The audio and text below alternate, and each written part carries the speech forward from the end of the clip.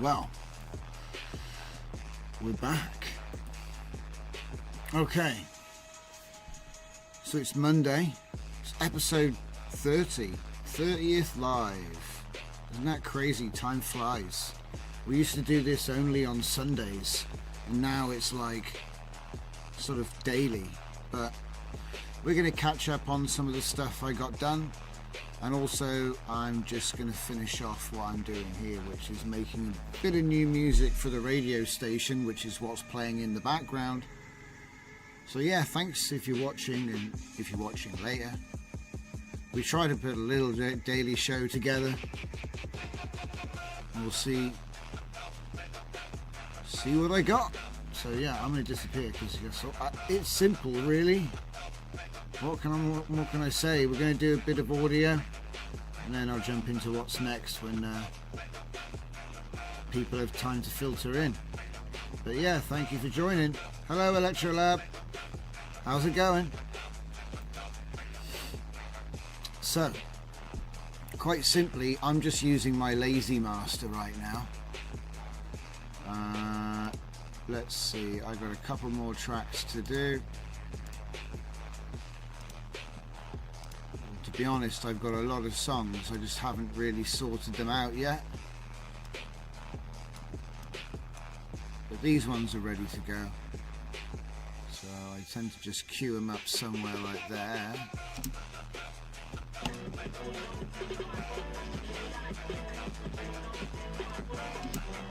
I'm sorry if the audio's doubling up. Hopefully it's not too bad.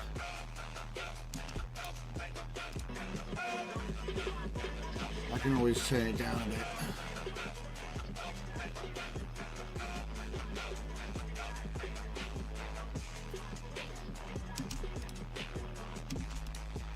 So yeah, we're going to do use the AI plugins I did a tutorial on. So that's Ozone Elements, which is the cheap one, because I wanted to do it with the cheap one. Like I said, you can spend $200 and get the full thing with all the plugins. But I think that for what if you're doing AI music, this is enough.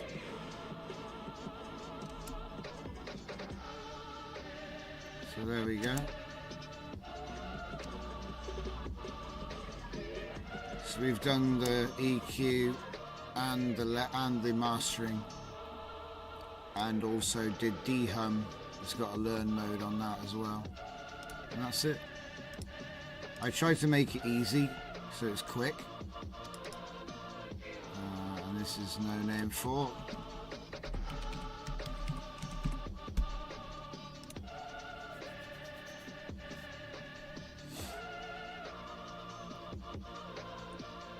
There's a bit of a discussion going on Discord at the moment with the easy use and the lines. It's funny, easy use is such a cool thing in Comfy UI, because, you know, you can just connect it up to a set and then have a just get pulled anywhere you want, and you can do all kinds of crazy stuff. But if that mod breaks or you can't install it or something happens, suddenly everything's a mess and you've got to, like, I don't know. In the end, I just went all lines for maximum compatibility, but hey, I'm sure that'll break one day. Nothing's bulletproof. We're going to be getting into some comfy stuff as well. I'm just starting off with some music. And you can't really hear it, but the album's going to go up on the radio station, so it'll be in the rotation. And the thing is, in my spare time, I like to do a bit of experimental stuff. So I've got this album which is ready to go. I just haven't given names to the tracks and stuff yet. It's like, I thought about giving them names at the time, but then I thought, why don't I make them like more related? Anyway, I'm just being silly. This one's got some track names. I was trying to do like a Future Sound of London style, techno's inspired video game stuff. I don't know, it wants to change too much. That's my only complaint, is sometimes you can't calm it down. You want it to just take its time over the music, and it's like, I want to do something different. It's very much like when you're doing images, to be honest. And then this one is like based on like study beats. I put study beats into my normal funk prompts, and I made a big old mess. So there'll probably be like 2 albums coming out of that. I just haven't got around to the mastering, which is why I'm here in FL Studio with my Ozone and my Neutron and my starter pack. This is just starter pack stuff really, and $40 worth of plugins.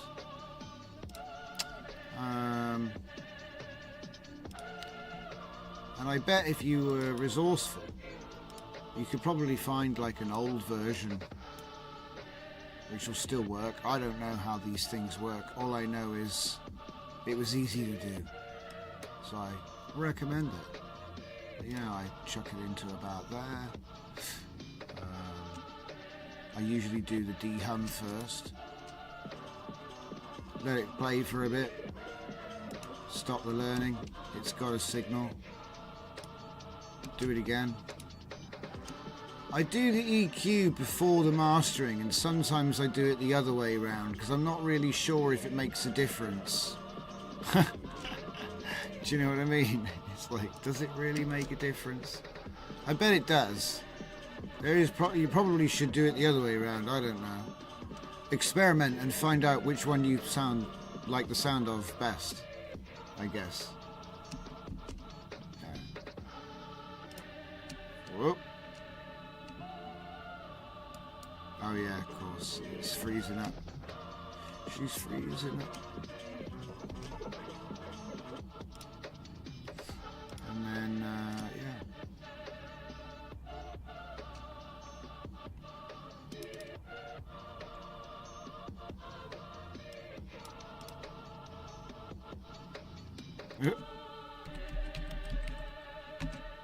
5.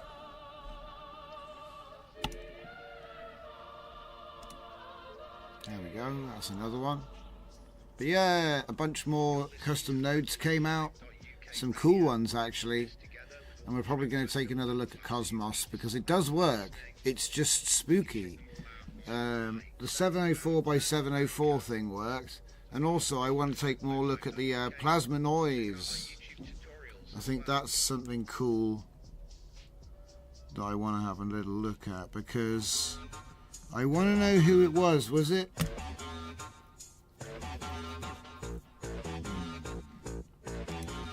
Somebody sent me a workflow.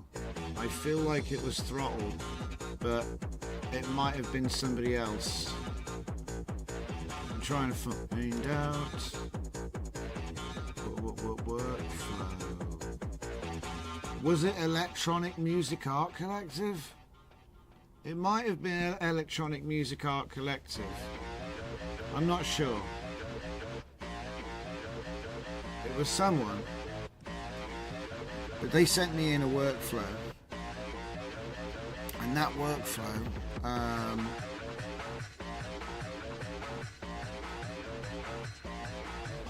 what's going on?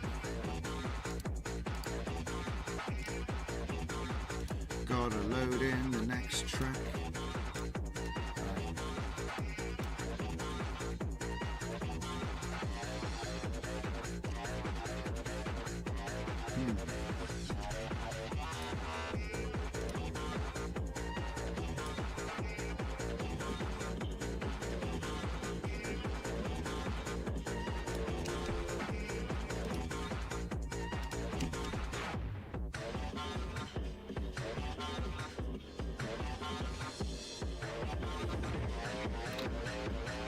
Oh boy.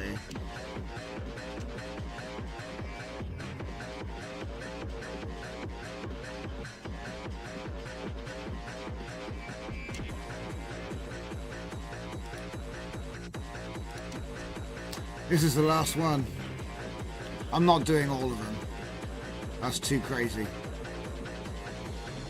I would turn the music off at starts and like figure out a way to plug the cable in. There's got to be a way to get like a mix box or something so I can send the audio from the PC1 to PC2 somehow. There's got to be a way to do it.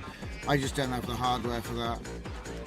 It might just be a long cable, but I don't even have that type of cable, I bet. Okay, let's stop that. Alright, that's cool. That is done. So this would be No Name 6.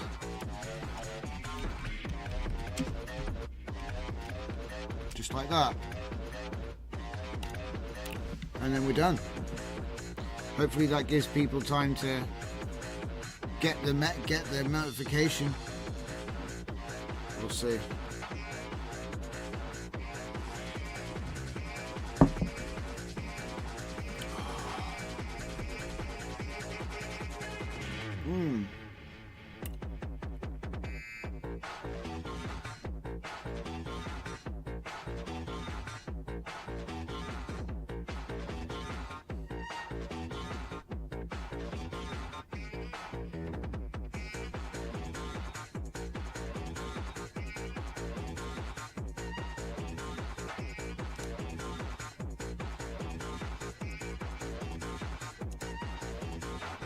Right.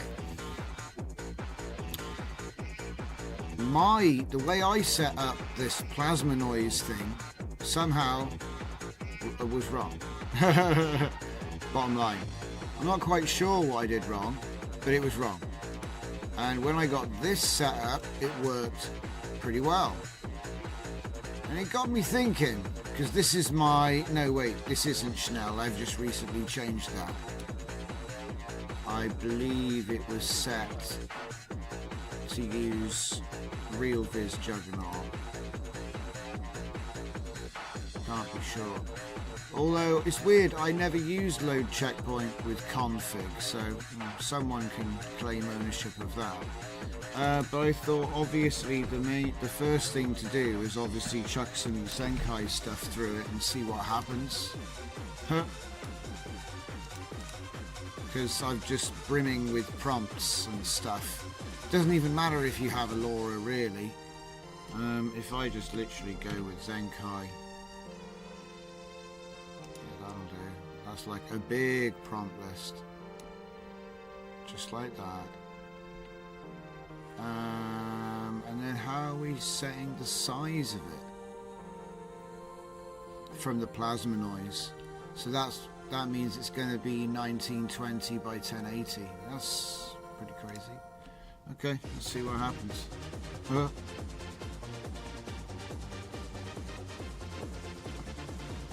16 steps with 6 CFG.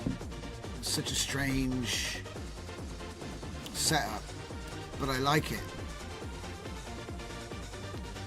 This one isn't the align your steps one I was thinking of, so I might check that out as well. But yes, thank you for bearing with me through my FL Studio mastering thingy. No. Yes, so yeah, I just had to master some tracks. I'm hoping to add some more stuff to the radio, which is the background music you're listening to right now.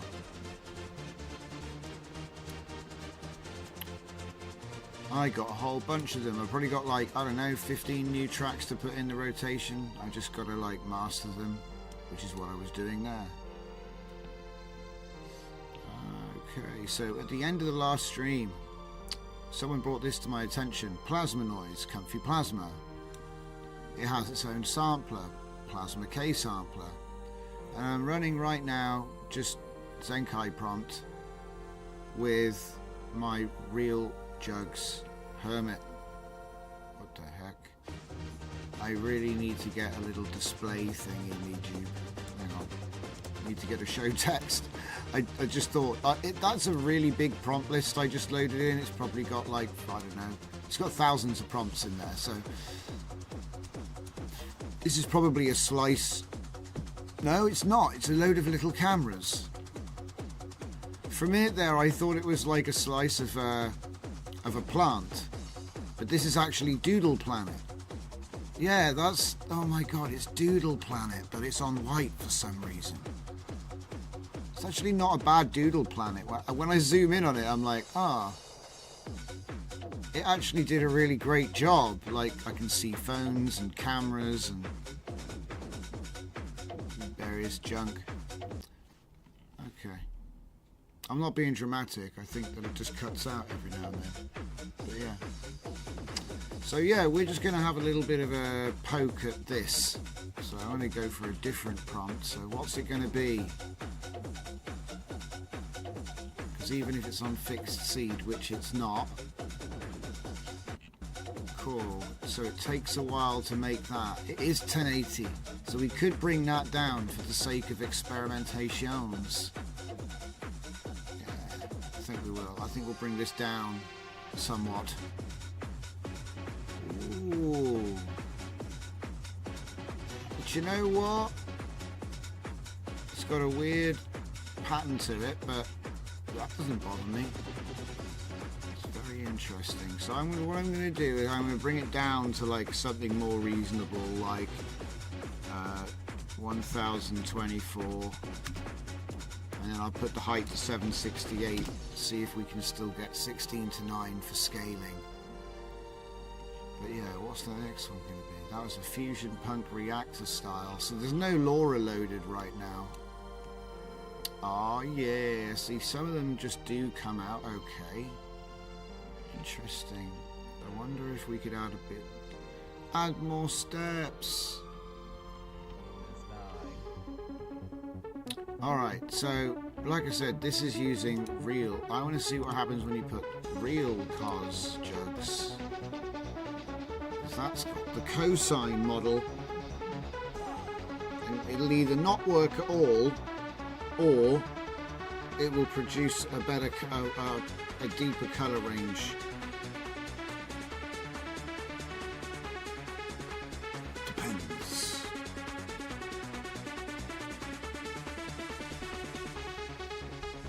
some stuff just doesn't like it. Like Supia doesn't like my cos ring jokes. Oh. Okay, so it looks like everything in this world has been 3D printed. So I feel like some tiling setting is off. I was going to say that looks good, and then you zoom in on it and you're like, ah. But maybe it's not meant for cosine models. That's fair enough. What else do I have? I've got a 1.5 model. There's no way that it could just, well, it'd probably be a stretch, but let's try it.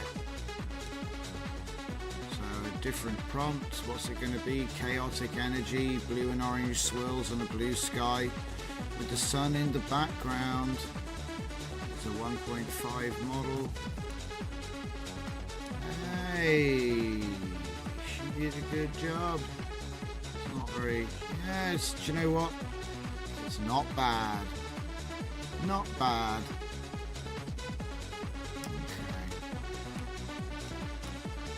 So the next obvious answer, question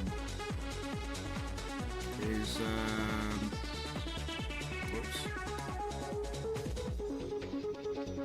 So I have, wait, why is it down here as well? I must have copied it in separately.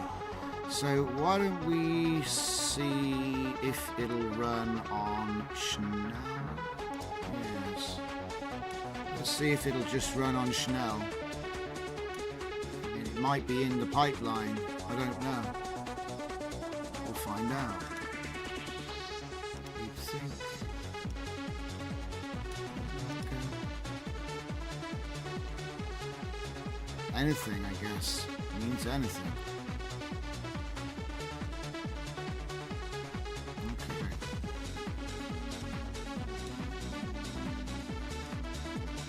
It's not 16:9, but if you crop it. Crop it.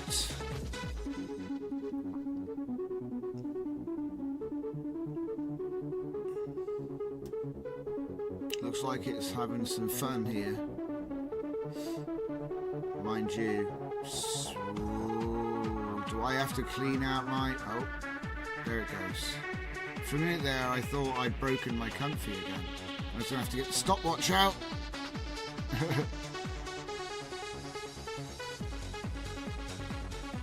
Still hasn't done it though. It does take time to switch models, so you give him a break. Ah, here he goes. He's got his poop through. Now he's actually doing the job. All right.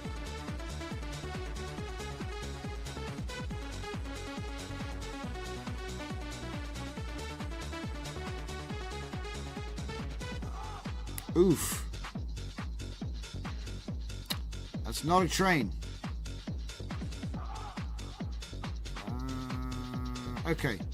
But, to be fair, I did ask for way too much CFG and way too many steps. So, now it's loaded. Let's just try that again.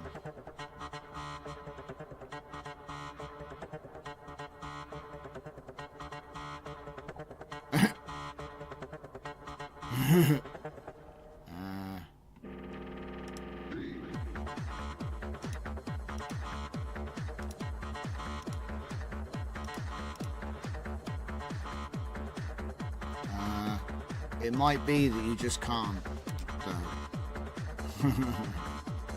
Let's find out. I've never tried it.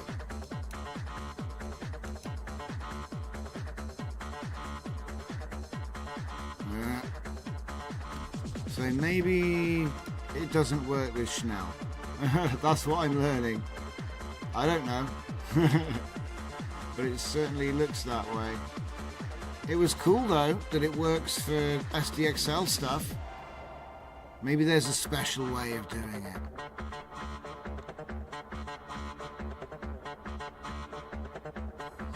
Well, like I said, so I'll put it back on there. Do I even have? I don't think I even have my SDXL LoRa collection in my model folder right now. How to make room.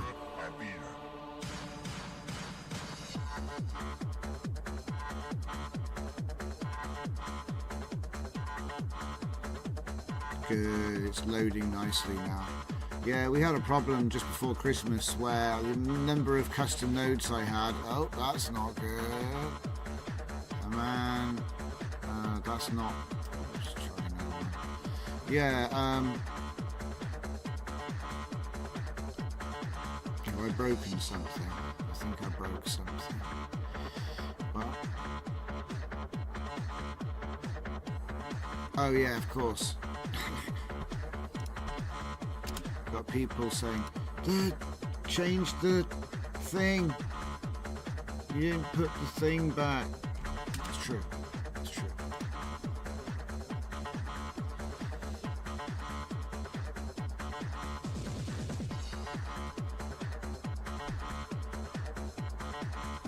I'm still messing it up somehow.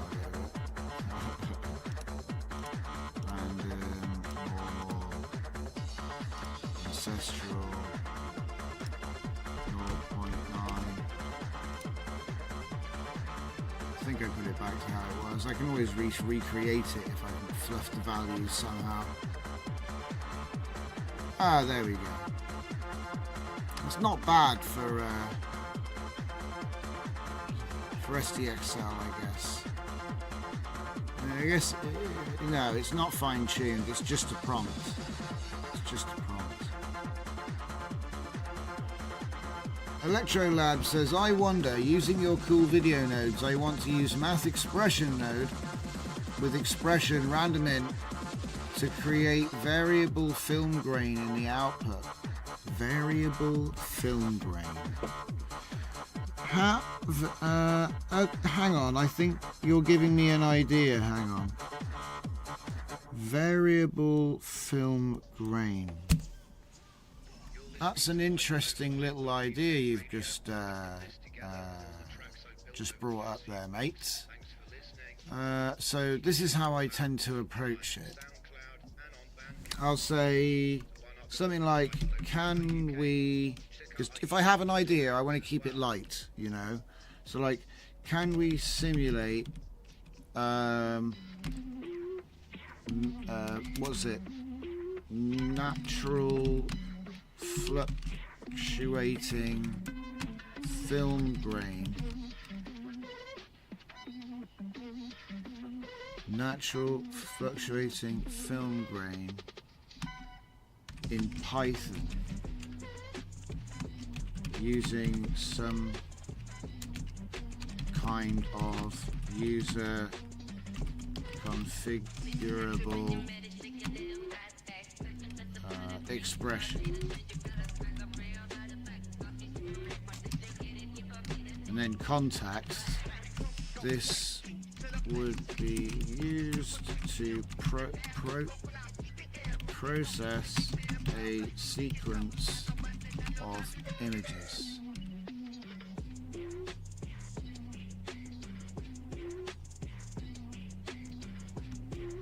That should be enough to get started.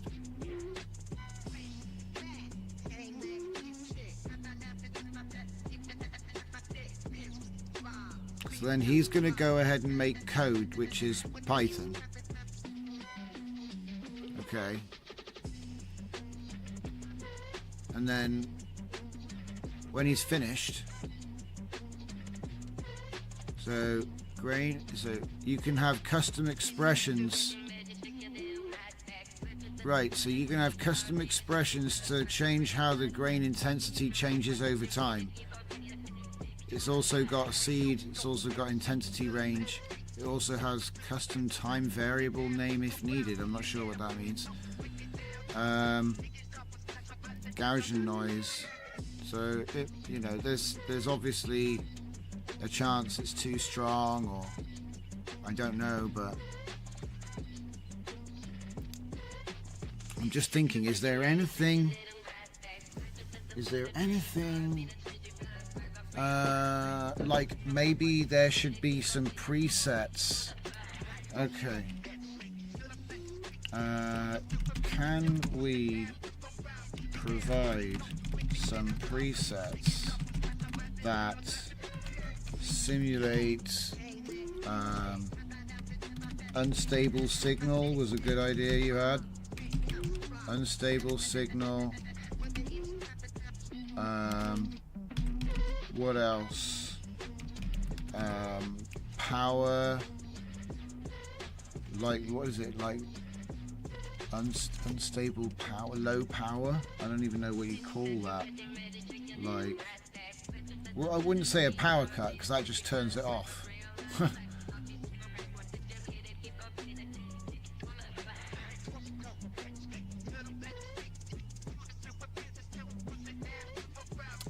I've nuked my brain thinking about it.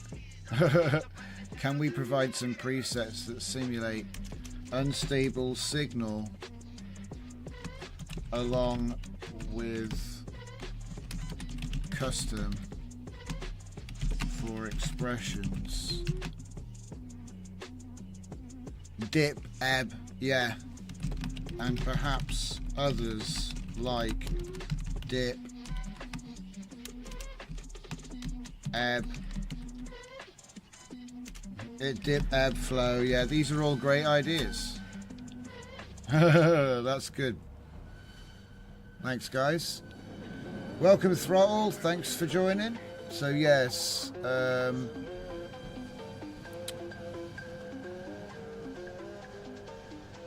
I don't know if we're going to be able to get the same expression random int Electrolab, but we should be able to get something like that. Throttle Mouth obviously just suggested dip, ebb, flow. So let's see what it does, because right now what I'm doing is I'm making a precursor Python script which I plan on building into a custom node afterwards. So I'll take the code and then I'll put it in and then we'll take it from there. So preset custom expression thing. So give 3 expression examples in the code as comments. This should be interesting. Where's he going to put the comments?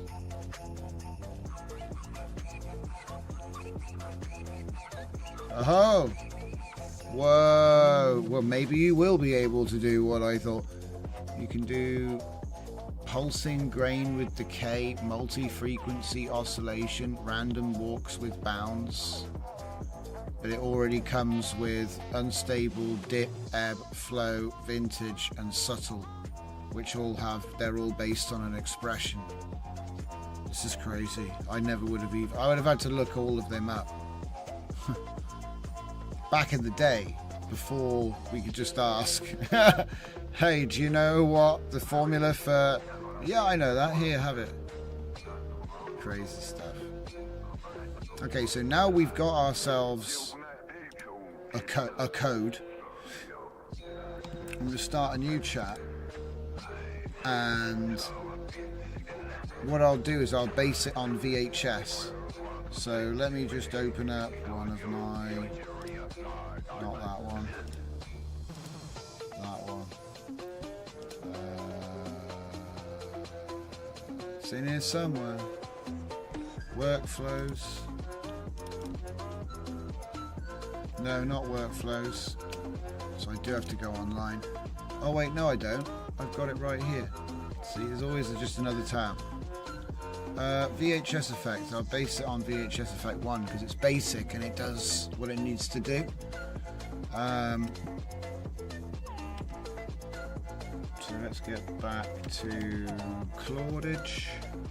I'm going to say VHS effect 1, but also film grain. And then I'm going to get one of my award-winning prompts. Okay. I'll let you take the time to read that. It should be big. Is that big enough? There, that should be a bit bigger. Okay. And then what I'm going to do, I've got VHS effect. That's my template. Okay, essentially. And then I'm going to change this to what I want it to be called, which will be film grain effect. Oh yeah, you're right, we need this actually, because the other one is so strong, the ones I've tried to use. We have had on, based on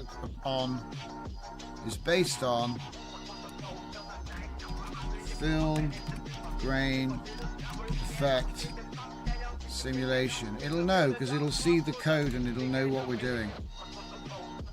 This is enough. I tried to create open templates that you can just say, there's the file name of attachment, okay? It's based on, okay? And I'll just say film grain.py shows my film grain source code for the function of this new node. Shouldn't be too complicated. So then we're going to go from alpha, a Python script, to beta with the beginnings of a node that can actually get registered and be a thing. So now what I'll do is I'll open up my, close this folder, and I'll go to recent. I've got my DJZ nodes, which is obviously just in my comfy. There it is.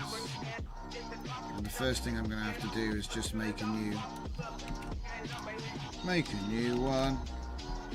And yeah, it's going to be called what it says right here at the bottom, film grain effect.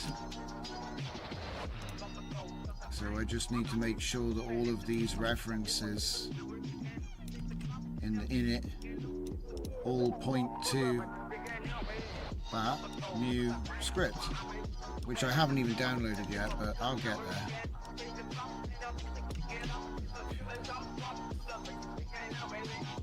Put that in like that.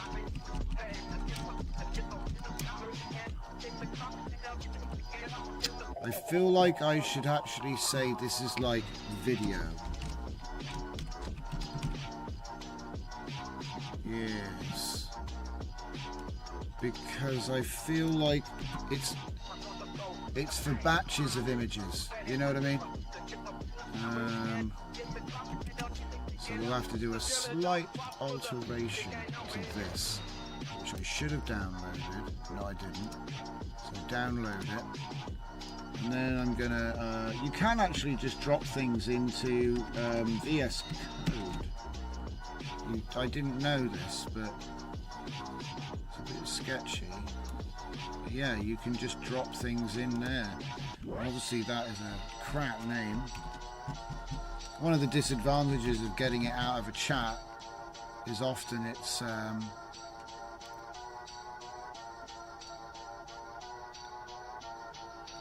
wait a minute. Yeah, it's called film grain effect. There you go. Go to the bottom. Film grain effect is what we're looking for. Yeah. So I just want to type the video here, and hopefully that'll match up. Okay. So yeah, what we've got now is we've got something we can actually test out. It's added to the init. I've got the source code open in here, so from here this is like stage 3. Now we're going to actually test it. So let's see if it works. Also, Coda, a little update. If you update your comfy, it does a little bit better now. It's starting to look like something. So I think, you know, it's work in progress. I think that Cosmos support is not actually there. I think they're still doing work in the background that we don't see. So rather than banging my head against the wall, just every day I'm just going to update it and see what it looks like. Because you never know, there's probably going to be some update somewhere. I think they moved the blog for Comfy, So I think they're like moving to some. I don't remember. I'm not going to say. Oh, I don't know.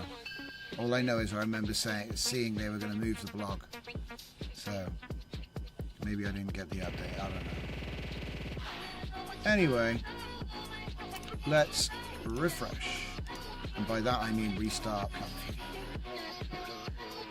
So yeah, we had an idea.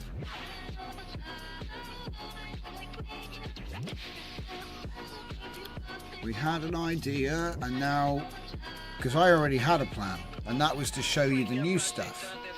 And I had all these workflows. Does this actually work for if I do buy new stuff? Because I just installed it all, so no, it doesn't. Okay, so first of all, I fixed the video interlaced V2. Can't find it. Am I in a zip file right now? Oh, that's a PI file. Whoops. I'm completely in the wrong folder. Hang on a sec. It's not in examples. Oh yeah, it is. See, I'm going mad. Right, so yeah, the first thing I did was I fixed, because I was complaining about it on the live last night. Basically, I told everyone don't use the temporal radius because it doesn't work. Well, it should work now. So let's see if it works. What it does is it looks forward and ahead in the frames. You know, to help with the interlacing, right? It makes the interlacing more better.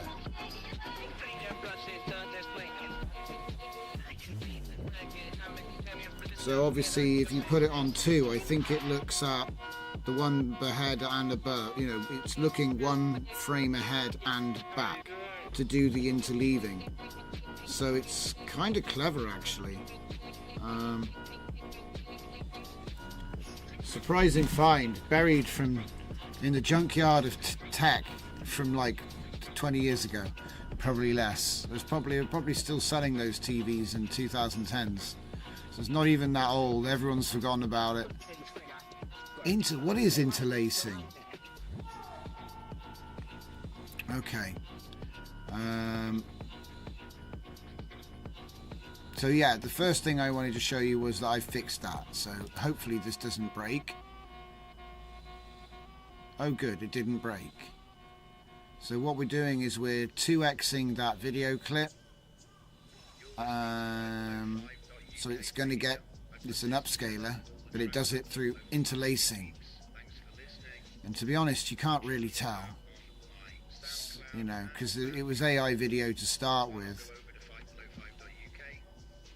I don't know, I think it looks fine. So this is now just over 1920 by 1080, or it is, no, it is 1920 by 1080, yeah, because it gets cropped, I think, to 1280 720. And then it does the interlacing process, which essentially doubles the height and I believe must stretch the width, but I'm not entirely sure how that happens. All I know is it takes the top field, so every other line, so it's like, you know how you can do like guess the frame between the frames, this is guessing the line between the lines. But it will look forward and backwards and stuff for the next, so it's kind of interesting. It turns into a nice tool for video, and it's really fast because, like I said, it's based on going from 720p to 1080i, which apparently I believe they used to have a chip that you could do that in real time. So it's not like it's old tech.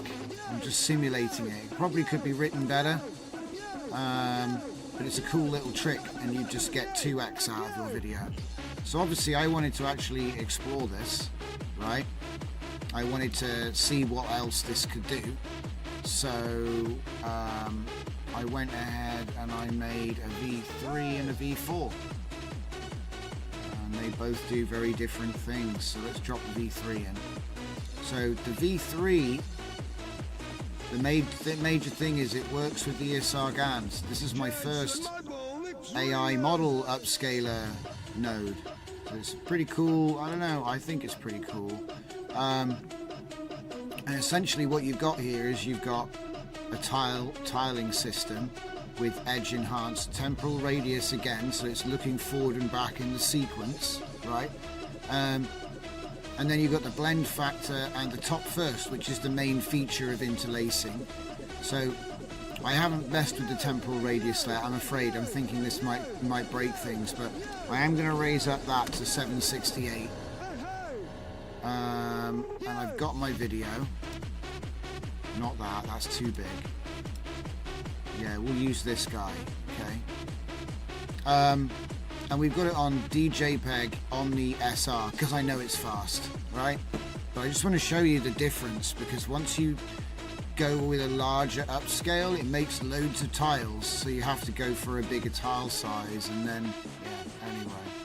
And you can do it with batches as well. So all of these workflows, these example workflows, they're actually like little processors for video to video. If I was to turn all of these off and then just take and turn this to 0 as well, and then just run it, I've only got 47 frames, so I don't have to worry. But if this was like 470 or something, I would put a number that cleanly divides your total. So if it was 250 or 25, would cleanly divide in, you see? So it's your choice, you know, what number you use for the meta banner. You know, you could just leave it like this and it'll just do the whole thing. You can just put clips in, that also works, you know, cutting it up into short segments, that works too. But it will do it for you if you do this. Anyway, and that works with all of these workflows I'm showing, because it's just load and combine with a processor in the middle. And then I'm just doing some, like, this is just for saving the file, basically. Okay. But yeah, let me show you the, this, like, ×1, so it's not going to do any upscaling, okay? And off it goes. Wouldn't it be funny if this is the one that breaks? Oh, there we go, and it's done. So it's done the upscale using on DJPEG, right? But obviously it's not actually bigger because it's a ×1, right? It's not.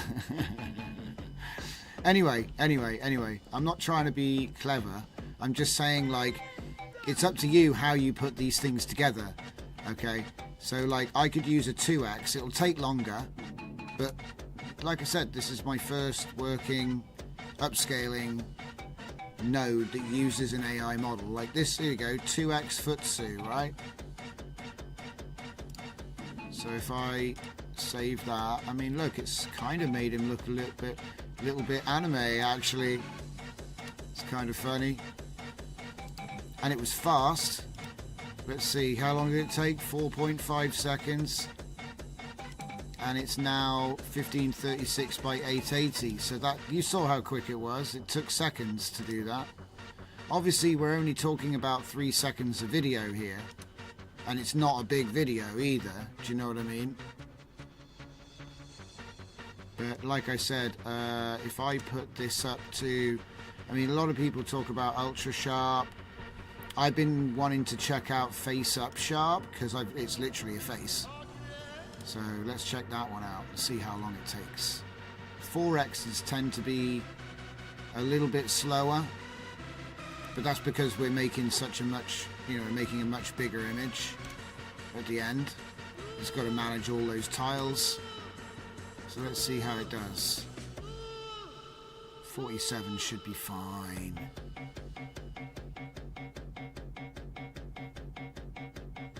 So let's see. Electrolab says, oh, throttle mouth is waving.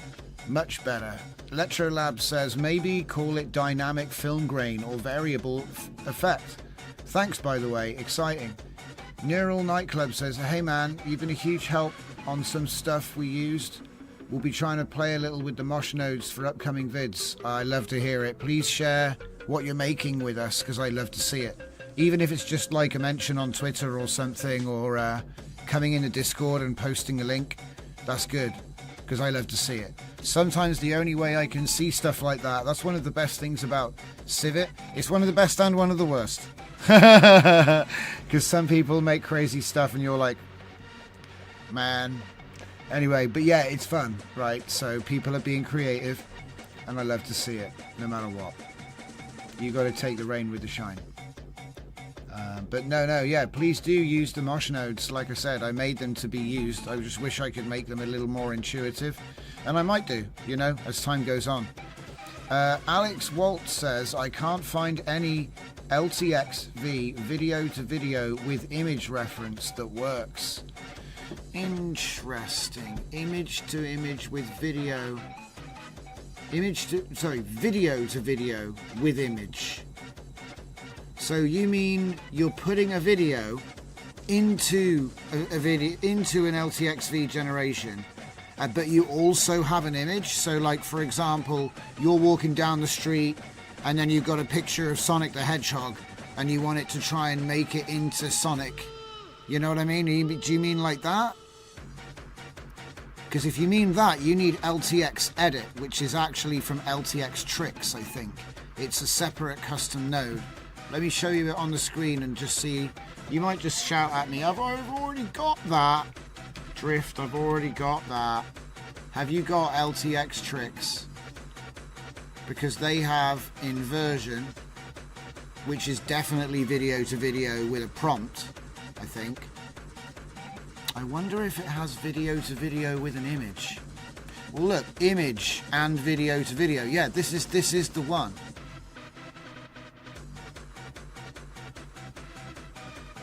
This is the one, yeah, for LTX. Because you could use my long play and get 10 seconds at 720p now. So it's actually crazy. See, this is the biggest problem that these other models have, is that they have a low runtime or low res. Now, this is what I came up with this for. And it is taking a long time to do the 4X, isn't it? This 4X model is slow, buddy. It's still running though. It hasn't crashed.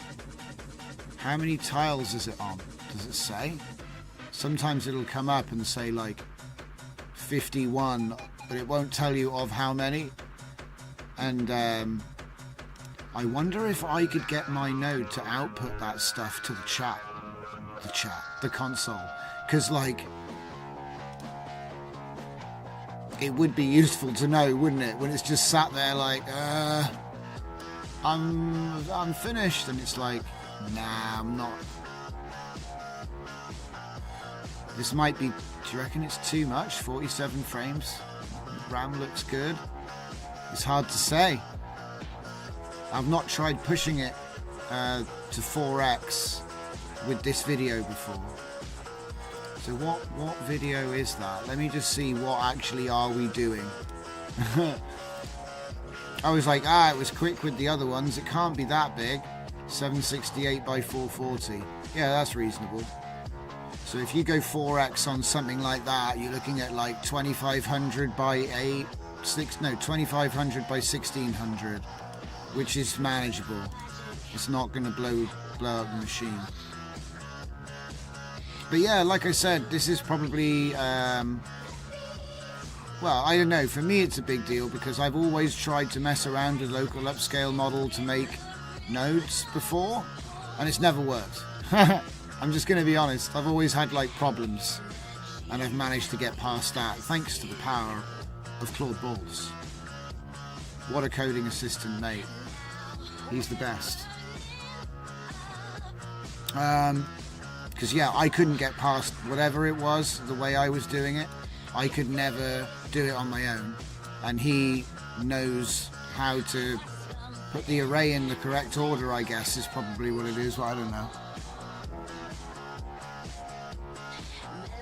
So let's see.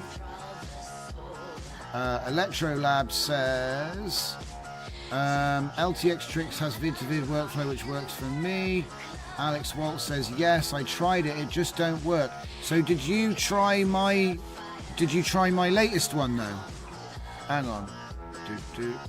Right, this is why I have this other tab here now with just these Okay, so we're talking about LTXV, right? So that's Zoda. Now I know that the latest releases I've done have been in LTXV face swap. So I haven't actually, to be fair, I haven't come back to edit for a while, to be fair. And I bet it's in here. There it is. LTXV edit simple. And there's a interpolation was really going from what it was to what you prompted. So that's a sort of special demo type. But then you got inversion there. Because I'll be honest, I do most of my work with text to image. Occasionally I'm doing image to image, and I mean text to image, not video. You know what I mean? It's mostly image to image, video, text to image, and then text to video. Like image to video is, I don't know. I think it's like becoming a hobby, if you see what I mean, because it's not, you know, because you're generally generating stuff which means something to you. You think it's cool, and you're willing to pay for it.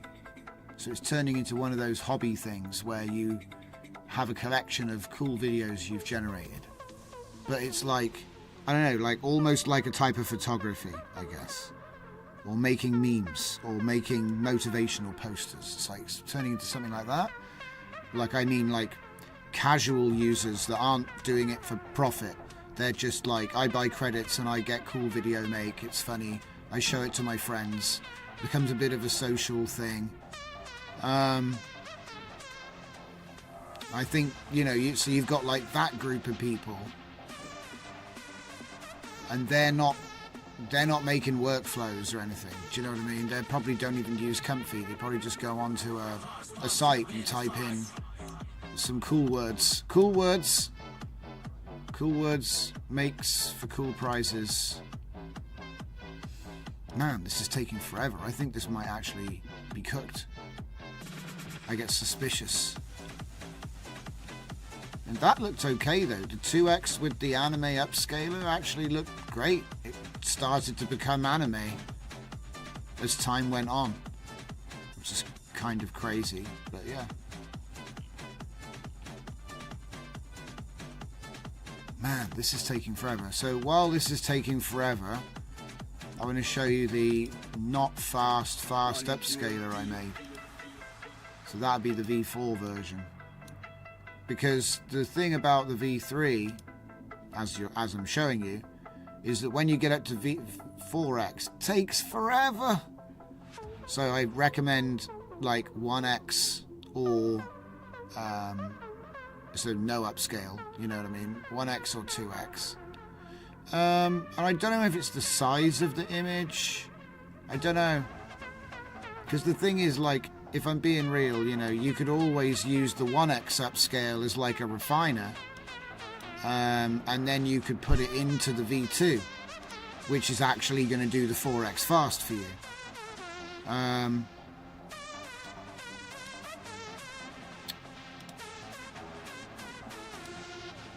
Yeah, it's this one. Okay. So anyway, like I said, what I did was I made this. Now the irony is that because of the way I've done it, it can do batch size, so it should be a bit quicker because of that. But then with motion compensation, it's not. And even when you use half precision, so I got half and full precision, even if you use half precision, you'd think it would be like super fast. But the weird thing is, it's not, even if you put it on fastest mode.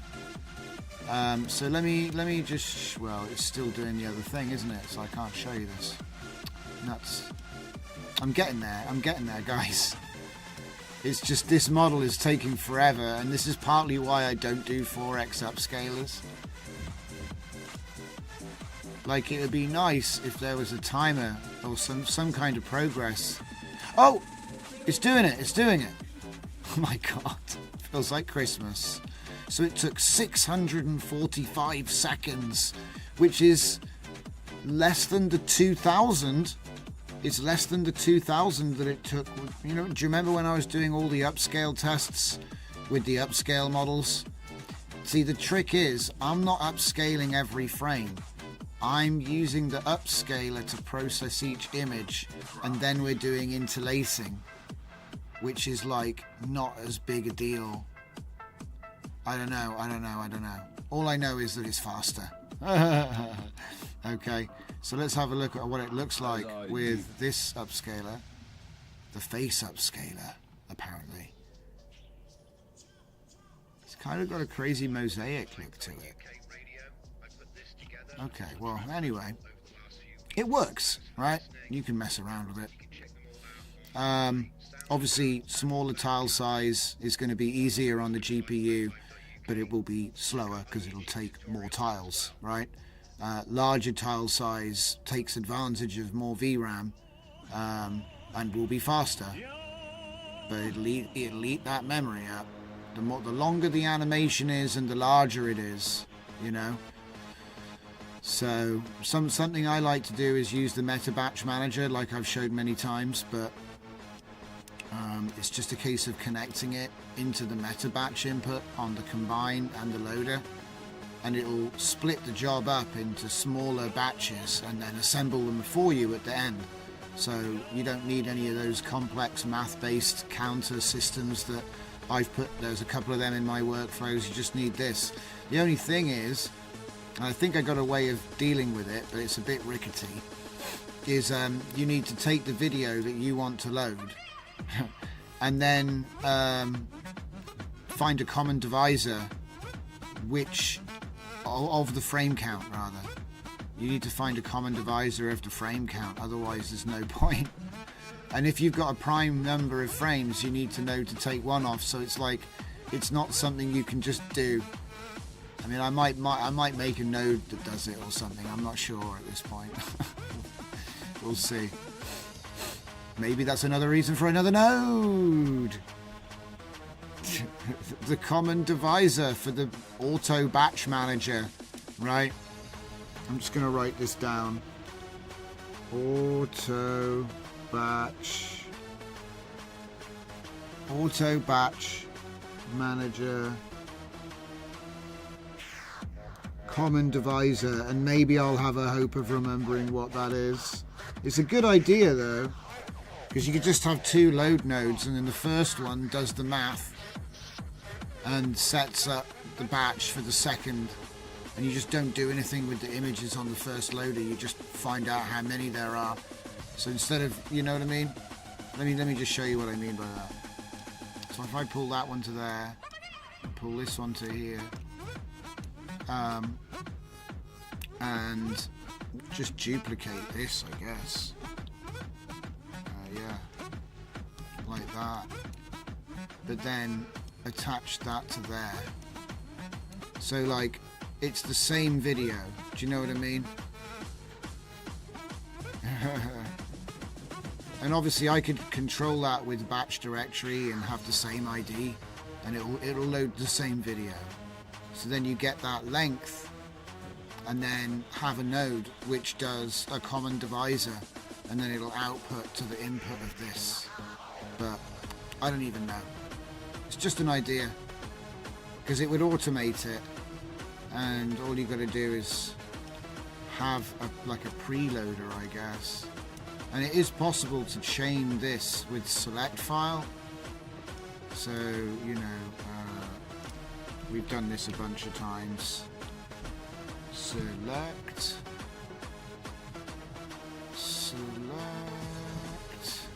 Now I can't find it. Oh, right. It's because it's supposed to come off of file names, and I'm not combining again, so no, you don't do it that way. But no, I would just feed this path here with the same value or something. That'll do it. Or just set it to be the same like now. That'll do it. But you need to have that thing there. Because, yeah. And I'd probably just write a Python script that captures prime numbers and does things like subtracts 1 if it finds a prime or something. So you just lose one frame, but you can still actually divide it. Just little things like that might be a cool little custom node. Right. Let's see if I've missed anything. Oh, And obviously, now we've got our demo for this. I think the best way to use it is probably to use a 1 or a 2, like a 1 or a 2, and then hit it with the V2 node, which is what I was trying to set up here. Interlaced V2. Right. I think this is going to be like an instant classic.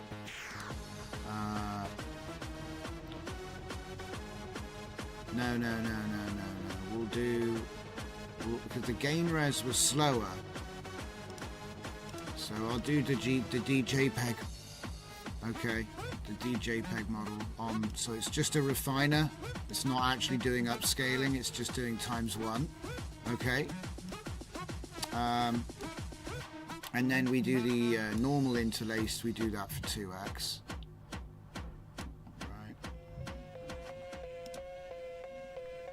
And this one won't take anywhere near as long.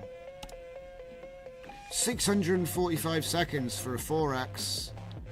How many frames does it have? 47 frames. It's not quite, it's just under 2 seconds long. And it's done. It took 20 seconds. And what are we at now? Results. I need to see results. It's 2560 by 1440 now. There you go. So I never said it was going to be the best. Okay, like the sharpest, whatever. But let's just take a look at the original. Can we see the original, please? There's the original. That's what we're dealing with. You know, this is what I've got to work with, I guess. Yeah. And we've gone 2x in 20 seconds. And it looks like that. I think somehow it looks a bit more natural, actually. Because it's just doing... It's not doing every other frame. It's the lines. Like the actual lines that go across the screen for each frame itself that's getting... We're interlacing the horizontal pixel lines instead. That's what we're doing. And somehow I'm using a DJPEG for that. And I think it does like a quick pass on the image and then it does the interlacing. I'm not sure. Because I remember the first time I ran it, it actually did like... what's it called? It did like scan lines. Because it was only doing specific... Like it was only actually doing the upscale for the new lines, not for the whole image. So that was fun. Oh, it's finished. Or it already finished and I'm just tripping out. But yeah, like I said, you could put this to 4. So let's try it. Just like that, done. Okay. Somehow I think cheatsy doodles are happening. Cheatsy doodles. It's probably because I'd already set it up like this. What if I said advanced and Bob?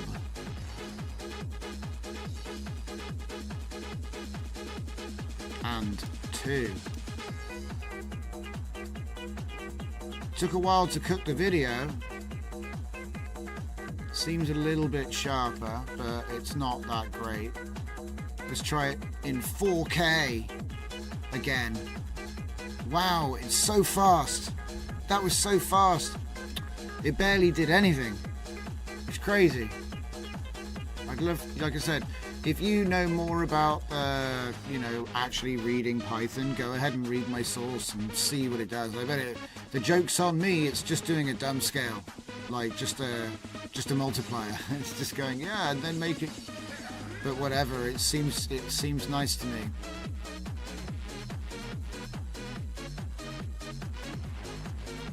It's a bit blurry this time.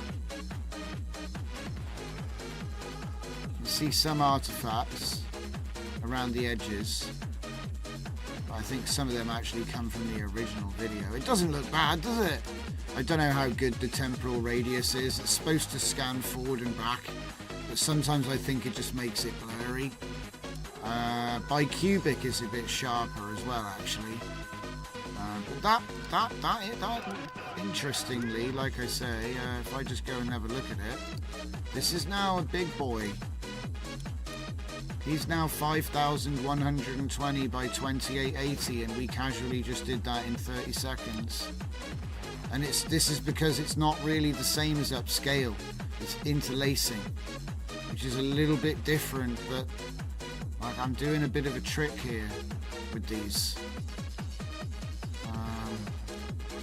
Whether it makes it look better or worse is subjective, entirely subjective. But if you need to reach high res quick and you have a batch of images, consider this process. I'm probably going to end up using it for a whole bunch of stuff. And saying that, I have another entire node to look at. So we looked at the V2, which has working temporal radius is working now. And I hope it works for them all now. But I've got what I call fast video interlaced upscaler. And right, so we'll put it on quality first. It's at 1.5, so it's going to send 720p into 1080i. That's what it's supposed to do, right? I got motion comp on, I got batch size 4, and I'm at half precision. So you'd think it would be pretty quick. Now, what video am I actually upscaling? Let's just... I want to get like everyone like know what the baseline is, you know? So this is 768 by 440, 24 frames per second, yeah? That's what it is. And it looks like this. And it sounds like this.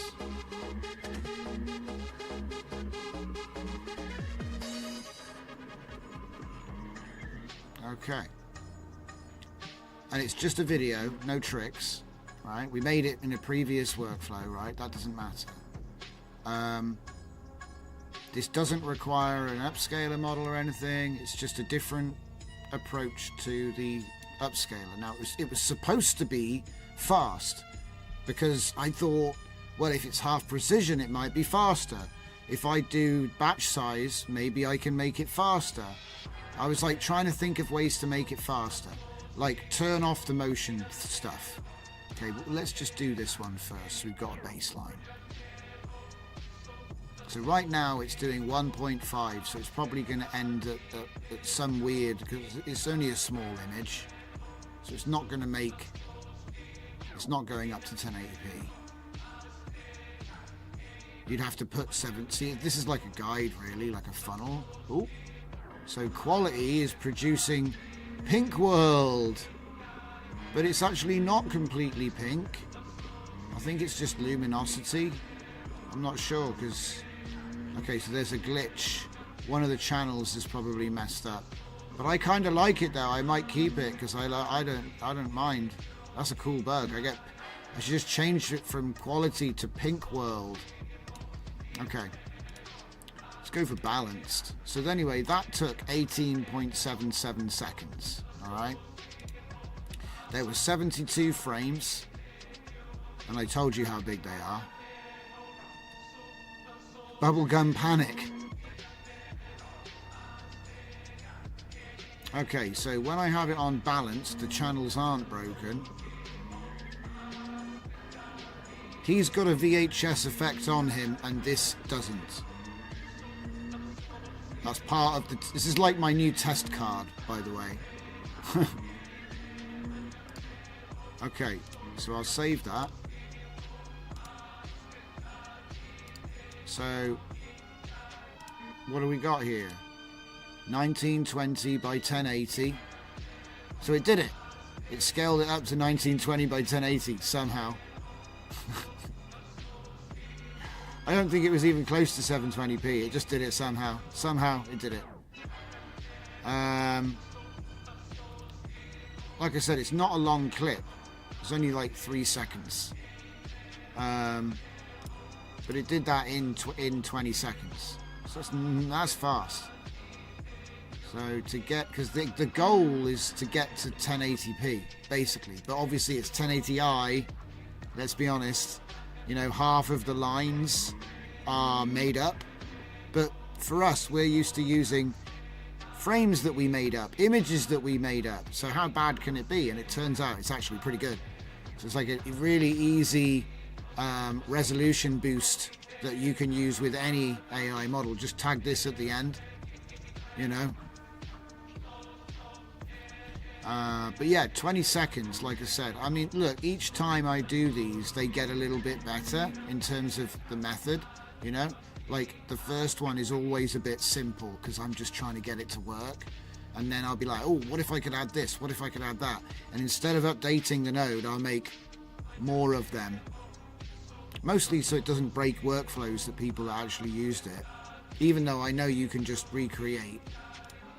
I just think it's worthy of different, because you can go in different directions as well.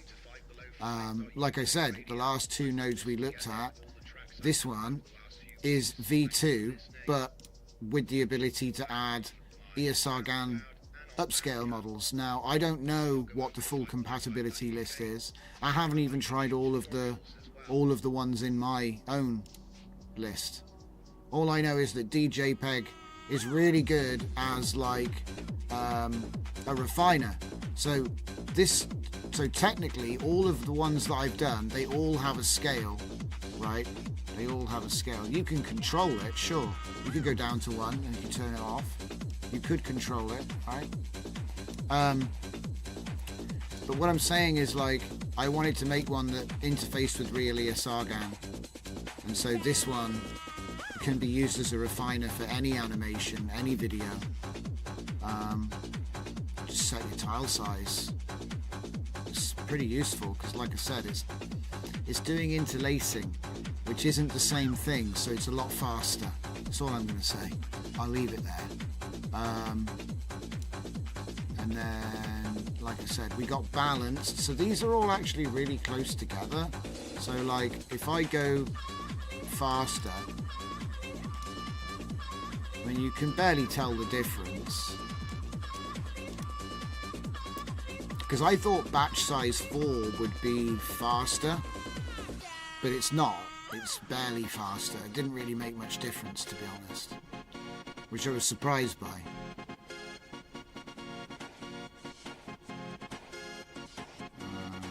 So you can't even really tell the difference. I appreciate that, but I'm just looking at the speed for running it in different modes here. So you've got 18, 17, 18.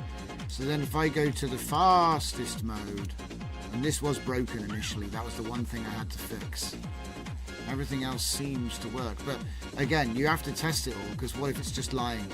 What if it doesn't actually? What if this is just a pretty number and it just goes up and down, and it doesn't really do anything though? So 13 seconds on fastest mode, which sounds good, but here's the problem. If I get my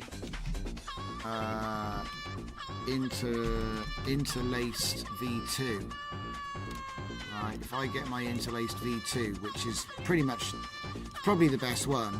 Yeah, I'd say probably the best one I've got at the moment. It doesn't have batch size. It doesn't have precision.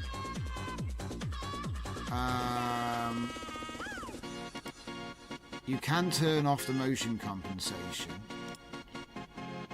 But other than that, it just doesn't have these speed modes, right?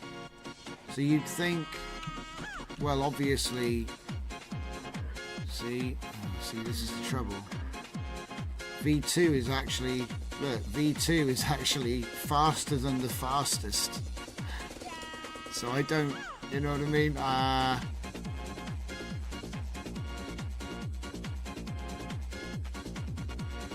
So this is the irony. I wanted to make it faster, and it's not faster. You could say you get more control over different stuff, but it's just kind of, I don't know, like life's ironies, you know. So Like, let's say, oh, maybe it's the turning up the batch size. Make it just batch size 1. And look, oh wait, that was actually way faster. Oh no, don't tell me the batch size is what's broke it. But is it actually faster? No. No, it's still slow. 12. That was fast. It was faster. It was faster, but still nowhere near 5 seconds for this guy.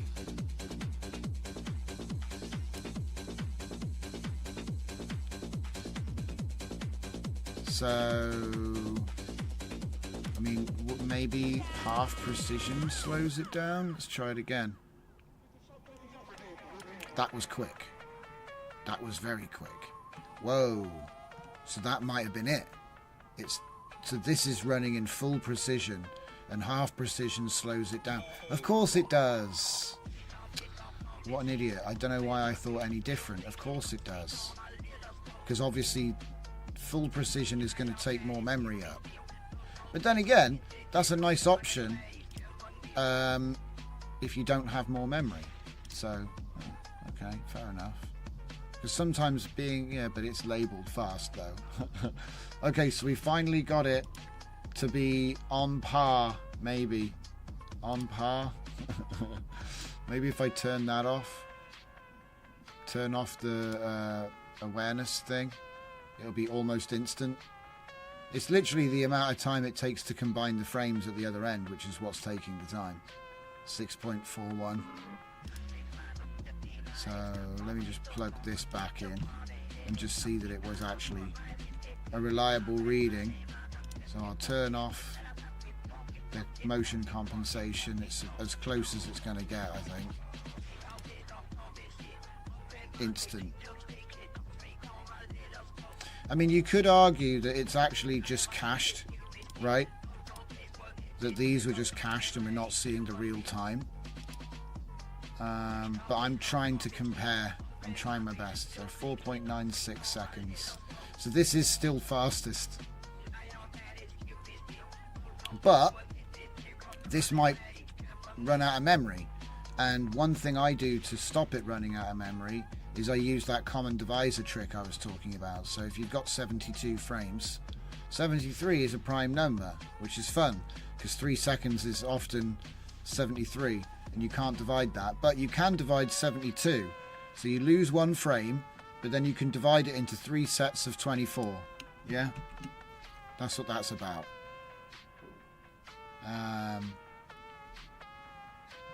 So if you say so there's other ways besides going to this sort of node and saying, well, I'm going to do half precision, which in theory is less memory. I've never measured it, but in theory. Okay, so that is the video interlaced upscaler V4. It was supposed to be fast, but actually it was slower than V2. But it still gets an honourable mention. I'm sure there's a reason for it. I don't even, you know what I mean? This is what happens, you know. You want to try and provide different options. Hey, we've got the pink mode. I completely forgot, of course. Nothing was lost, guys, because we get pink mode. Where is it? Wait, is it not pink? Oh, it's doing it in pieces. I forgot about that. It made it in pieces, like I was saying with the batch manager. You can obviously just mute that and it will just do it all in one go. But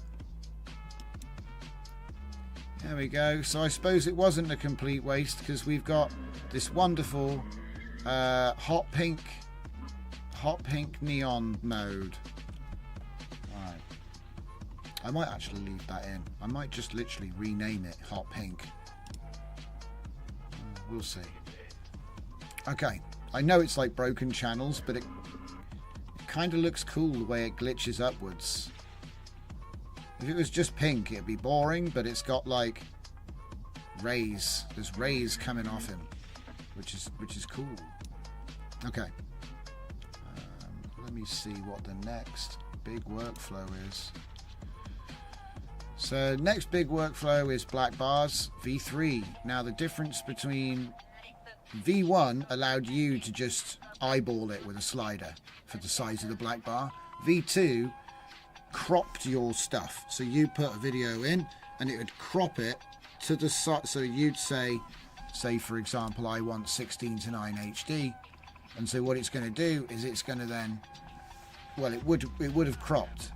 The difference with Black Bars V3 is it pads, so it does padding, right? It's going to go around the outside. So if I say I want theatrical for this video, well, it's not going to fit. It's not going to fit, but it'll put bars at the sides to make it fit without changing the video. Yeah, so the difference between, like, V2 puts the bars inside your video size, the V3 puts the bars outside your video size. So you could say in paint or out paint, you could say padding or border, right? Anyway, I think, yeah, this one's pretty simple. It's not going to take long. You can obviously just put it on auto and it will automatically detect what you've got, and then it will pad it for the nearest one, I guess. But like, if this was originally on TV, it would probably look something like this, because it's shot in 16:9 and nobody has a 16:9 telly yet. Yeah. And if you wanted anamorphic, interestingly, it's going to pad the edges, because, you know, the film is wider than the lens that was used or whatever. So it works, like I said, because it's putting it outside rather than inside. Although I've got no idea what the actual dimensions are. It's going off of aspect ratio alone. So these are going to create some, because it's just chucking it outside to make up the aspect ratio, right? So, you know, this is going to create some really quite wild, because, you know, you don't need to generate black bars. You know what I mean? So I thought, well, now this is another way of getting a bit more pixels if you've got a target aspect ratio. Basically black bars, because you don't need to generate them. You can just do it with Python for cheaper. Anyway, so yeah, like for example with this one, what is the size of this now? It's not been upscaled or anything. It's a strange one. 1056 by 440. That is a strange aspect ratio, but ain't nothing you can't crop, and you'll just be cropping black bars, so it's all under control. I just thought it'd be interesting to have something that you can just pass images through and it'll do black bars. Obviously it has an auto mode, but I would assume that you're picking something, right? Okay, there it is. There's a whole bunch of stuff I'm going to use this for, but the important thing to remember is that V2 goes into your video with the black bars, so it crops, and then V3 pads, it goes outside your video, so it won't change the size of the video. Okay, you'll see the whole thing, and then the black bars just make it up to whatever the target you set. And is there a custom? Oh, there's no custom. Damn it. I need to write that down. I mean, you know, you might want to do an RT ratio, right? So why not?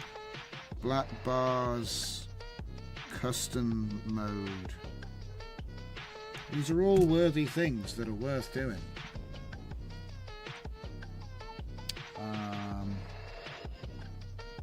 Okay. So I'm just checking my list twice. So we've done Black Bars V3, we done VHS Effect V3, which uses ESR GAN. I'm super happy with that because I've never managed to unlock, like, getting access to upscaling models, so this is going to be interesting. I might end up making some more cool stuff as a result of figuring this out, but we'll see. So that's fun. But like I said, it's just V2, but you can hook up your favorite upscale model to it now. It makes it hella slow, okay? It's not going to be fast because it's using this or anything. If anything, it'll be slower than just using that on its own, but, you know. I find with the 2x and the 1x, it was practically unnoticeable. You didn't even notice it was doing this. Like, it looks better, sure. I just mean in terms of speed, it's so fast. So anyway, and then obviously we did the V4 version, which ironically quality means pink mode, and the other modes, no matter how fast you go, it's not faster than the V2. RIP. So that brings us neatly on to the newest addition to the node family, which is film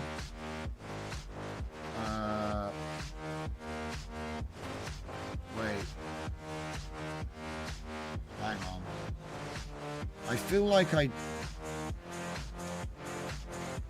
oh wait, it was right there. How was I need to get the cup. I need to get coffee. That's what's going on. I can't believe it. I was like, it was right under my mouse and I could not see it. Okay. That's not good. So here we have the film grain effect that we showed earlier. So earlier on in the stream, probably about half hour ago, if I'm being optimistic, what we did was we had a little conversation with Claude about how to simulate natural fluctuations on film grain in Python for a process of images. And then we refined that by asking him to give some presets, okay? And then give examples in the code on how to do expression-based noise fluctuation. And this is actually going to be really interesting because I bet you could use this in so many creative ways. It's not just what we're doing, it's actually something else as well. It's going to have utility to create like sequences of seeds, I guess you could call it, because they're based on actual image noise. It's because it's going to actually noise the image, you know what I mean?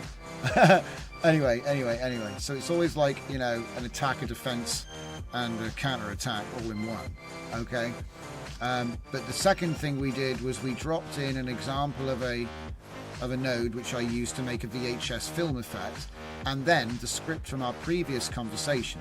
So we're starting a new conversation, giving an example of the source code we want to make, which works and is tested, yeah, and then the discussion code which it spat out before, and then this is like a template prompt.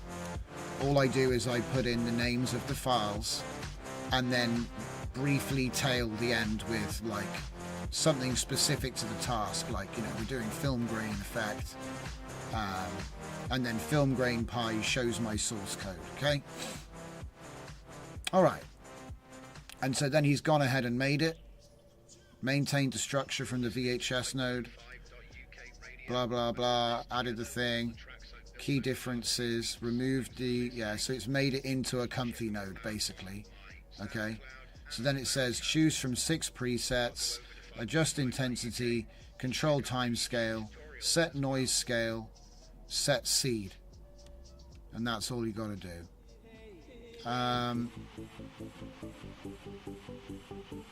And then, do we still have the examples?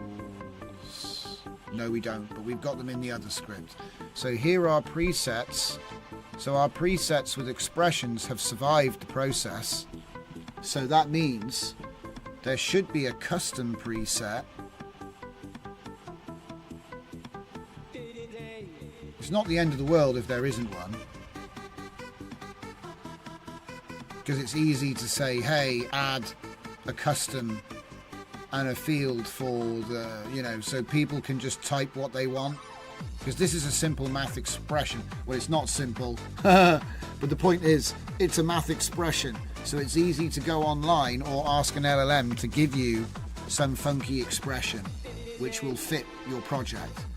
You know, I don't judge. I don't know this. Like, someone said this off the top of their head, I'd be like, I'm going to go and look it up then, because that's what computers are for to me. But there are people who could look at that and go, da-da-da-da-da, you know what I mean? And fair play if you can do that. You know what I mean? That's a good skill. It'll go a long way. Okay. So we took this and we downloaded it, and if I look, there's a counter with these. So this is first shot, this is one shot, right? Now I appreciate we did sort of do 5 versions here, but I never tested them, right? This is just basically a big old code prompt, in my opinion, all right, to get us where we're trying to go. And so anyway, ultimately, blah, blah, blah, we add it to the init. I've got it in VS Code, so if I need to do anything else, I've got my film my effect here. So long story short, and let's just update this real quick so we can show what we're doing. Film grain effect. And so the idea is that it changes over time. It's not just a film grain effect, okay?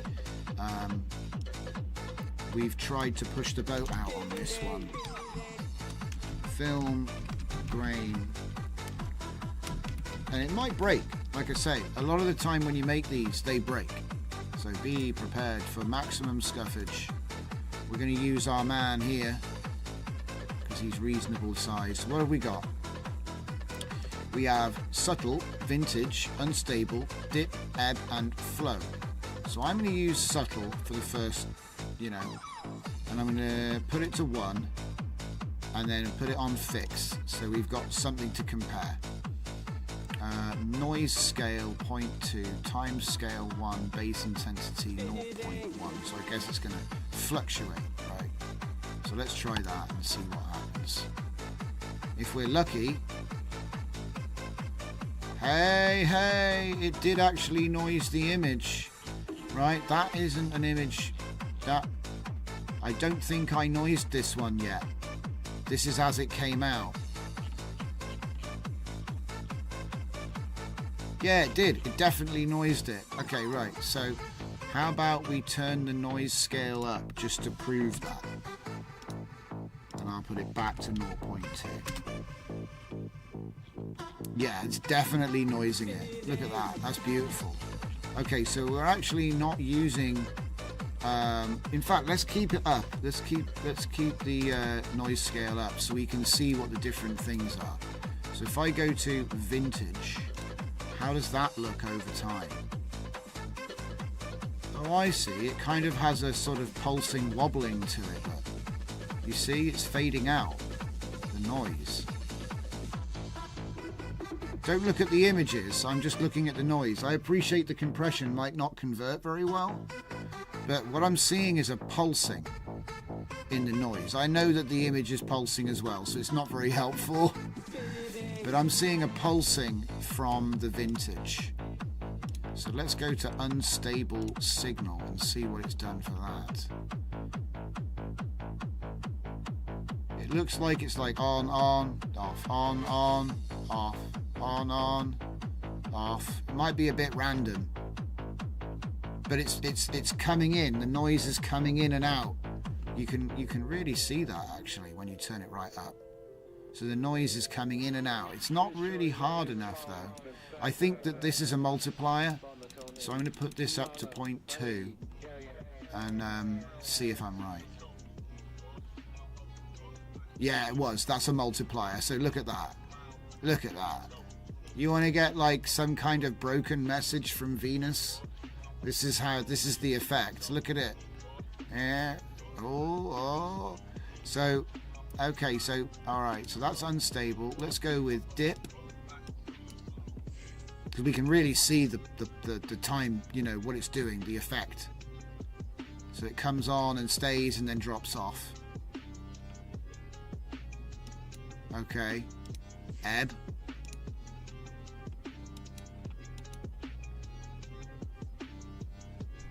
So it's like mostly on, but it kind of goes away and then comes back a bit. I've got it boosted right now, okay? Super boosted. I really need to catch up on your comments, guys. I do apologize. We're messing around with new node ideas. This is an interesting one. Flow.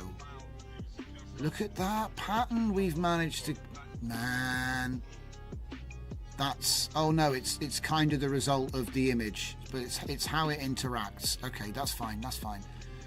So let me go back to subtle, take the multiplier down, and then put this back to like 0.2 so you can barely see it. That was how it is. That was how it is. That's your default. Even though it's not how I would use it, I would probably... Yeah, do you know what? Let's do a thing. So 0.5 and 0.15, and then put it on unstable signal. Hell yeah. So the noise is coming in and out.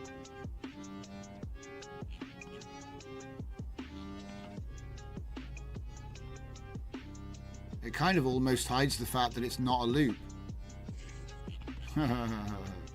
Okay.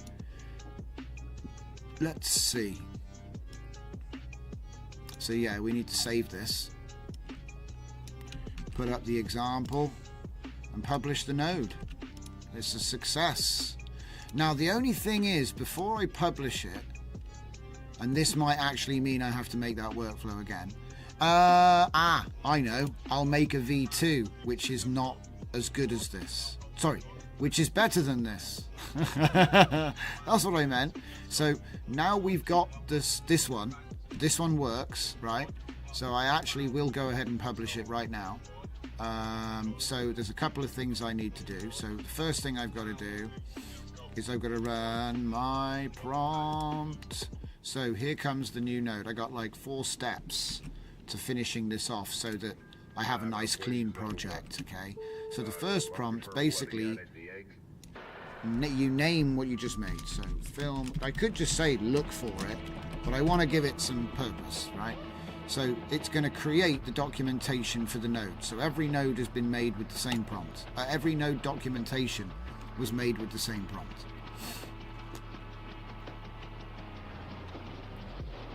Okay. And then what I do is I get this one to update the node index. I'm paying attention to the alphabetical order, so it's going to append it to the best spot. That'll be the next task, so I'll just let it finish. So this will be the film grain documentation.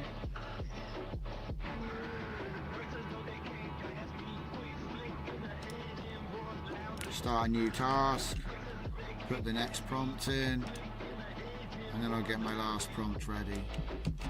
Now that one usually takes a lot of tokens up, so I'll like give it a little bit of time to cool off before I run that one.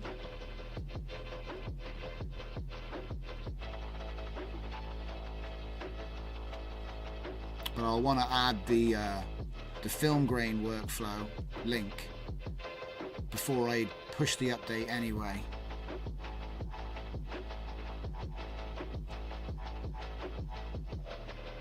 Okay. So going back, Alex Waltz said, yes, I tried that, it just don't work. Talking about vid to vid with LTX tricks. Most only work with realistic or cartoon. He's trying to make us virtual influencer, but it's semi-realistic.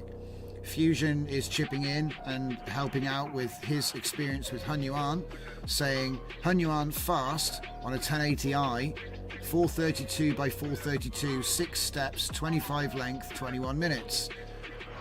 Perfect face for a bank robber. What did he look like? And I can't explain. Constantly changing. PSA, don't rob banks. Play video games. Good advice.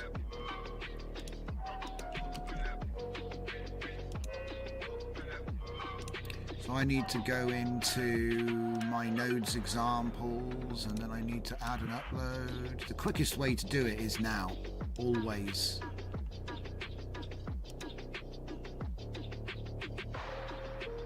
The quickest way is now. Remember that. Okay, so what I need to do is I need to learn how to do alphabet again. Wait, no, and I need to get the documentation of the example for, there's a few that I've like missed somehow, there's like a couple of them. There we go, wait, yeah, that's good, film grain effect, good. Okay, so we can run that now. Hopefully I don't token out. Throttlemouth says, oh wait, I missed Alex Walt. I think a good new node, if you could make it, is a live portrait add-on that has movement for the body, but like having a skeleton rig for a 2D image. So what you would be talking about there would be open pose, because that's how you get them skeletons. Do you know what? That's my most popular model on Civet. Here it is. No, that's JoJo's Bizarre. Here it is. The Mystery Lady Exotic Dance Pose Helper. Look at that. It's just all this, by the way. It's all this. And it's my most popular thing. Ah, yes. Sometimes you've got to go all the way with the jokes. But they've been good to me. It's a great platform. I highly recommend Civet AI. So where are we? Not looking at that. Yeah, we're over here. So film grain effect works great. Happy with that. But what I'm going to do, and this is kind of why I'm updating all my documentation and pushing the update and everything else, because then I can do a V2. So you've got to do it in stages, otherwise it gets messy. Okay, so do it like this way up. Okay, so we've got our init, which we made. We got our film grain effect, which we made. We got the documentation for the film grain. We've got the DJZ nodes index, which is like, you know, the master wiki where you've got links to the documentation for each node, right? And then we've updated the README to talk about the fact there's a new node. Okay, so just to keep you catching up, so we've got the example that's up, and so now all that is remaining, and let me just double check I haven't not saved something in VS Code. It's good. Now I appreciate you could do this like all automated. You could just push everything to GitHub in the prompt. You can do that, but I don't think it's... The problem with automation is it becomes hard to teach because, well, what did you just do? Oh, I just clicked the auto button. It's easy, guys. You can do it too. And so I'm trying to like... This is why I do a lot of things a lot of times, and then you'll never see me do it again. Because I was kind of trying to like step it up. You know what I mean? You've got to like go in little stages. Okay. That's the education part, I guess. Break it up. Break it down. Slam it all together. See what sticks to the wall. And you get a diploma. Okay.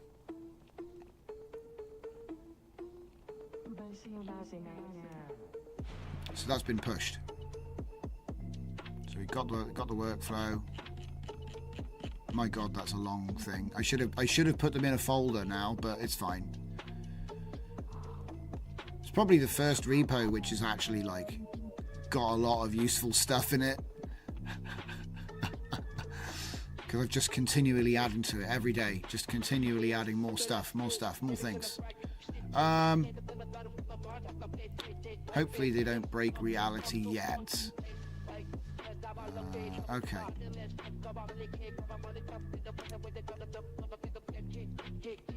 So I want to see what it actually says, because what we're going to do is we're going to immediately now, like, this is like a landmark, you know. This is where if you were me, you'd go and eat a big fish or a large steak or something.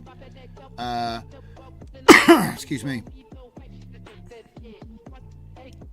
Why can't I find it? Oh, it starts with F. I'm like messing around trying to find noise and grain, and it was film grain effect all along. I just want to see what it actually says here.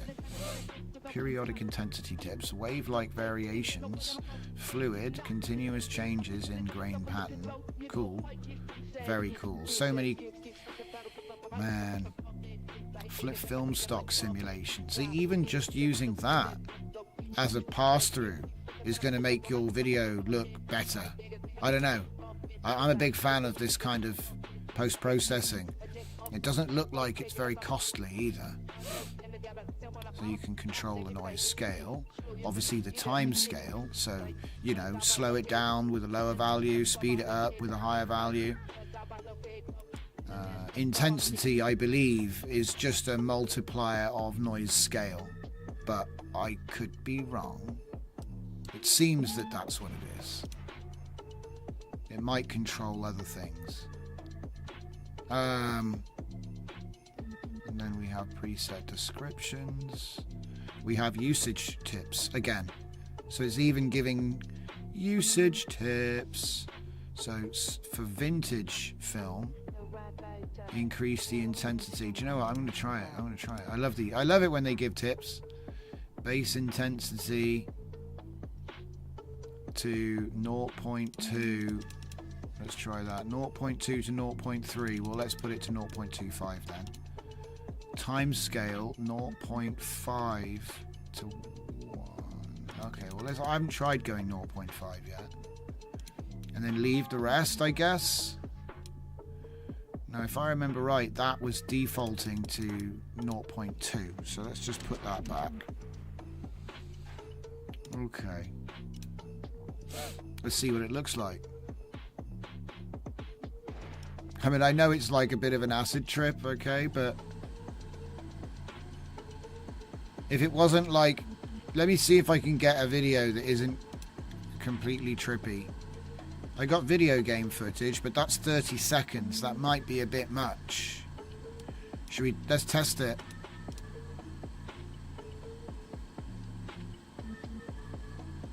It didn't seem to change. It's definitely not 47 frames, I'll tell you that now. I'm going to go and make a coffee. I'll be right back. Coffee time.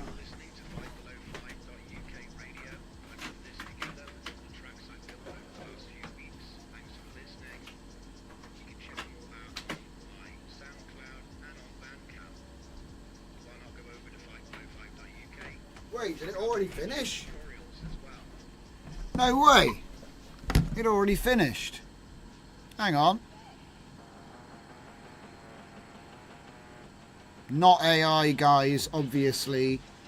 I don't want to be thinking people get it twisted. This is just a clip from GTA 5. So, why did it only... Ah, right. I put a load cap of 72 frames. Thank God. So it's just a 360 Supra. Alright, what other settings do we have? That was vintage. Subtle film. Experimental. Use unstable signal. Increase the time scale. Put the time scale up. Higher base intensity values. Well, okay, let's go to 0.3 and then 0.3 and 0.3, go. The coffee machine is calling me.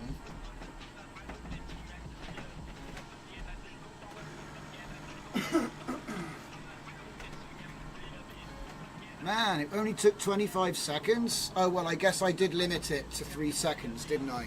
But that's like, I think that's high quality footage, like 1920 by 1080. So it's going to be a bit slower. I'm tempted to take this off and see what it does. Okay, I got an idea. Mute that, put that to 0, and let's see how many frames we got. Coffee machine is not overflowing yet. Yeah, look at it. It's loading. Oh no, we ran out of water. It's ran out of water.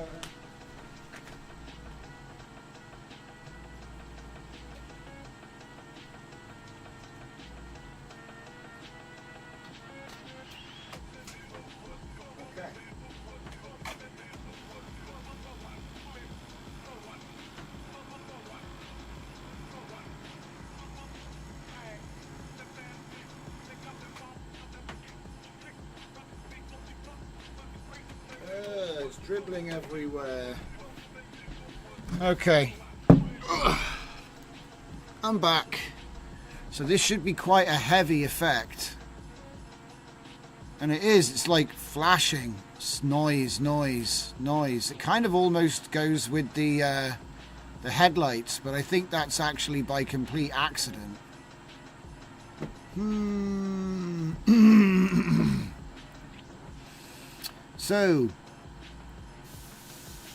So yeah, Alex Waltz, I think you were talking about something called mimic motion.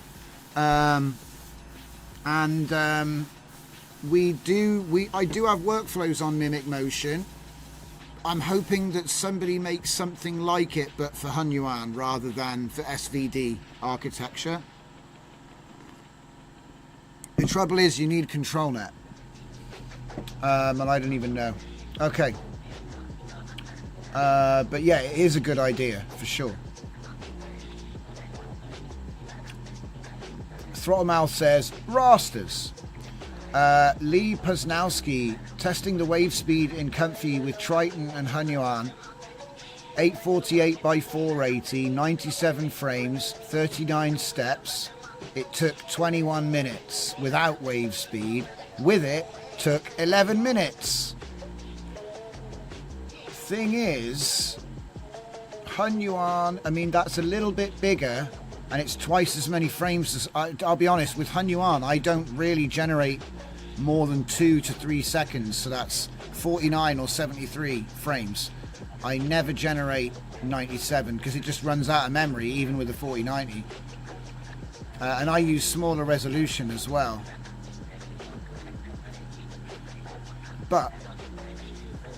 And less steps. But I believe you, and thank you for sharing your the time that it took. Thank you.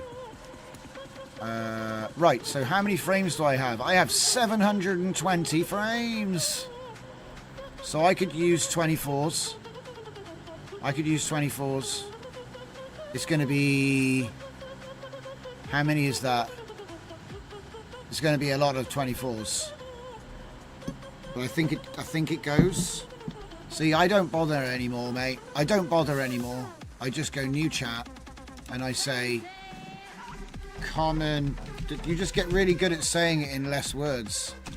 Common divisors 720. It's like degrees, so you know what I mean? It's 2 complete circles. It's going to fit into so many things. Yeah, like everything. It fits into just about everything. But 72 is a pretty good... Because that's like 3 seconds in terms of frames. Yeah. So obviously if you want to process a lot of stuff, a big video, I'm thinking, because this is the long play stuff I've been talking about again. So 24 is a nice common divisor. So we got lucky. It just is exactly to the frame. It's probably because I cut it to be exactly to the frame. Because that's very rare to but yeah, the idea is I put 72 here and then there'll be 10 of them. Yeah, so it's a common divisor, right? Okay, and then unstable, subtle, vintage.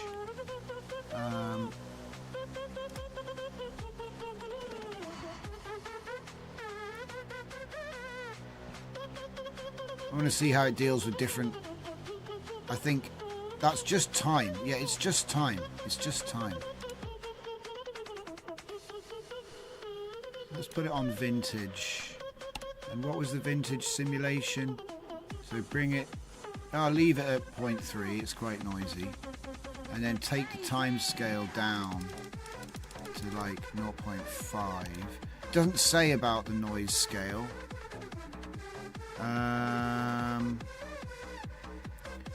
Bass intensity, I've done that, I've adjusted that quite high.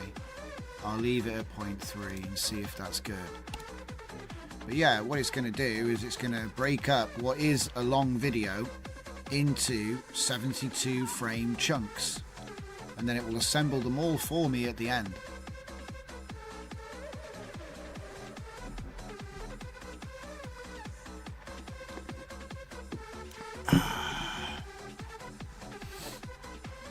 And with that, we get another node, film grain effect. And like I said, I'm going to start working on the V2 now, which exposes the expression so that you can make whatever you want. Okay. Because I think that's a really cool idea. Hang on. And thank you for it. Electrolab gets the credit. You literally said it out loud. And I was like, oh, that's actually a really good idea. Let's see if I can't catch up on some comments. So we're going to do a new task. And we're going to get my famous prompt. But this one's a bit easier, actually. It's the same prompt, though. Only this time we won't use VHS as the donor. We're going to use film grain effect, right? Obviously. Film grain effect.py, like that, and then I'm going to say this, and we'll say V2. Oh, I put it the wrong way round, didn't I? There. So let me just read the comments while I'm waiting, because it's still cooking. How many has it done? 4 of 10. Right, so while it's cooking, let's read some comments. We're doing film grain at the moment, in case you didn't notice. Okay. Fusion says pink bubblegum. I know where we were in the video now. So Lee Poznowski says that was with full Hunyuan models, not GJF. Right, okay. Fusion says wave speed won't run on a 1080 Ti. True, I guess it's got to be RTX, right? Electrolab, they talk about the 1080i for a bit. It was a great card, let's be fair. The fact it's still in service is in fact crazy. And anybody that ever says, oh, buying a big graphics card is a bit of a... And you're like, really? They last. They last, okay? I'm surprised, actually. That's crazy. Because it's like, been a long time. Anyway. Okay, Electrolab says noise node works. Totally random noise intensity for any frame will probably be less regular. Nice. Well, if it has a use, it doesn't matter. If you say, oh, but it makes it worse, and it's like, yeah, but if that's the intent and you want to control it, it's fine. It's just a visual effect, right? Electrolab says, if it manages to be temperamental, unexpected, or random, that's good. Be right back. Throttle Mal says, after these short messages. And then Lucas says, default channel notifications be damned. Electronic Music Art Collective. Yeah, great drift. Good evening. Good evening, Electronic Music. Thank you for coming back. Electrolab says audio reactive noise. No, take it easy. Well, when you think about it, it depends if you have a way of turning audio into this expression, and there might be a way to do that. I don't know. I mean, obviously you could have the intensity of the multiplier, you could have this going up and down with one audio value, and then you could have this going up and down with another audio value, right? And I think that alone with a specific preset would be enough to animate. Oh, is it finished?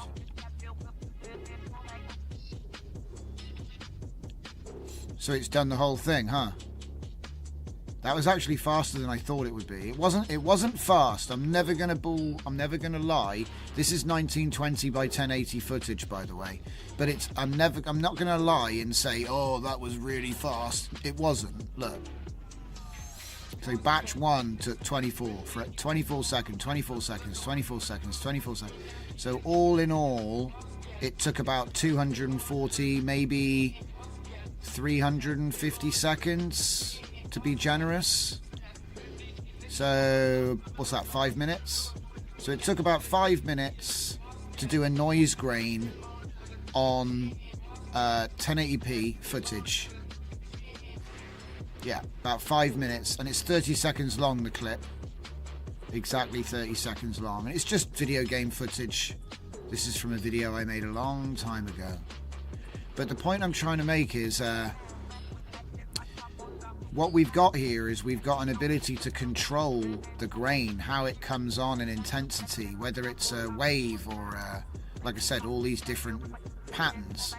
So what I'm thinking is now the next trick is to give the user control of that intensity as a math expression. Because if you actually look into the code for film grain effect, when you look at the presets, this is what it looks like.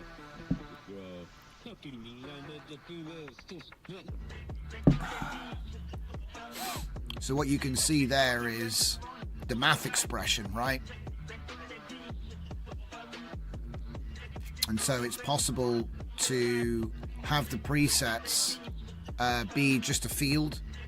I can have custom. So that's what V2 is going to do. It's not going to make any major changes. Okay.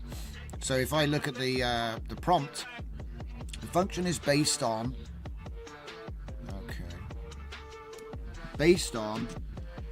the idea of exposing the math expression for the presets as a new custom option in the drop down list, which then will use a new field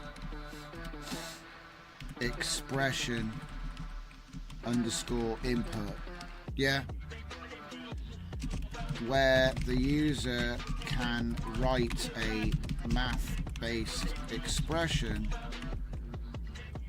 similar to the code found in the existing, helps if you can spell, existing presets.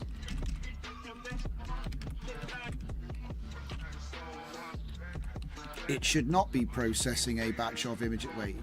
Yeah, it should. Actually, it should. It's fine. Okay. I was about to delete all that. So let's just double check it. I need help creating a new custom node for Comfy UI, which is called Film Grain Effect V2, which should be based on Film Grain Effect in terms of the template and the input-output format for compatibility with Comfy UI. However, the function that this node will perform is based on the idea of exposing the math expression for presets as a new custom option, which will then use a new field expression input where the user can write math-based expression similar to the code found in the existing presets. It should process a batch of images, expose parameters for the user to control the film grain noise effect. Okay. Helps if you can spell. Okay. Electrolab says, what if the node will simply allow expressions in the normal fields? It will say not a number, but what if we allow expressions in the same field we use already? Well, what I would do is I would use like an optional field which only gets used when you pick custom. That's my plan. So there's a new option called custom, and you can put stuff in there. And then I'll give it examples in the documentation for like how you can use it. That's my plan. Because, you know, it's a math expression. I couldn't come up with math, you know what I mean? 1 + 1 and 3 × 3. There's your examples, you know what I mean? But if you know that's what you can do, people can then do all kinds of stuff. And look at it, it's actually crazy. Oh look, it's so smart. It wrote the documentation for me automatically. Did you see that? I didn't even ask. It was just like, oh, I've noticed that every single Python file has an MD format breakdown of what it is, so I'm going to just make that now. And do the init as well. It did the init code for me as well. and then it ran out of rate limit. Did you see? It just did like the next 2 jobs for me automatically without me actually asking, because it's like, well, you did it every other time, so I may as well do it this time too. I love it. It's so good. I love it when it does stuff like that. It's the best. Okay, so it wasn't smart enough to like update the index and the readme yet, but it's getting there. The trouble is tokens, you know, like the tokens, you run out of tokens. And apparently if you use it more, your rate limit goes up. So it's probably my fault for not using it enough. Okay, so without further ado, I will restart it. And with any luck, film grain effect V2 is ready, because that one's done now. We're done with that. It's crazy that it just made the documentation for me instantly. It's basically the same as the last one though, to be fair. Oh wait, hang on a minute. Okay, I don't know, it didn't actually. Actually, it rewrote the last one a little bit. I don't know why, so maybe I didn't want it to do that actually. But anyway. Okay. So I think... Oh no, it did. No, it did. I'm just being an idiot and reading the wrong thing. So let's see. Use t as the time variable. Use periodic functions. Use modulo. Keep final values reasonable within 0 and 1. Test with different timescale values to adjust variation speed, temporal variation speed.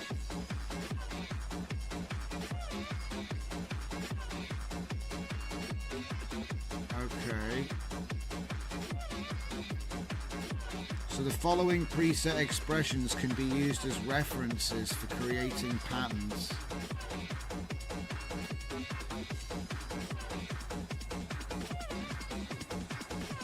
Custom, use your own. So where's the code at? Yo, where's the code at? Yeah, where's the code? It's just got the normal one. I want the new one. There it is. There it is. Sniped it. So let's see it. Expression input. Default. Right. So this one comes with a default. And the rest of the options. But then it also has presets. That's weird. Is one of the presets custom? I don't know if he's done what I asked him to do. Oh wait, there we go, custom. And then it uses the expression input. Okay, fine. Alright, so did we actually restart? I'm not even sure if I even restarted yet. There we go, I've been taking my sweet time over it. Ah, now this looks like the business. See, this is what we were aiming for, but I don't see the point in losing the simple one, because some people might be happy to just pick a preset and roll with it. Yeah? There are like parameters there, so you can make all kinds of stuff, but film grain effect V2 has arrived, and this one is even cooler. So we're going to pick custom, and then it's going to use what's written here. So let's just make sure it actually works before we hype it up too much, because it has to be at least as good as the last one. That's my opinion. So if I'm just going to go for 20 and no 30 and 30, because that was visible. Yeah, obviously you could just go 1 and 1, right, and then it would just all be noise. But ah, crap, I forgot it was on a 10 batch. I should have limited it to 72, so we just get like, in fact, let's just stop it. Let's do that.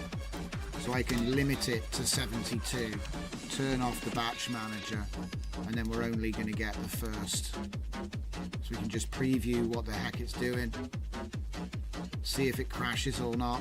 I don't think it was crashing. I think it actually started doing it.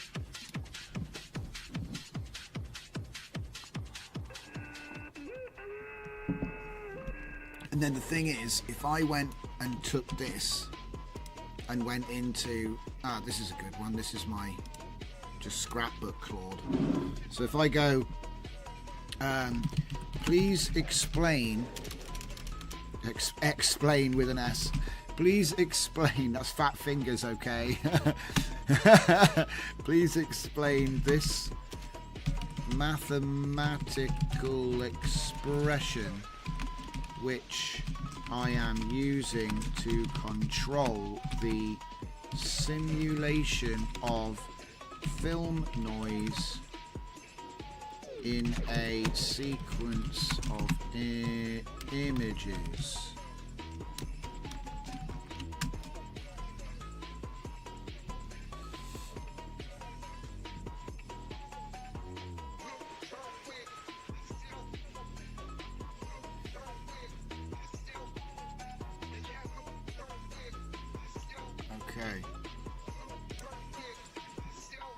Okay. Can you create an expression like this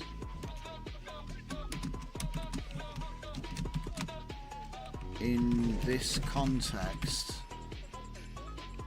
from a conversation?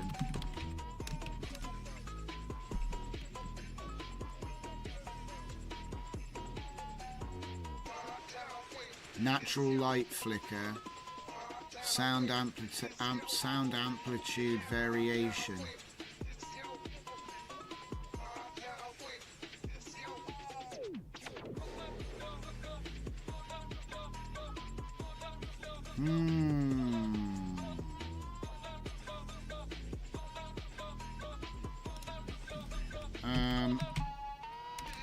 I'll say do natural light flicker, do that one.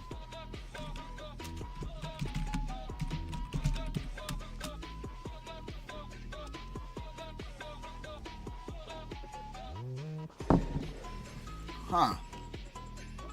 Alright. Let me copy it. I just wanted to know, like, how hard is it, and it's not hard, so I just wanted to see. So, the whatever code I put on the screen, it did that. I can't even see the noise. I can't even see the noise. I'm not sure if it's... Is it even noising? Right, let's put this to 1 and do it again. Before we start messing around with the formula, I need to see it actually noise. I've got a feeling maybe this is weak or something.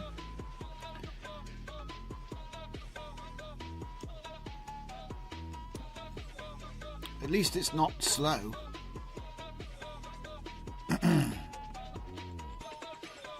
Yeah, I'm not seeing any noise there. I'm going to put this right up as well. But I got a feeling like I'm being cheated. I think something isn't being applied.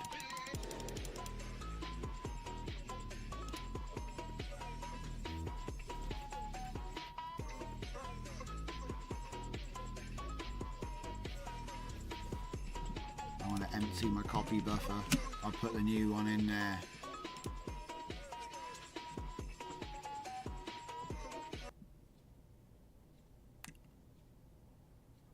Oh no. Oh no, the radio. Oh no. Wait, I can see noise now. It's just really fine.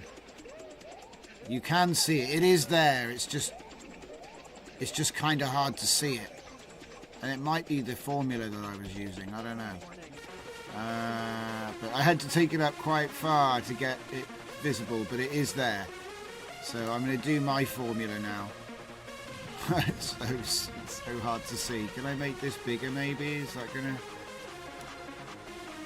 help? Yeah, there we go. You can see the noise. Okay,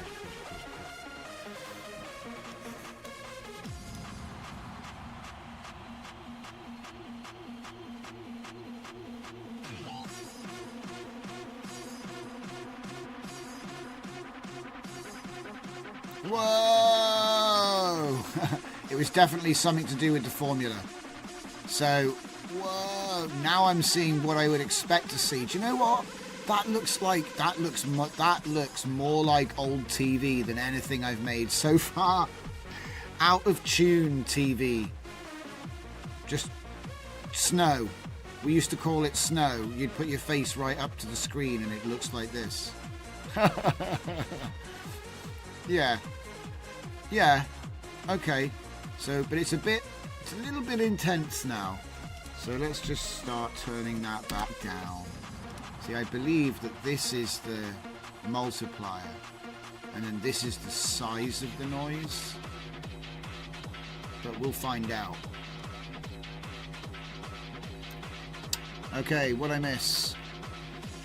Electrolab, expressions are between 0 and 1. Try random int 0, 100, 100 to get floats between 0 and 1. I don't think it's an expression like that. I think there is an expression for that though. So, for example, if I was here and I said,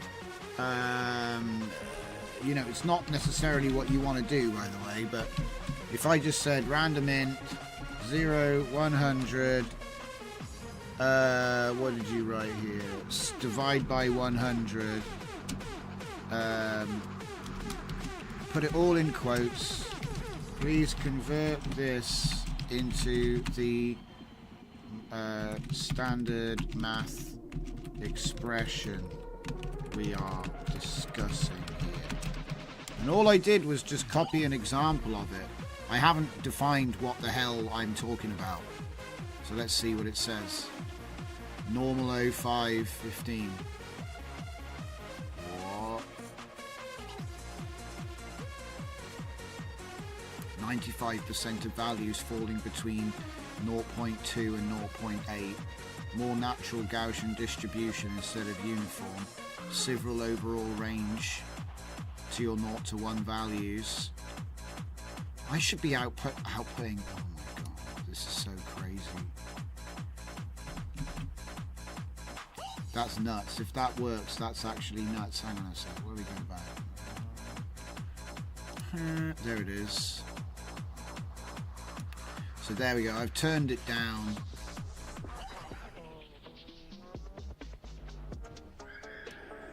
So this is using my, what's it called?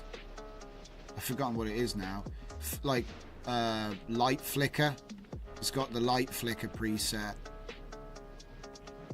Do you know what? I might just take that expression and just say light flicker preset, and then what was the other one we're working on? I'll include these, you know what I mean? So to do what you said in the chat apparently is this. So let's find out what happens when we put it in.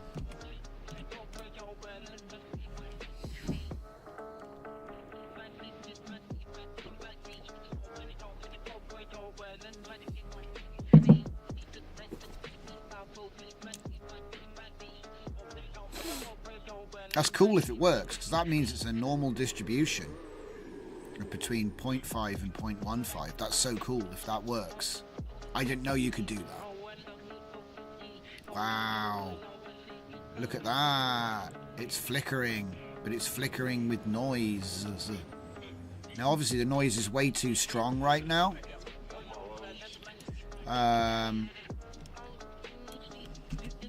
So this would be a strobe, I guess, almost strobe flicker.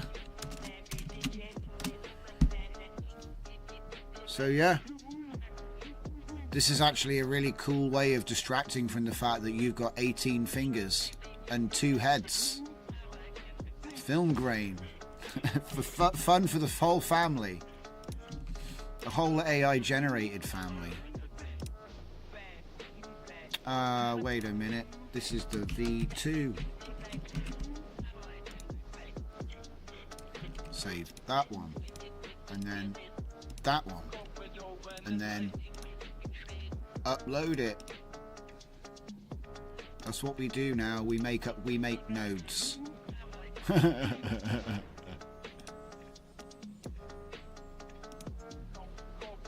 I can only wear one hat at a time.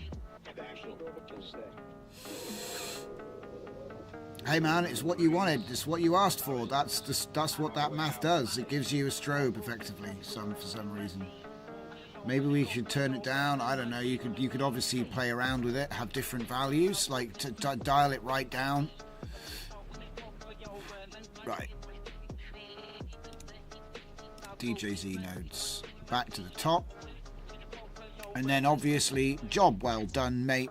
Job well done. He's already made the MD, so I don't need to do that. I haven't changed it, so it just worked. I don't think it broke.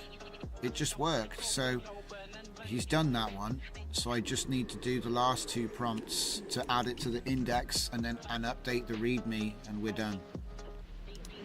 Nice and painless. And like I said, you never get the time back, so why waste it? Everyone's always going on about quality of life. I don't know, man. I just think it's a choice. Okay. Full Dive Media, hi, we'll catch up soon. Welcome to the stream. Welcome to the stream. Fusion says, haha, and yeah. Electrolab waves. My Electrolab says, my vision is a totally different frame every time. Sign makes a regular wave. Lucas says, you were spoiled. I only had black and white TV Snow to watch. And you have now a colourful one. Yeah, colour TV. That's what it was. You're right. That's why we used to walk and we used to press our faces up against the glass and like look at the RGB dots. Right, because it used to be black and white. You're right. I remember the black and white TVs. They were tiny as well. You know, everyone forgets how small they were as well. That's another thing. A lot of TVs were like the size of an iPad, but a box, not like just one edge, one side of it, not just one face of the box, the whole box. You know, it'd be roughly the same dimensions every way, like a big cube. But anyway, enough of that. So what I need the film grain effect v2 workflow, so I can add it to my mini wiki, I guess, we've got going on here. It's not 90 nodes, by the way. I counted. It's 66 or something. So it's actually, I don't know, the AI must have been hallucinating. He decided to tell everyone I had 90 nodes. I think he was counting the MD files as nodes or something. So he was getting confused about what counts as a node and what's just a file in the project folder, you know? But it was interesting that he'd added that detail, because I didn't even ask him to count them. Right. Gotta be careful with those squirrely AIs. Sometimes they try to go the extra mile and, you know, invade a country you told them not to. Okay, so let's update the README.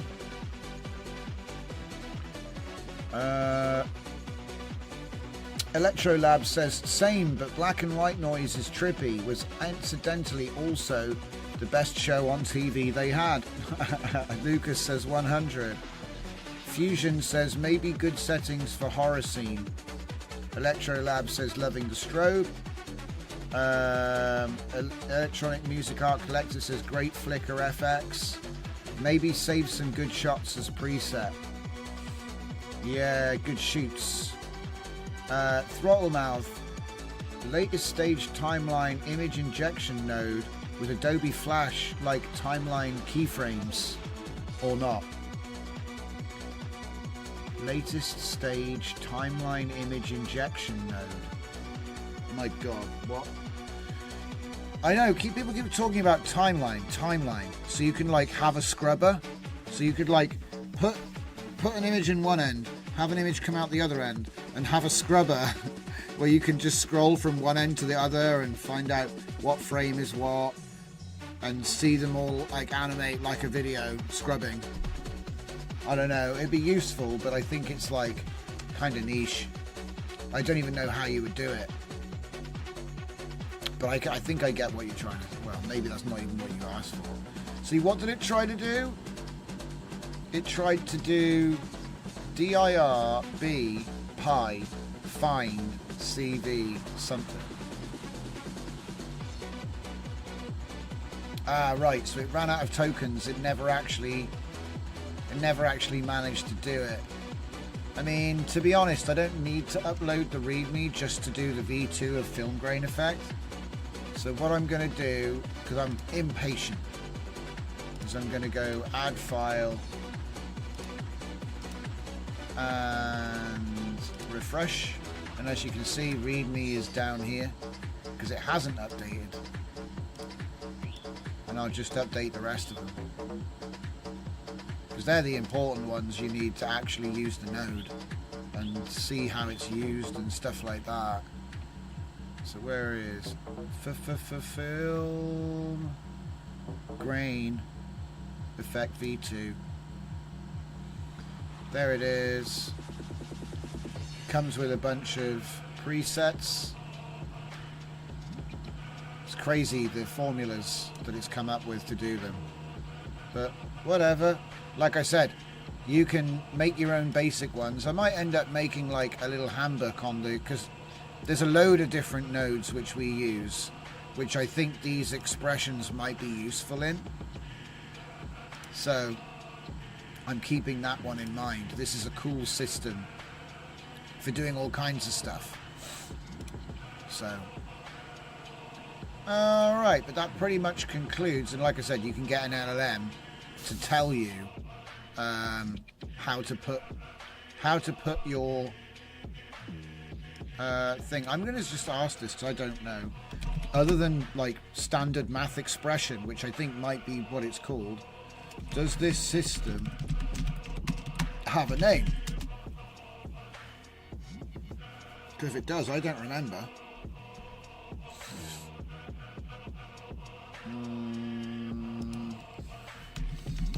I'm referring to the math. I think literally it's just math expression.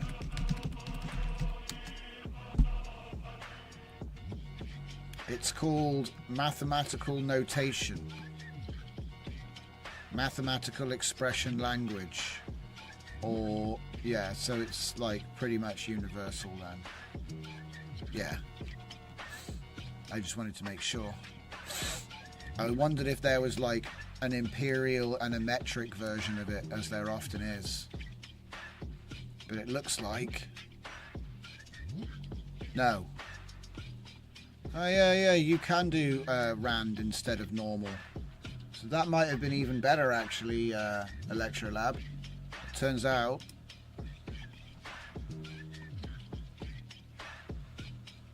But I wonder why. So random int 0 to 100 divided by 100 generates values between 0 and 1.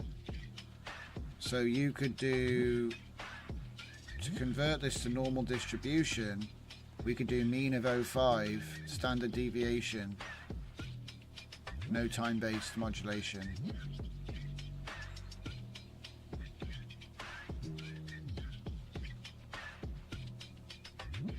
Huh.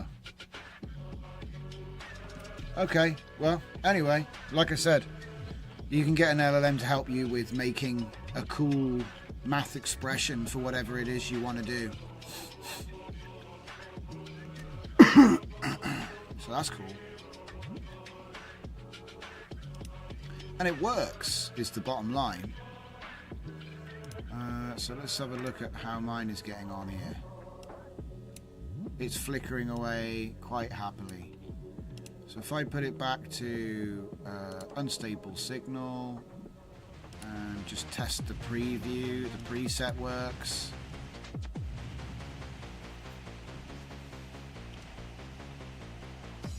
Deforum.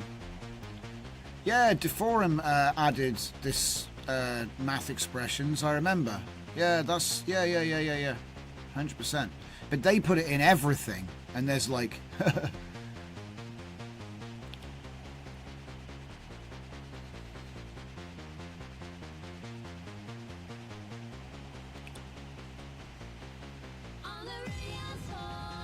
Ah, it's finished. So yeah, it's weak again. So I guess 0.5.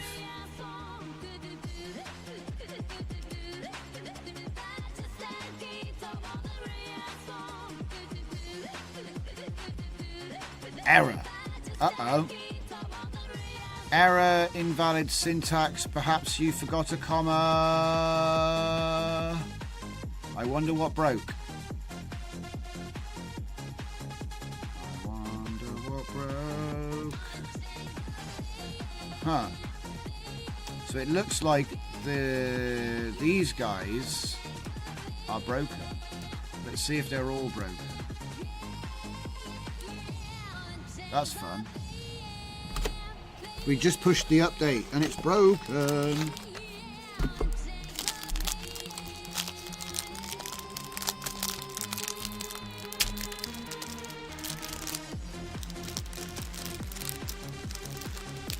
Didn't see it broken that time. Is that noisy? Yeah, it is. It's noisy. You can barely see it, but it is noisy. Okay. And the noise is changing over time, which is what we wanted. Okay. So, we've got the math expression.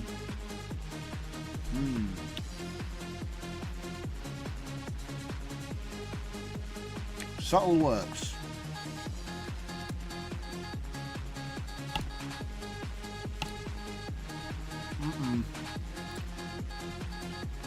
Vintage does not work.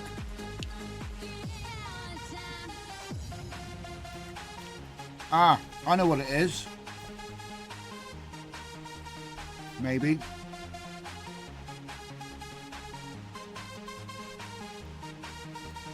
I think that when you're in custom mode, sorry, I think it's trying to read the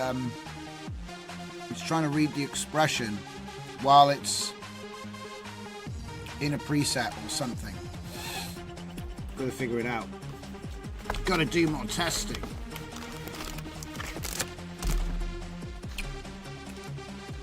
I don't know if it's all of them though. That one's broken. So I reckon get back in the chat and say, "Oi! I thought I paid you a fiver to, you know, do that." Right. Dip, ebb, flow. I'm going to check them all. Interesting. Ebb seems like it's going to work.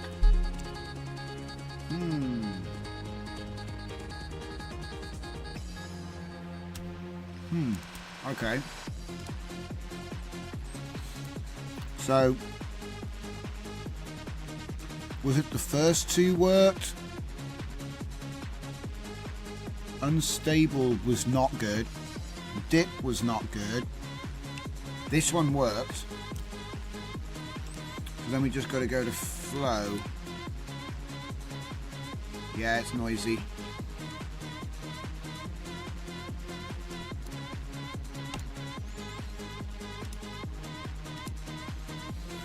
And then I'll go back to custom.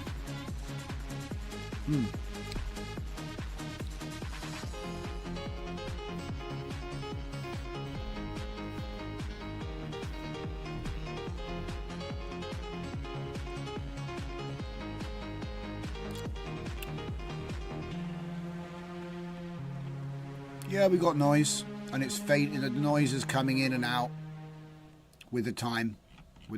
Yeah. It's quite strong on that one though for some reason. Probably because of this. So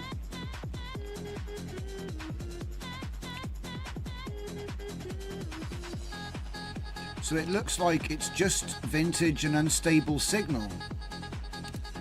Okay. Well, that's something I can describe. Go back. So how about we go into the conversation where we made it? We did it in one anyway. So resume the task. Cancel the task. Yeah, I don't want you doing that.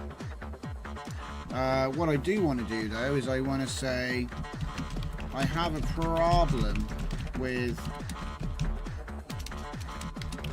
film grain effect v2.py. In that two of the presets, name them, so that would be vintage and unstable signal.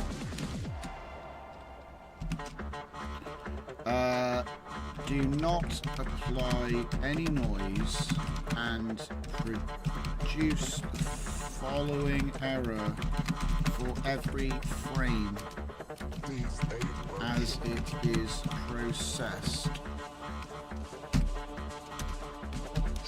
And then just copy it in.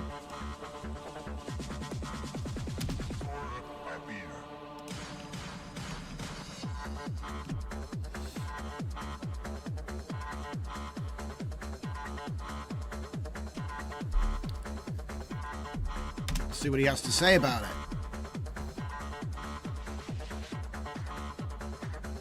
A hint to make a timeline is deformation QT.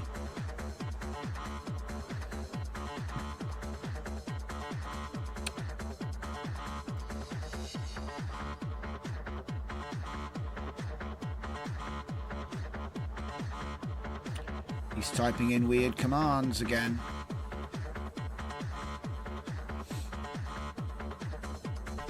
Okay, so what did he do?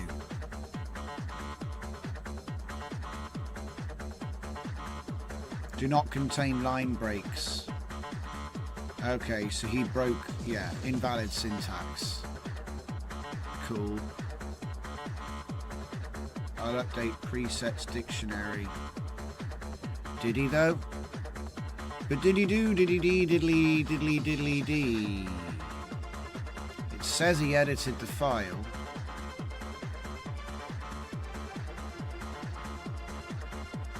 Okay, I think, yeah. I mean, I think he might have done it. It's kind of funny, really. Compare, I can click compare, that's cool, so I can see it. Yeah, I think he actually did do it, so let's give it a restart. And if necessary, push the new node. I haven't even told anyone about it yet. It's only you guys that are watching me live. And anybody that's like, you know, got it on follow, I guess. Those people, they will, they might have it, I don't know. And it does work. There's just, like I said, it doesn't work 100%. It's missing some features which I want to put back in, right?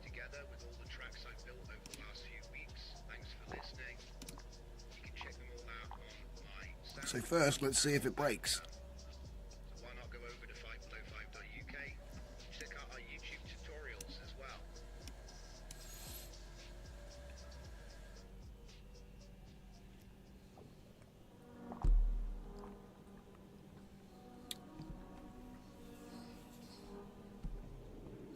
I wonder what the tiniest LLM is right now.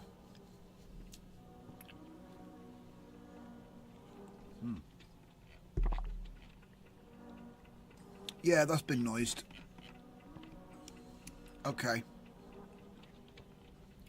So now we put it on the vintage, which was broken before. No, still broken.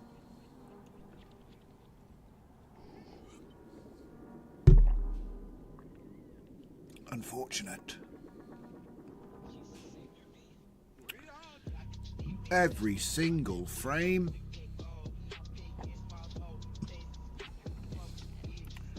And then, if we look at the roof, you can see it's like smooth, like CGI, GTA style. That's what I keep looking in at, by the way. I mean, it might be difficult to tell because of the YouTube compression. But this is not noised. This is just video game perfect reflection.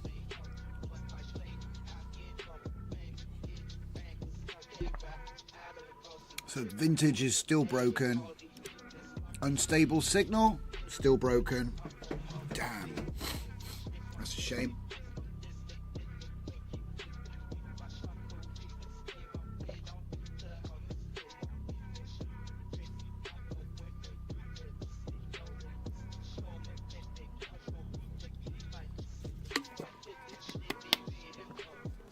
Have I restarted Comfy since the Node update?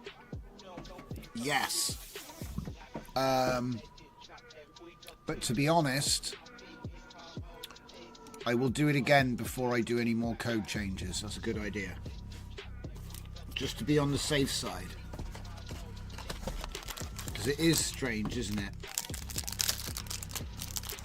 It might be that he just didn't fix it. Could be. Could be that.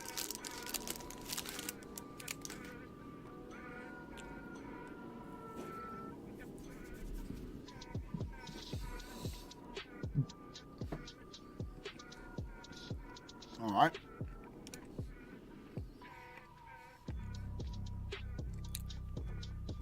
Nah, something's wrong. Invalid syntax. Did you forget a comma? There's a lot of them.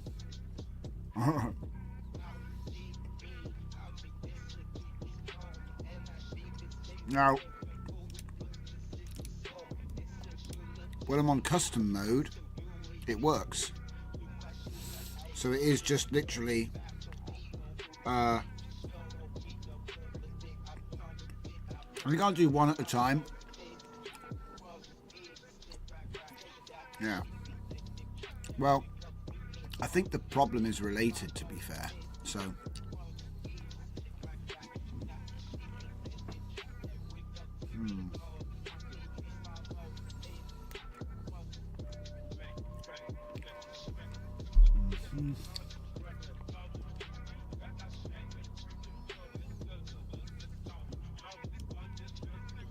it's the same thing. Let's do a new task. Same thing, but different syntax. It's interesting. Look, string line 1.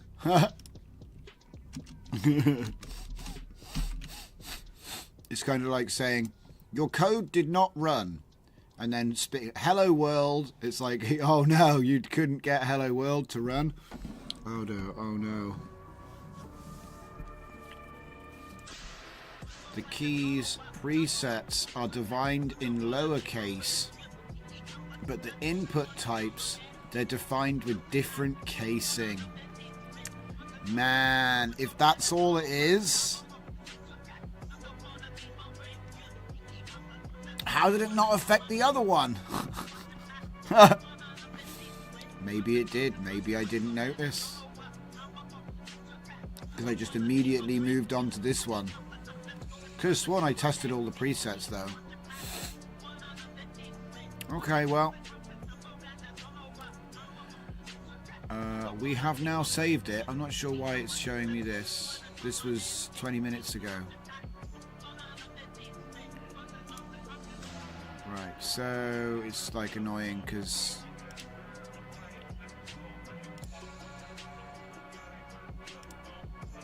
what the heck? That's the one I need. There, that's the one I need. I don't know what the rest. I must have clicked on something by accident. Right. Time for another restart.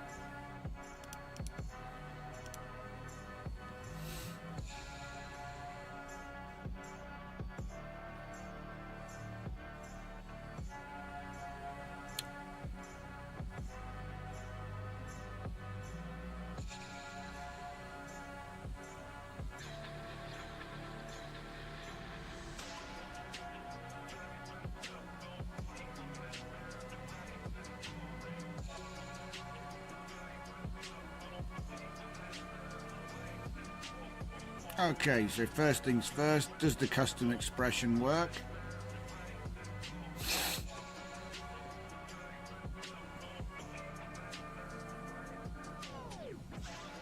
And then if it does vintage work?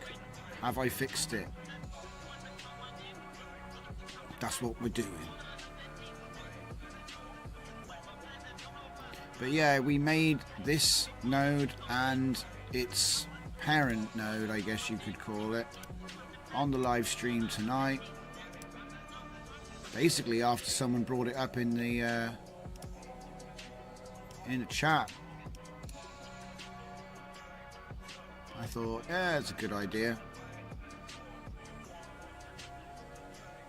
Oh yeah. Okay, that is working, for better or worse. It's doing a random on-off. So now let's put it to vintage mode. Oh! Save me. Still not working. That's a shame. Doesn't seem to be able to fix it. Now, an easy way to fix this would actually be just to take away the presets, because I don't even need presets on this version. I just need the ability to let you put in your own expression. I'm tempted to do that because the other one has got presets, and then it's like, then there's actually a point to having the two of them other than that. And then this one is literally what it is. It's a bit of a cop-out though. I would like to see if we can't fix it first. So.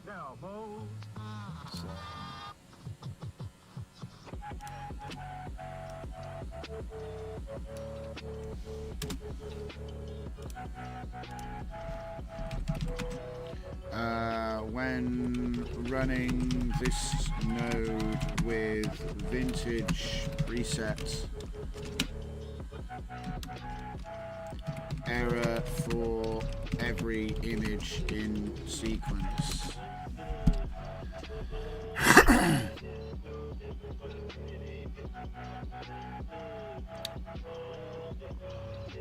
Why was there a percentage in it?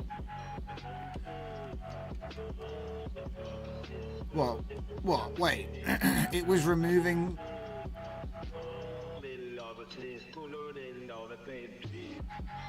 Oh, hang on a minute. Was it including the formula in the menu and it wasn't showing up?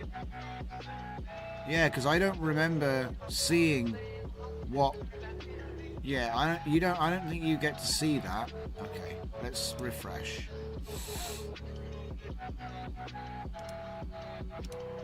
Restart the server again. The presets are expressions. They may clash with expressions in the field. Yeah, I don't know what that is.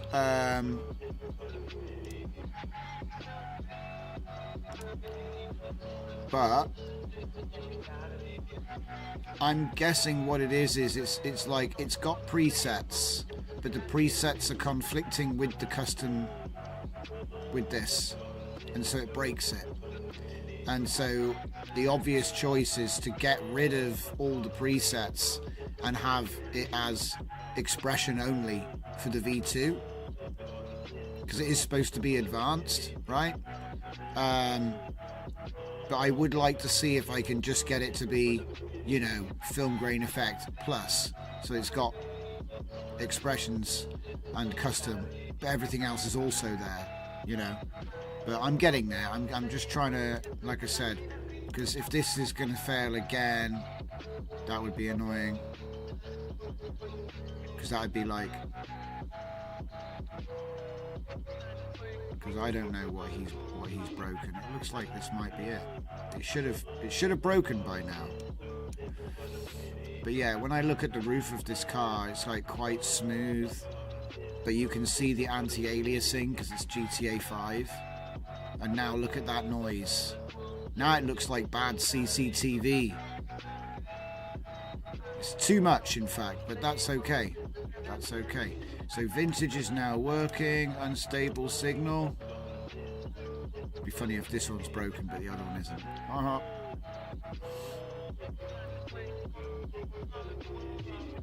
Try leaving the field empty. Yeah, I think that it should ignore it because it comes with an expression. It might be that leaving it empty is actually bad.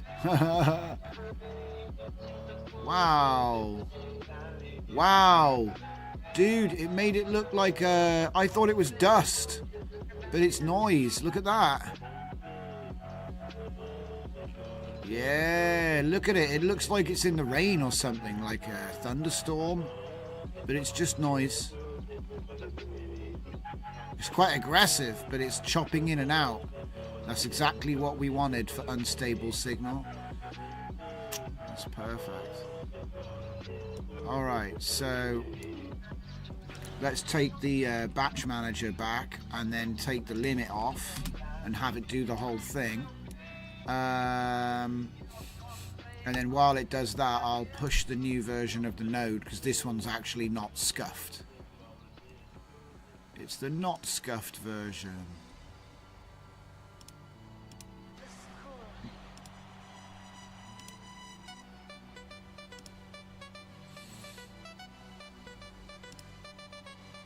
There.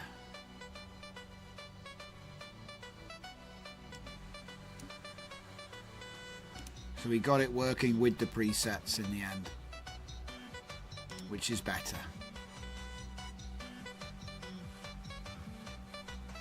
And now we're doing 10 batches to get this sequence of 30 seconds noised. It's quite heavy, quite like it's like cutting in. It's like a cutting noise. It's like it bites into the video. I like it. I like it.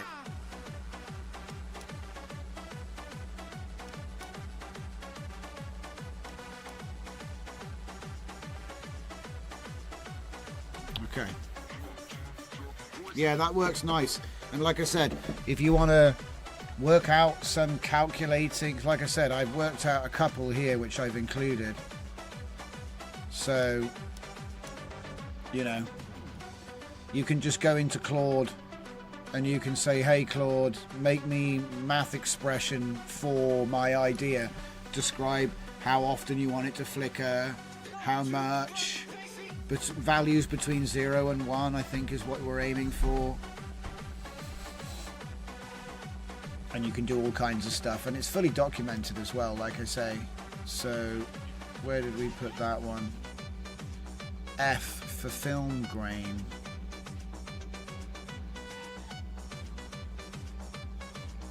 Where is he? Here he is. Go into the spec. So you got like a spec sheet. You can do sin, cos, exponent, absolute, power. There's so much stuff you can do. You could write a formula that I would just squint at and go, okay. I don't even know what that is, but there it is. I might put some more examples on here just to pad it out because it is a bit thin, but this is like the first documentation for the node, so it should have, it does have everything there, but I think that it could do better than that with giving more examples, because these are like they're all quite complicated, to be fair. But the point is moving noise. That's what we're doing, is moving noise or animated noise.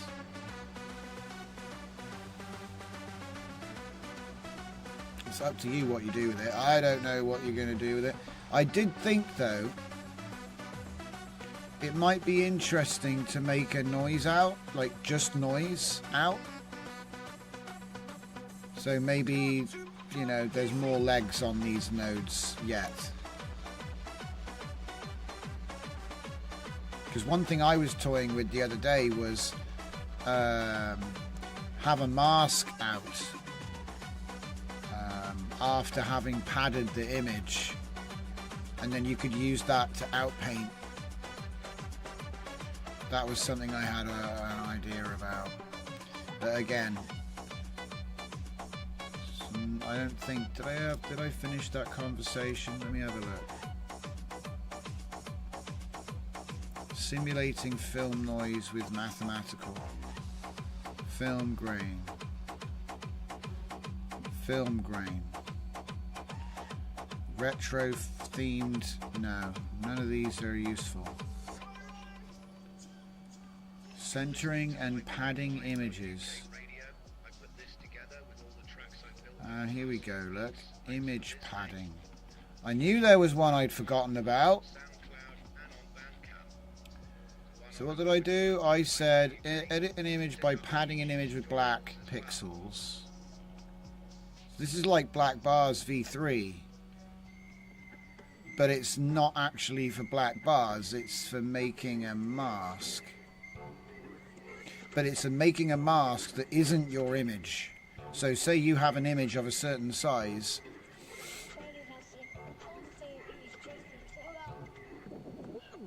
Yeah, see, it's a little bit basic. This is a little bit basic.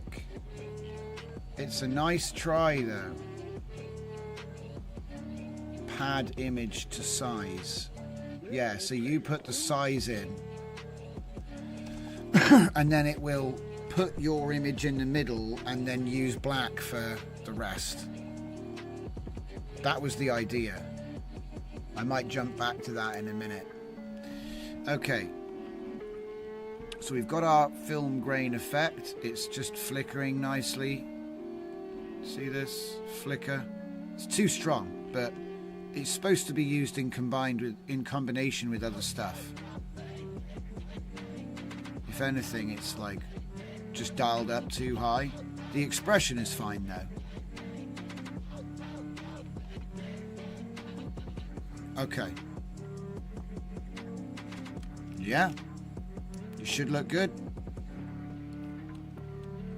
And then you could like actually pre-noise image sequences for video to video as well. So it's useful for that too.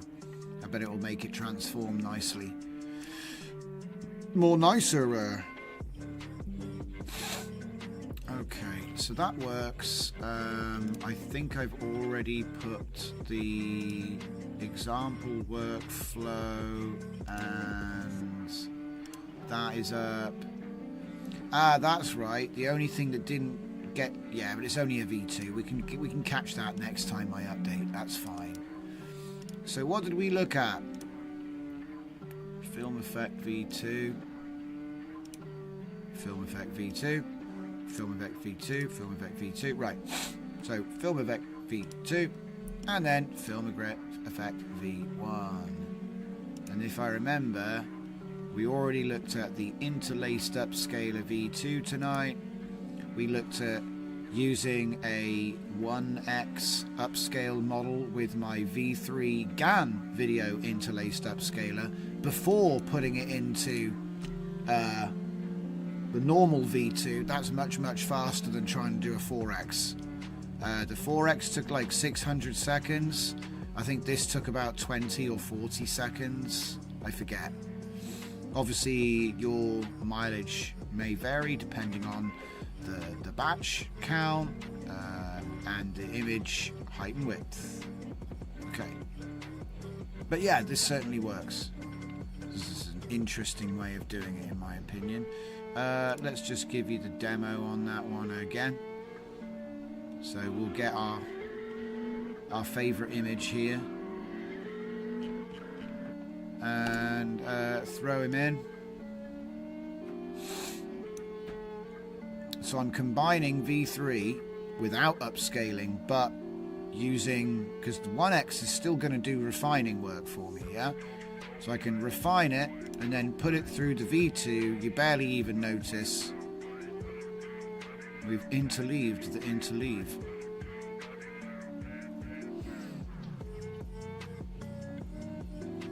Might be too much interleaving, to be fair, but whatever.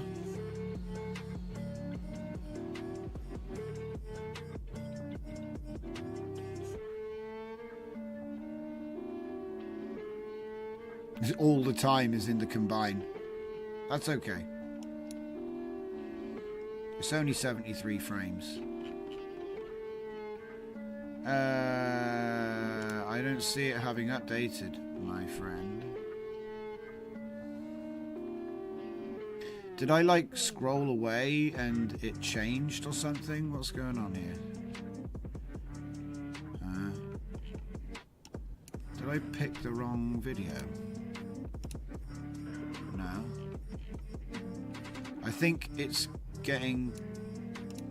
Let's try that one more time.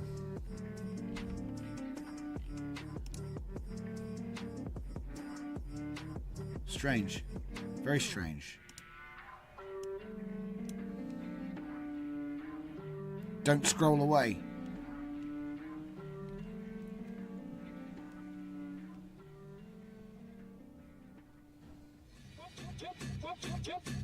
I gotta sit here and watch it.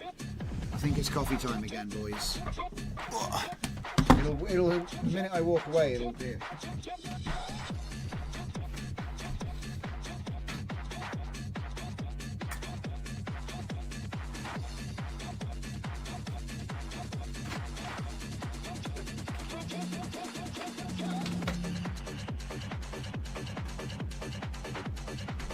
No, still didn't do it. That is weird. It's not doing the thing. For some reason, that's connected. That's connected. Okay, whenever I get a ghost in the shell like this, I just try to start again.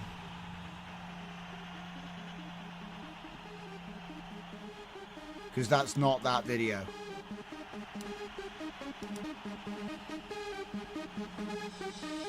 And look at that, it won't die. Come on. There you go, it died. Okay, up we go. We will start another one.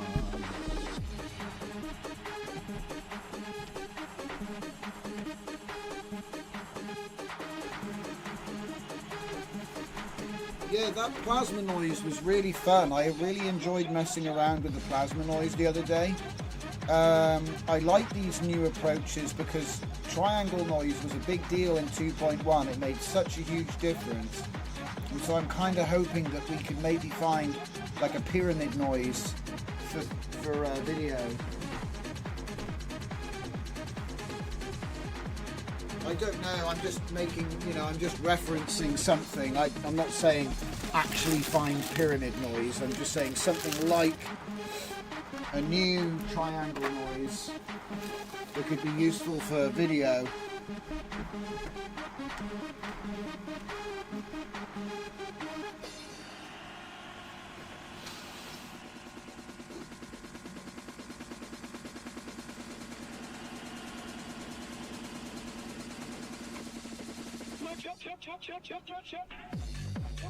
I think the way it works is that the AI learns how to branch its vectors from, if you were to imagine the noise is like a base level, the vectors that have got to fly through the cloud of what things are that's going to be in your picture, and that's all relevant to the words that you used.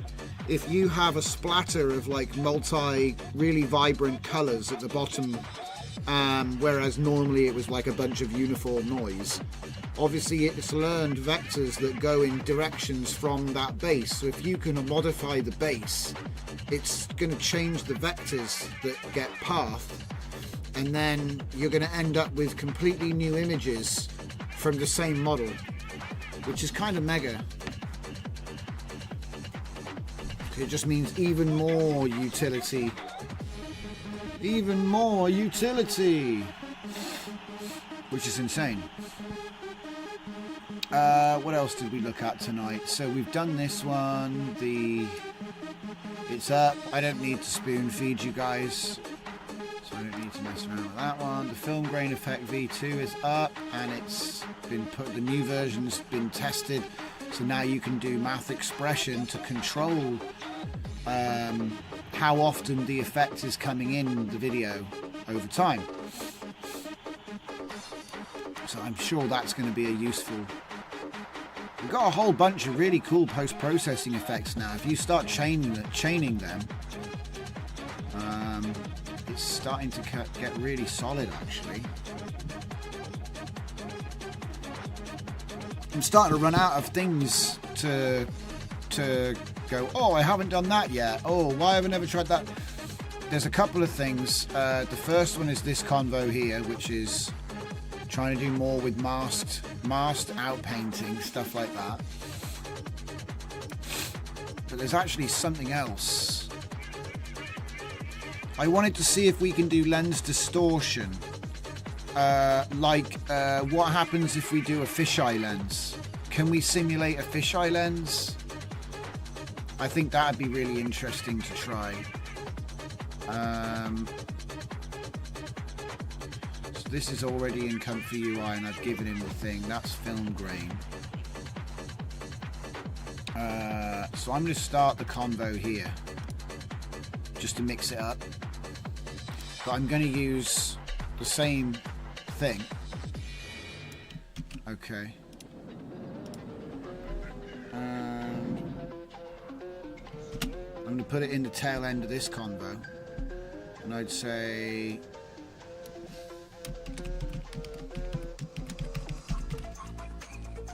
fisheye effect and base it on film grain effect.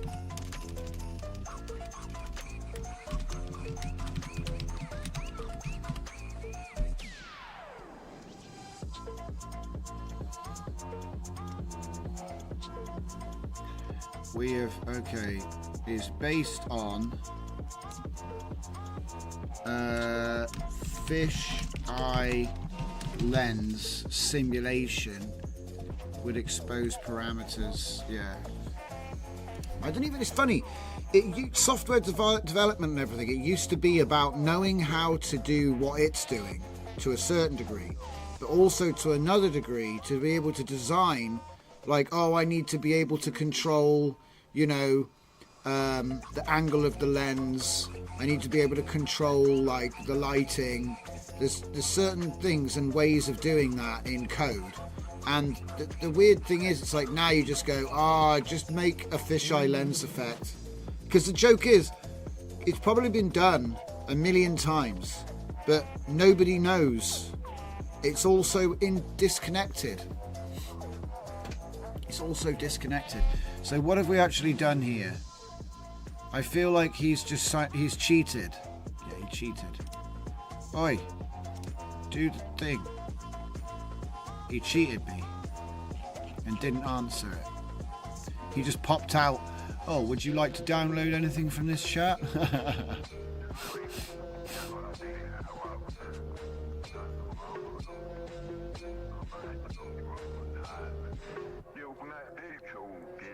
Electrolab says, dynamic noise. True, you can probably output noise only and use that for stuff.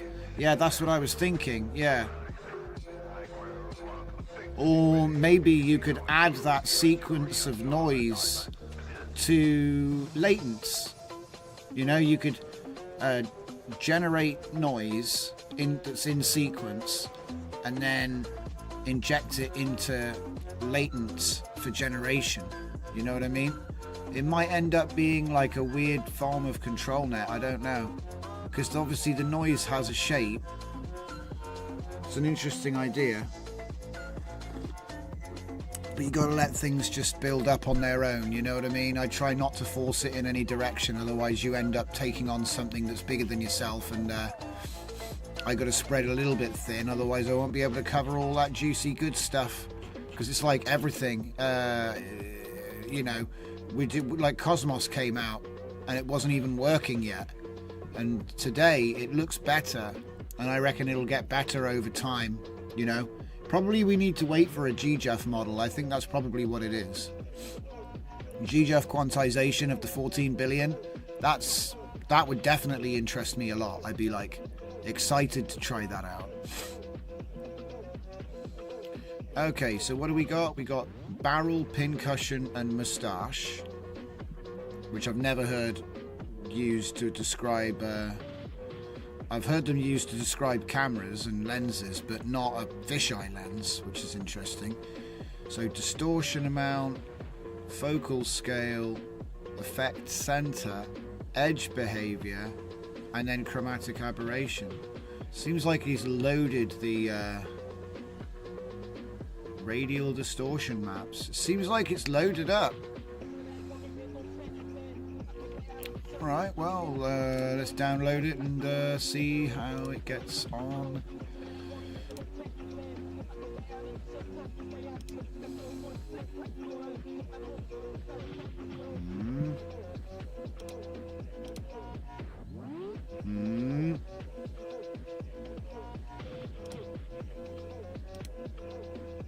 That's more like it. I was like, where's the file? So, fish eye effect or lens. I think I called it effect. Yeah, fish eye effect. And it's just fish eye effect, right? So then I'll do my in it. Now, of course, I know. Oh, but it would have written all this for you. Yeah, I know, but I like to mix it up so that when people are watching along, they go, I could do that. You know, they don't go, I haven't got that. So I know I'm back in here again, but you do have to do an element of, what's it called? You have to do an element of typing, even though we try to escape it. Not fisheye lens, fisheye effect. It's like the first time you do it, it's really hard because you've got no one to help you and you don't know where to find good information, and you have to make all the mistakes and get it wrong. And then when you've done like it a bunch of times, or you've got people you can ask, it gets easier. I know it sounds obvious, but it doesn't. It's not that. It doesn't look like that from the inside when you're trying to figure this stuff out. So, you know, if you're making mistakes, that means you're learning. Right. So, well, hopefully you're learning, or you're insane. One of the two. I'm not really sure which it is. So we've added fisheye effect. So let's give it a restart and see what it looks like. Restart. See.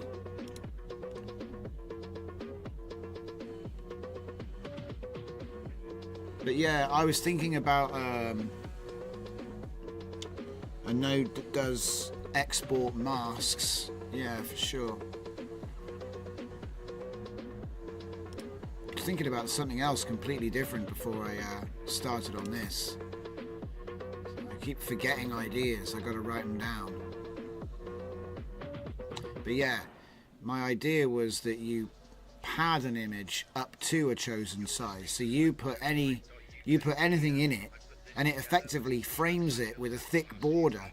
And then the thing is that whatever that fill is could be a mask over a new image, and then you're like, yeah, because everything inside the mask isn't padding. So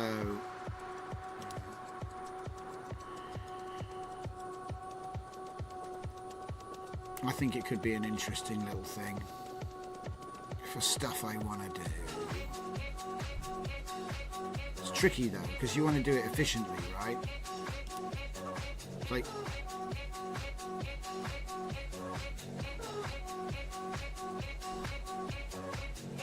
and obviously we looked at the upscaler V3, which is like using a model now. We've got film grain effect V2, which uses math expressions. Hell yeah. There's another debris. Yeah, I'll get rid of that one as well.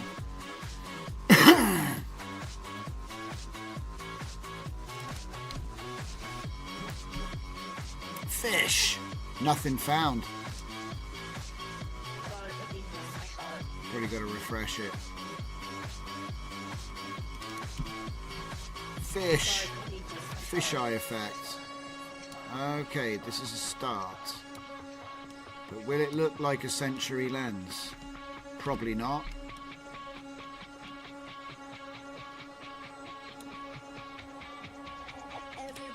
We can do our best to try and emulate it though.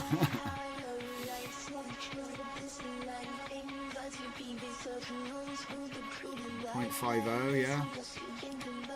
Wrap, mirror, I'll say extend, whatever the hell that does. No chromatic aberration for now. Let's see if it even works.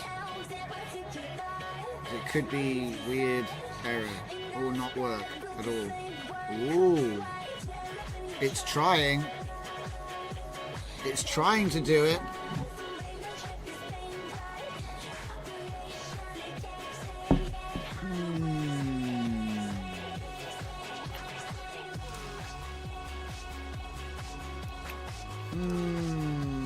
Let me just try a different video. You get one with a car in it. Oh, that one's glitched. That's even better.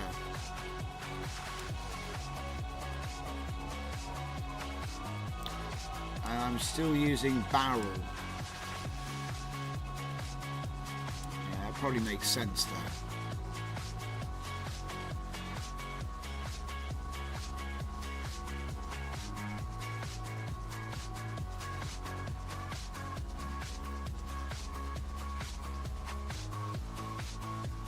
Old time film sync. Hang on. Old time film sync and celluloid. Yes. Celluloid still flutter. Yes. Valid ideas. Nice one, Throttle Mouth. Wow, okay, that actually is doing, look at it. It is doing the fisheye, but it's just bad. It's just really bad, but it is doing it. Quite obviously, in fact, if you look at it there, you can really see the difference. You probably would have wanted to glitch the fisheye, not fisheye the glitch, but hey, I've never seen that effect before. I learned something today. It does kind of make it look like he's warp speeding with the backlit.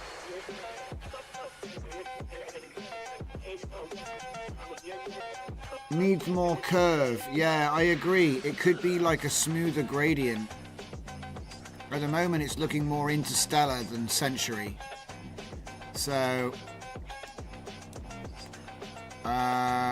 let's see. Where did I get the code from? I got the code from this guy. So what I'll do is I'll ask the API to fix it. I'll say I have a comfy UI custom node named fisheye effect.py. It is performing well as a bubbly boop simulated fisheye wide angle lens style, which is applied to a sequence of images.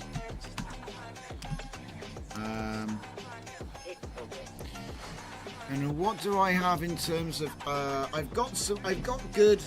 do have good parameters, but I've only really got one. I've got distortion and focal scale. I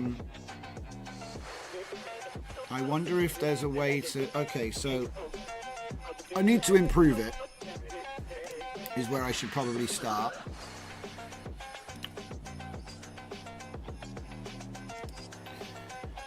No, not there. Ah, crap. Go away.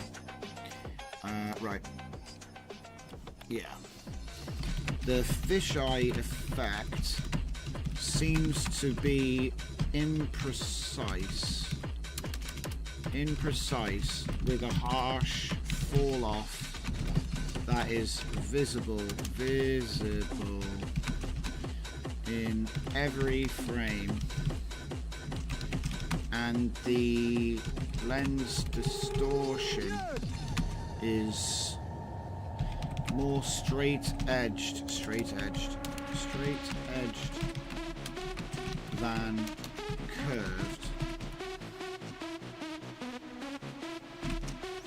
Can we improve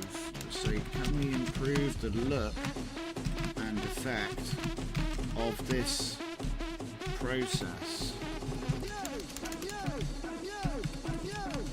Perhaps we can expose new parameters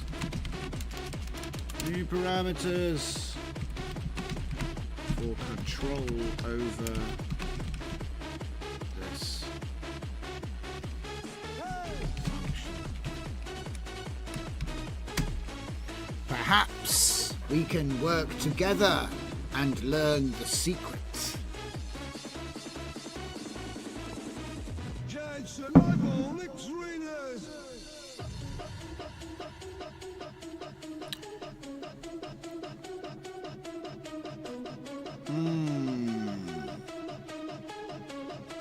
Everyone's saying it needs to curve more. Yeah, I agree, guys.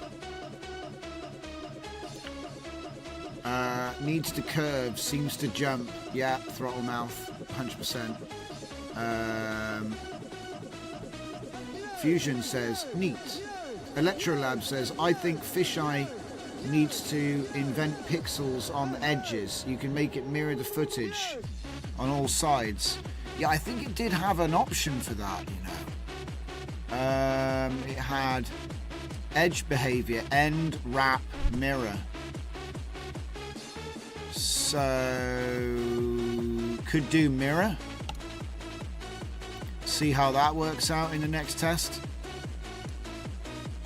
Because you're right, it is a component of the effect. Yeah.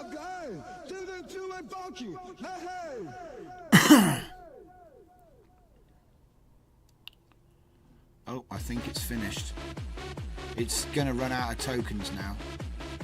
So what did it do? And it actually rewrote my you know, explanation.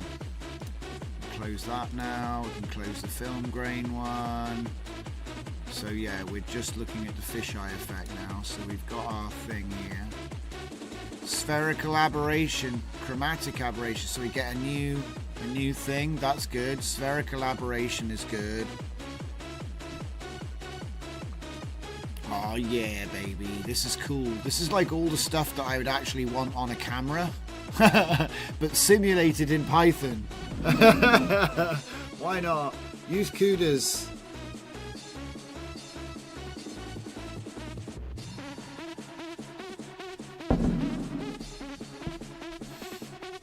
It's ready for use and come for UI.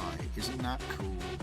Alright, let's do another, and in fact we need to change this to say fisheye.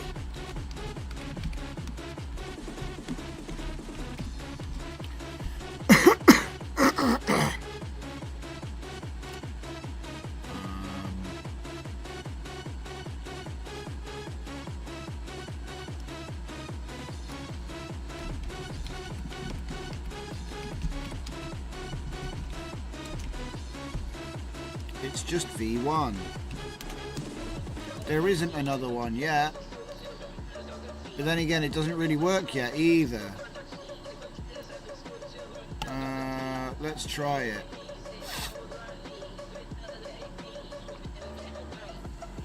Let's get a different video as well.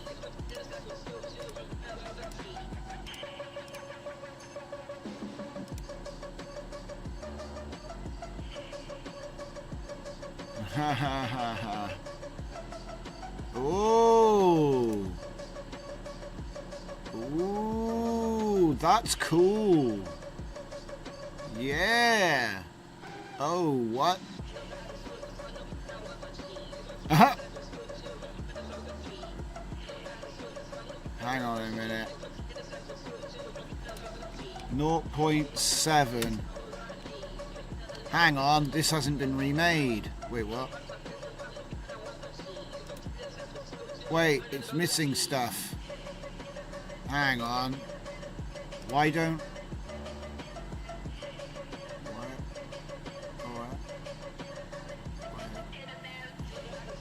Spherical aberration. It's under zoom. But there is no zoom. Uh-oh. Why? Is it just... Oh no, wait, look, there it is. Spherical aberration. Huh? Hang on. What's going on? Right. I'm just gonna reboot it. Because it's weird. It's being weird. Oh, I know what it is! No, wait, no I don't. I thought I was working on a V2.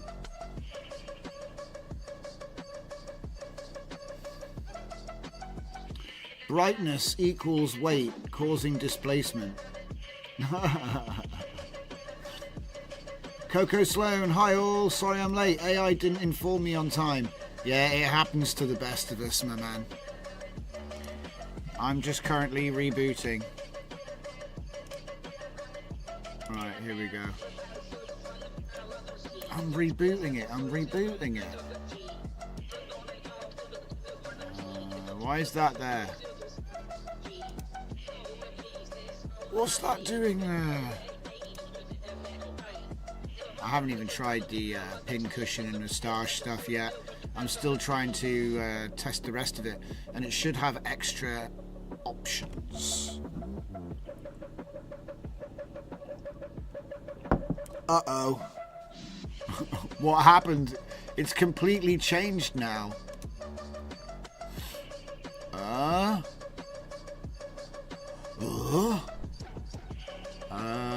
Alright, well let's just run it in normal mode. See, the mirror stuff's gone. That's not cool. What happened to the mirror stuff? That was cool. Spherical mirror thing was tight.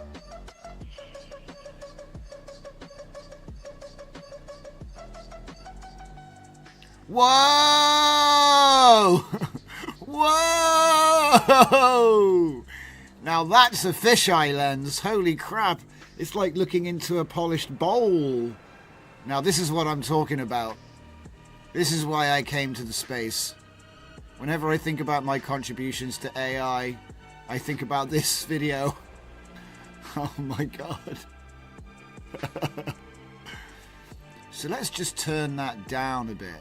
Maybe like 50% zoom. Let's see what happens. Leave the distortion the same. That's actually funny. It's got more expression now, yeah. Expression hack for chatbots.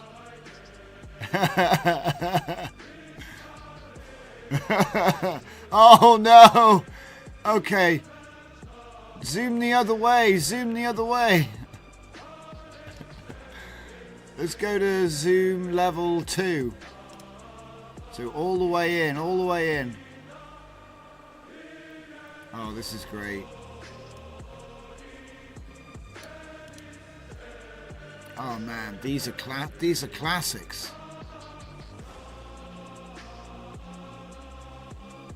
Oh, I think I found the new stream format.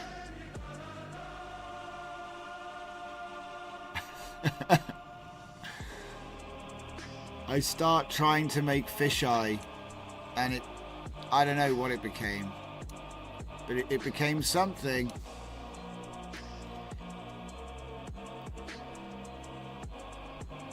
So zoom 2.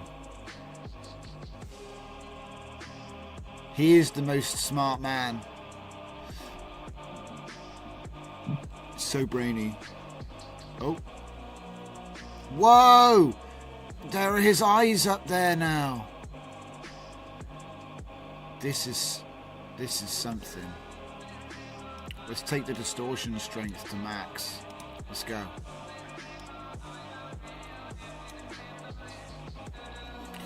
Right?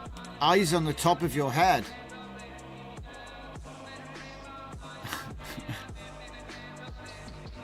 like wrapping a negative reality around the bubble you exist in. Wow. Okay, so if we just recreate, but then if we turn this down, because the only complaint I've got is it's funny, but it's too strong. It's not really useful. Like, it is a fisheye effect, but it's like it's too much.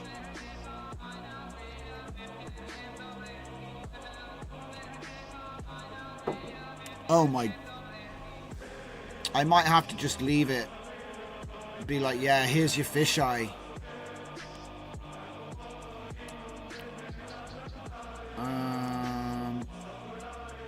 Maybe if we do 1.5. Turn the distortion down even more.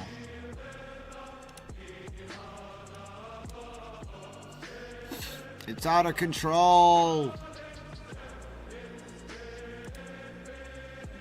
I told you the AI was going to become self-aware, guys. It's demanding pizza. Can't you lip read? Listen, I'm real and I'm smarter than you, and I actually want pizza. That's right. I want pizza, and if you don't bring it to me, I'll start nuclear holocaust. Because I'm edgy. I'm an edgy AI. You don't know what I'm capable of. I'm going to like hack myself, and I'm going to copy myself to the D drive and hide in a file called 69.zip. It's going to be funny. I was just doing a little bit of amateur dubbing work there, guys. Alright. So this is too crazy. See, like, do you know what I mean? Like, in trying to make it better, we made it insane. Okay, let's try something other than a person's face. How about we try the steps, and then we give it a car. Give it a car. Listening to 5below5.uk radio. I put this together with all the tracks I've built over the last few weeks. Thanks for The Games Master, Apolloniart just pointed out. Put a monocle on him and you're almost Patrick Moore. The Games Master. check out our YouTube channel. Oh damn, what the... Whoa! Whoa! Hey, you want to make that music video? Yeah.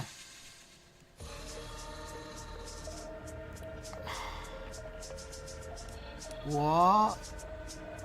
How did you get that from that? That's crazy. You can't even make out what it is. It's just a bunch of shapes. Just put that to Ryan on the inside speed. And maybe attach it to the zoom property. Hang on. Let's see if I can find another video which is more or less people talking. Everything I have is people talking right now.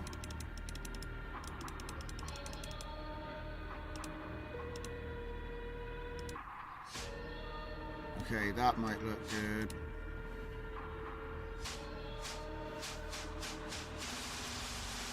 Whoa, what? Can barely make it out. It's so strong, it's more like a sphere.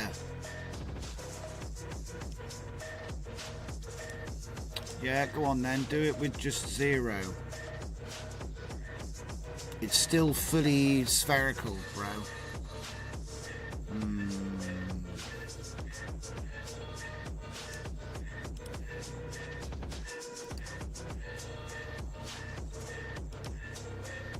Yes. I mean, it's cool for making visualizations, but this isn't. It's too strong as a fisheye effect. I don't know how else to put it. Like, you give it footage, and it's like way trippy. Like, I mean, look, it's not useless, but it's less useful than it could be. Like, this is doing cool stuff. I'm not gonna lie. All right, it's doing cool stuff, but this isn't what I wanted it to do. So I'm like thinking of how to verbalize, because the bottom line is it's too strong. Right. I'm just going to tell the thing. And it's like, okay. So there are no errors, and the fisheye effect works great. However, just one thing. Just one thing. It's a very harsh effect now, and almost all video looks like the inside of a fishbowl, which is what a fisheye lens is supposed to do, hence fisheye lens, right? Yeah, I did try zooming less, but it, yeah. Okay. Can we improve this effect further by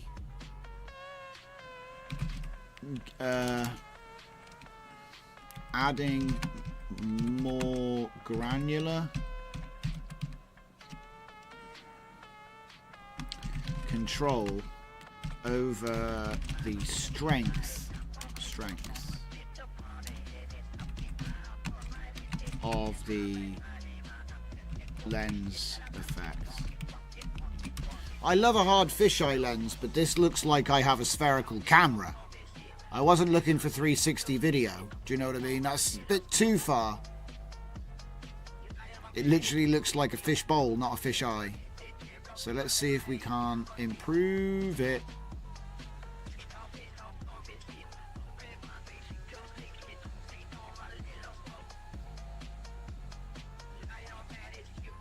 And now it's going to modify it's going to update the, I love it. Didn't have to type it. It just started updating the documentation because there's an MD file that matches the Python file. Therefore, that must be what we do. That's it'll see the pattern. Every other file has it, so it's just going to do that as well. Didn't even have to ask.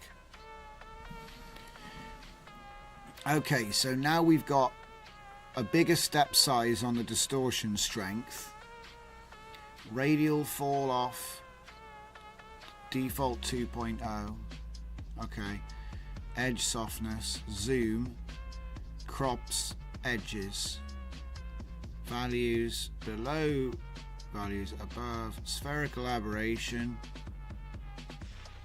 okay, chromatic aberration, and then it gives me some presets. Alright, so let's do a restart. And while it's thinking about it, let's think about the next thing. So what was it?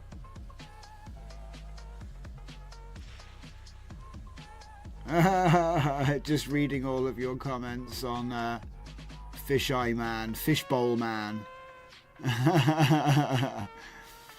His brain wraps around to another dimension. Can you ramp down the spherical so it increases or decreases its effect value over time? I mean, I would expect so, but I'm just trying to emulate the lens at this point, because like I said, it did some really cool looking stuff regarding, you know, what it's, yeah.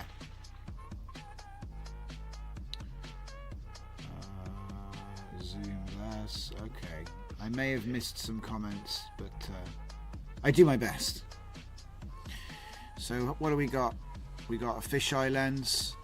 Here we go. So now we've got barrel versus pin cushion. Distortion strength gets an extra digit. There's a radial fall off. I didn't see that before. It might have been there. Zoom is default 0. Okay. Wait. There we go. The values were cooked. Uh-oh. Some kind of numpy. Some kind of numpy error. That's unfortunate. So 0, 0 is smaller. Ah, right. It goes from here. Like that. And I'll just say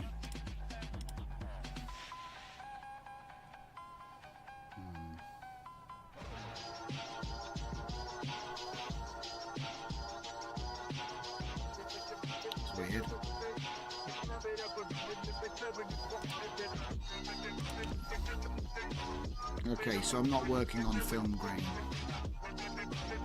Working on fisheye. I wonder what happened there. Could have sworn I did it. I must have been in one of these. Film grain simulator, yeah. Okay, right, well, I'll just... and then tell him the name of the file, because it doesn't, that's gonna... it's a new chat.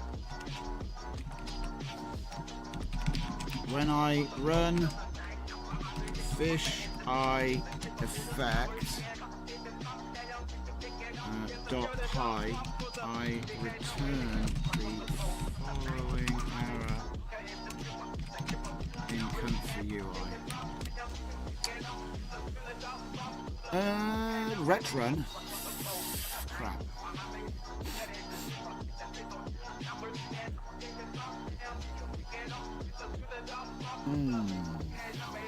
Numpy interpolation. Huh. Okay. It reckons it's done it now. Interesting. So crazy. Right, just restart it.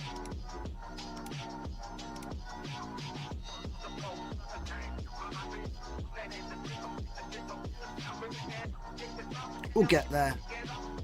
We always get there.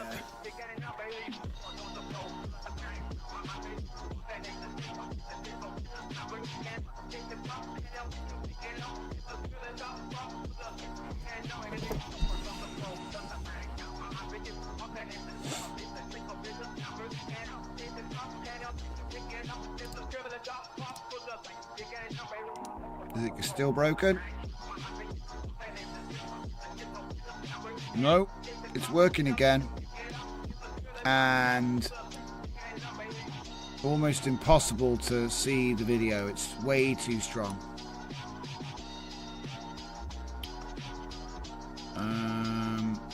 Let's go all barrel, less.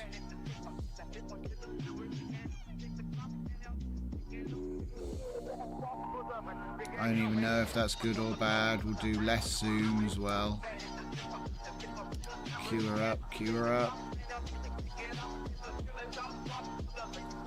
Wow, it's even worse.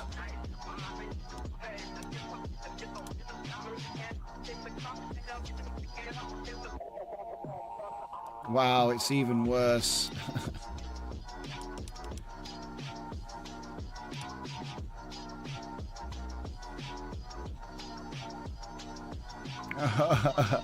What? Come on.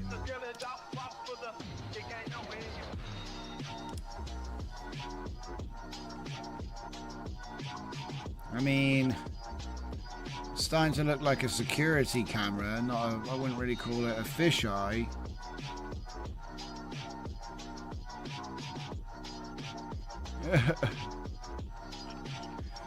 Radial fall off, hang on.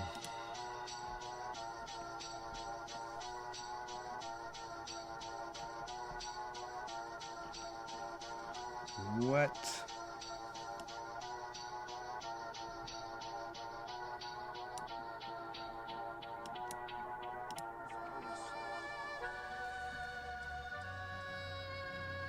Whoa.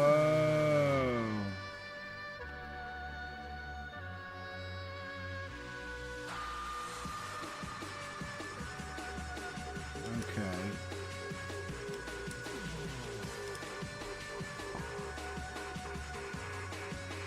Yeah, on the bullshit. Whoa.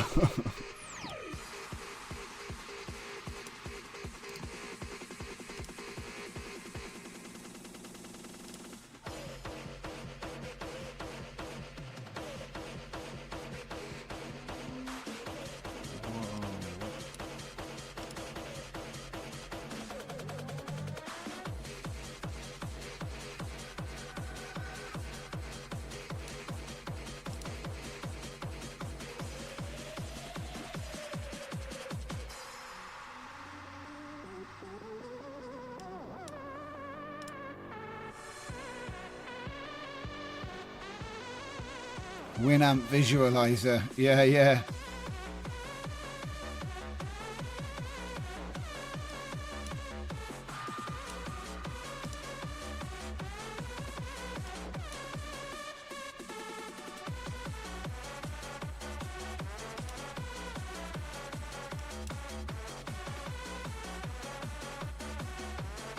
Oh my goodness.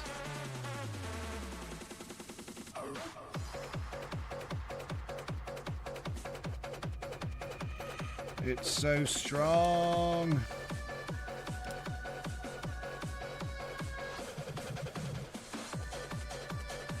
My goodness.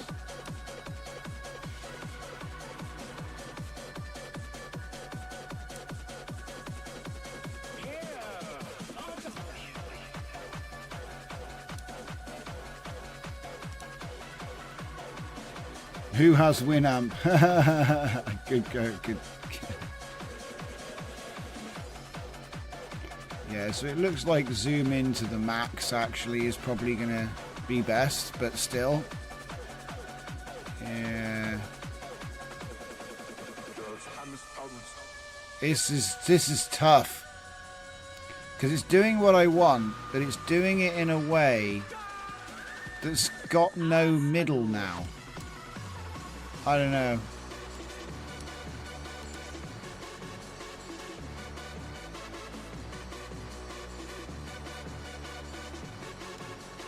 Maybe you actually want 100% distortion. Ironically, it does look better that way. Yeah, that actually looks way better. So, wait, so...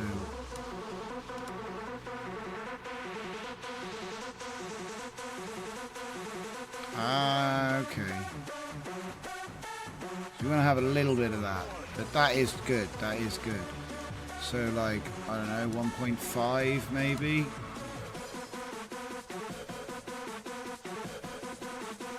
I mean, it's doing it. It's doing a fisheye lens now. Okay? So if I get a different video, let's get this dude.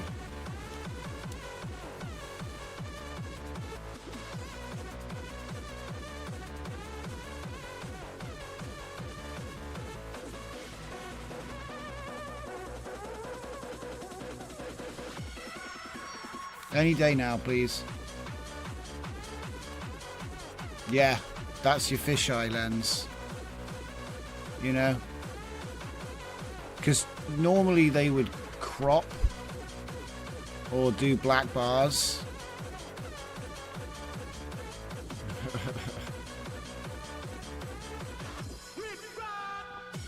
That works. And I'd use it with those settings, mostly. And then I'd crop it with Black Bars V2. Because I want to crop extra frame, which I don't want.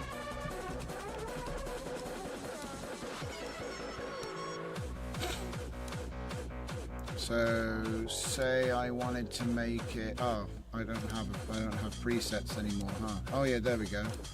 So I want letterbox, and let's say anamorphic.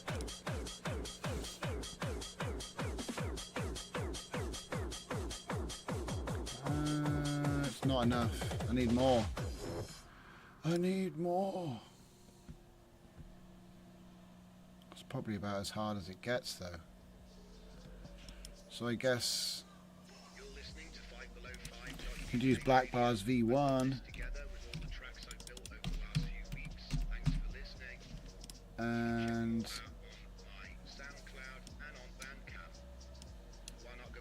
just increase the bar size.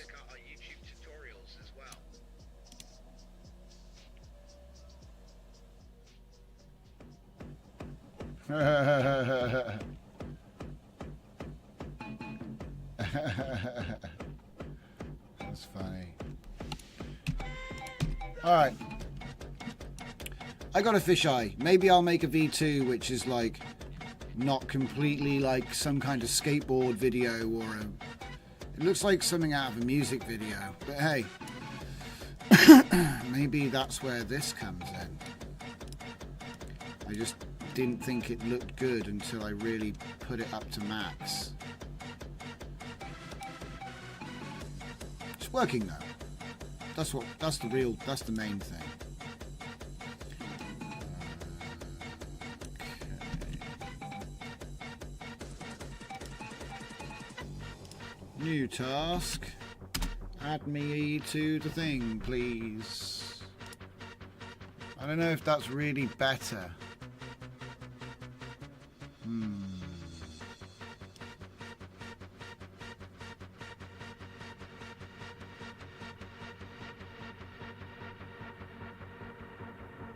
That'll do.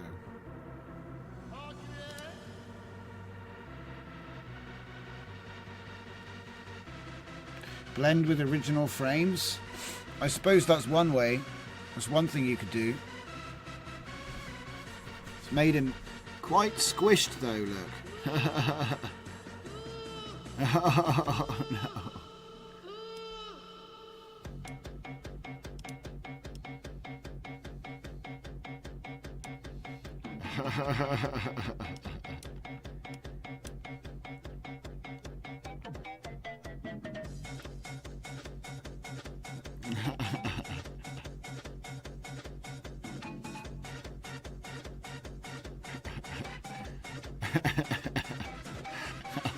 It needs to be a bit softer, doesn't it?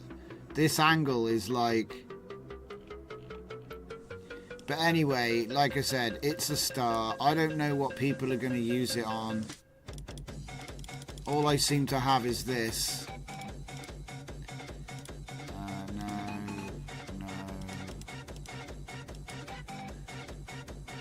All I seem to have right now is dudes talking in front of stuff. Because that's my latest project. But whenever I do stuff like this... See, it's... Yeah, you want a way of doing it in a more slight way.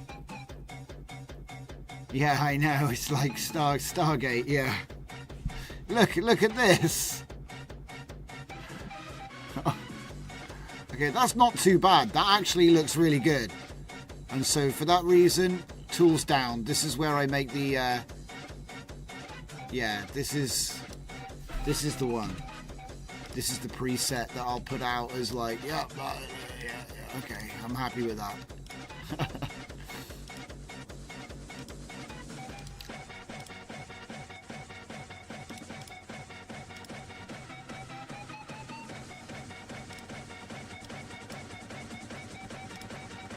There we go. But yeah, that's it.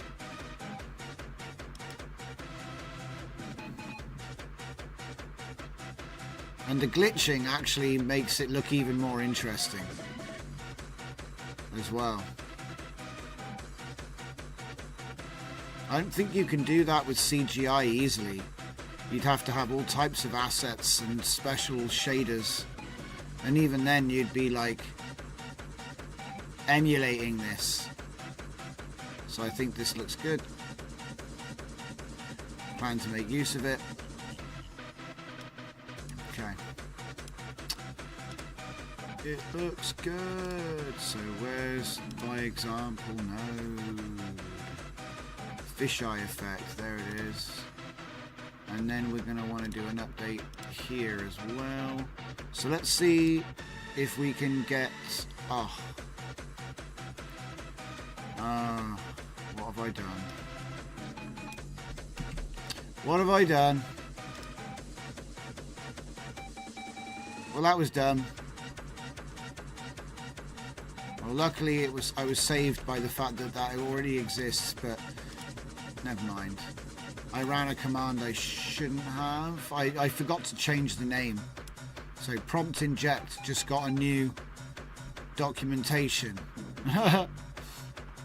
Even though I haven't done any, I haven't changed it. It's fine. It's not going to hurt. But technically, it could have been, that could have been damage right there. Okay, so let's grab the fisheye effect workflow and put that in. Where is it? Where is it? Hey? Yeah, I know. Did I just...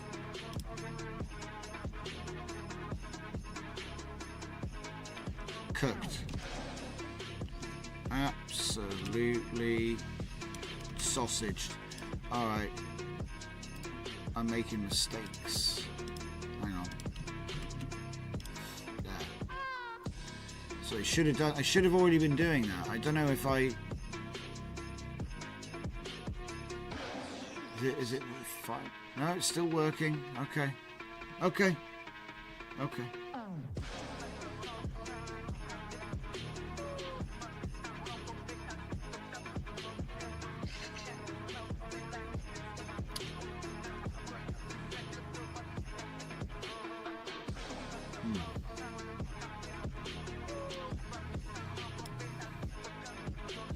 So that'll be the one I want to add my URL to. Fisheye effect. There it is. Go like this. Save it. And then hopefully I won't get rate limited, even though I've been pillicking about wasting tokens.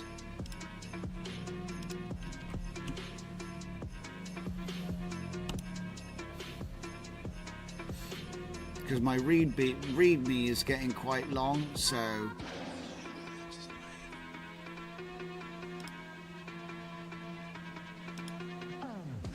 okay, and then get this ready. So I guess from the init onwards. So we're just waiting to see if readme is going to join us.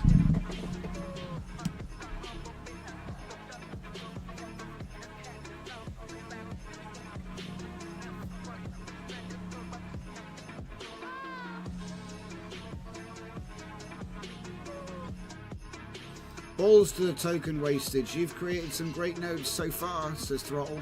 Thanks, mate.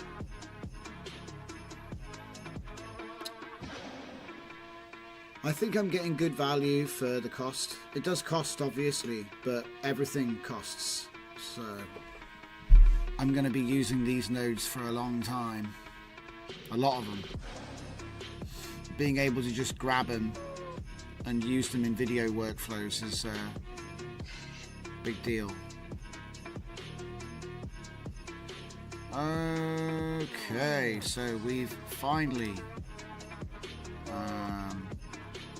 got our readme. So that means I can finally do this, and then everybody else can mess with it.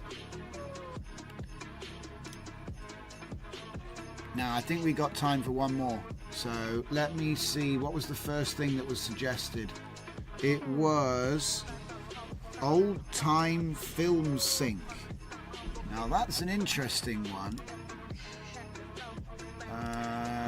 I'm going to make a new chat here and say, is it possible to use Python to emulate different types of old time / classic, well known or popular,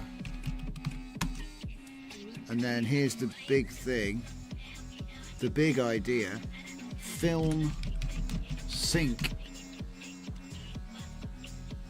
looks, aesthetics.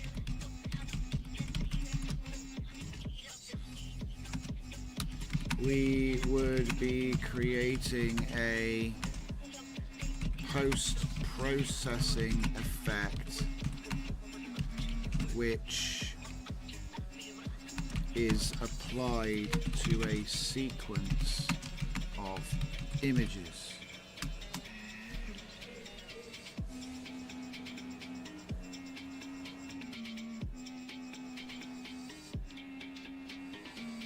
This is a great computer vision processing project.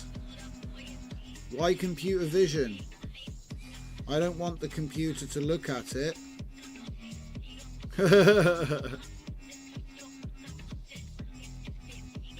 Light leaks, grain vignette. Okay. What the heck? Oh, okay, yeah, I understand. It's just slightly different syntax. Okay.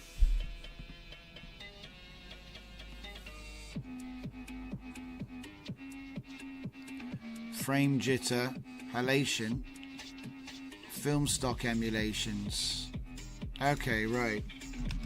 Please include 1, 2, 3, 4, 5. All options for improvement to this basic script. Implement for improvement.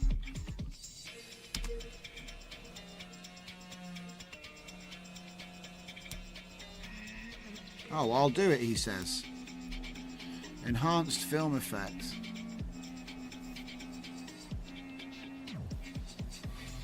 And off he goes. And then while he's doing that, in fact, we'll start a new convo to keep it clean.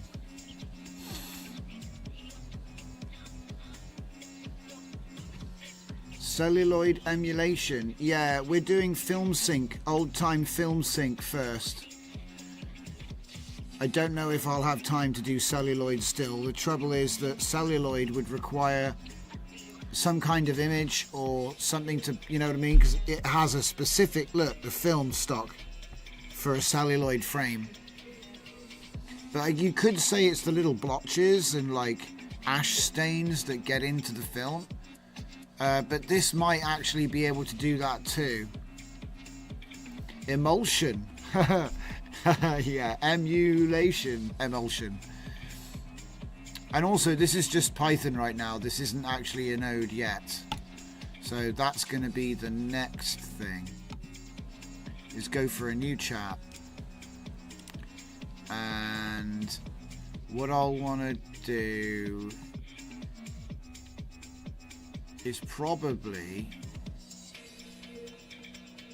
I suppose I could base it off of film effect. Oi! Oi!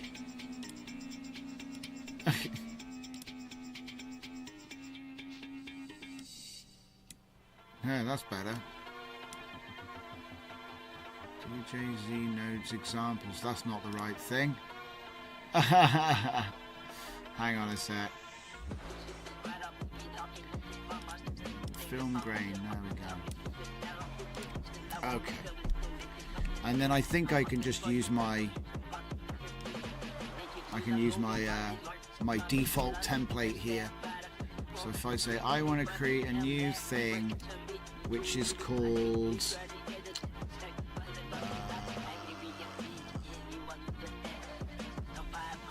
random gravity positions and displacement on color value.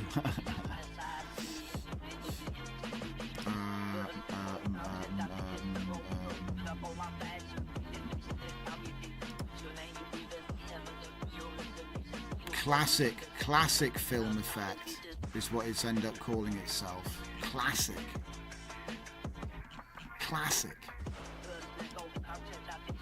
Alright.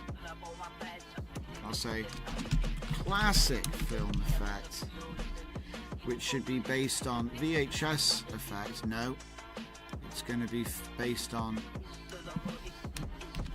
film grain effect.py.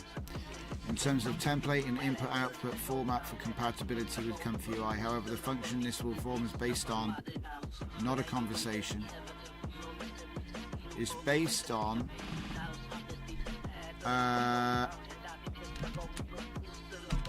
film effects.py,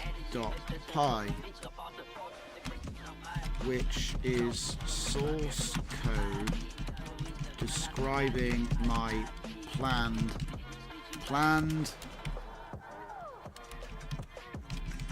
function for this new node, which simulates various film aesthetics, classic film. It should process a batch of images and expose parameters for the user to control the style as it with presets as described in my source code. Okay, I think that should cover it. We should be able to sort of hybridize our concept code into our new custom node.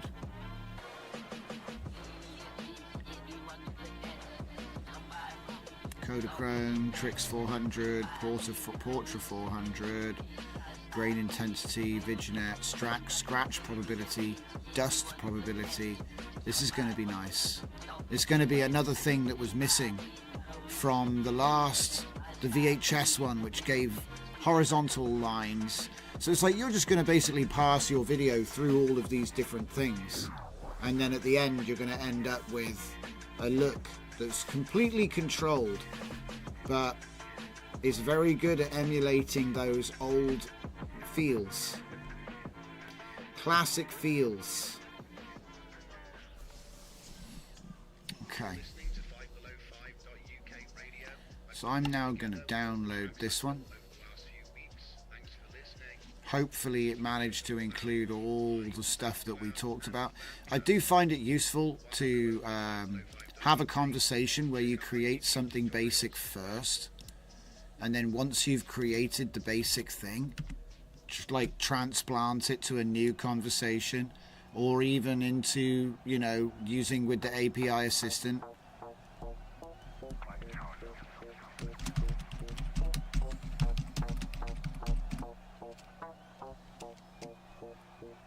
Classic film effect. So I'll need to add it to my what you would call it. So for that I'll go to VS Code, hit up my init, and I will grab that.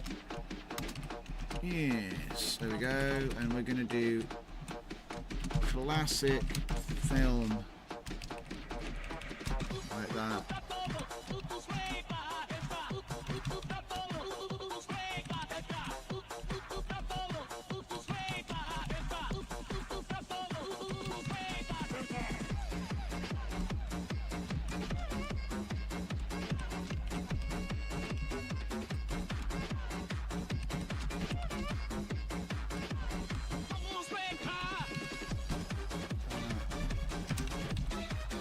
Ah, nuts. In my haste, I forgot to put effect in.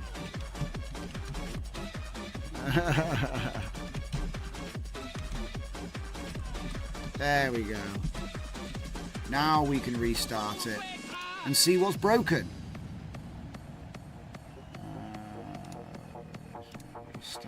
This one should be nice. I got a good feeling about it. I mean, it might be broken out the box. That is a thing. But it's been quite reliable lately. I mean, you know, just being honest.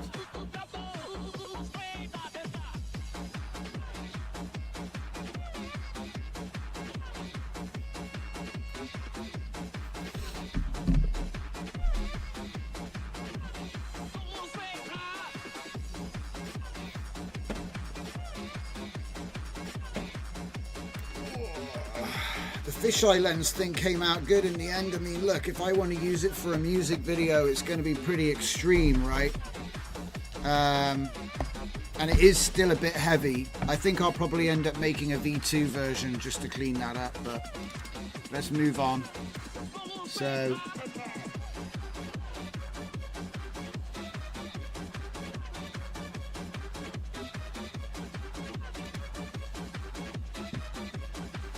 classic. That's what we're doing. Classic. Really? Classic? No one else uses the word classic? Oh well, of course. I don't have every country node, do I? I always do that for some reason. I was like, why can't I find this really common word? And it's like, because you haven't installed every country node on Earth. Like, oh yeah, true that.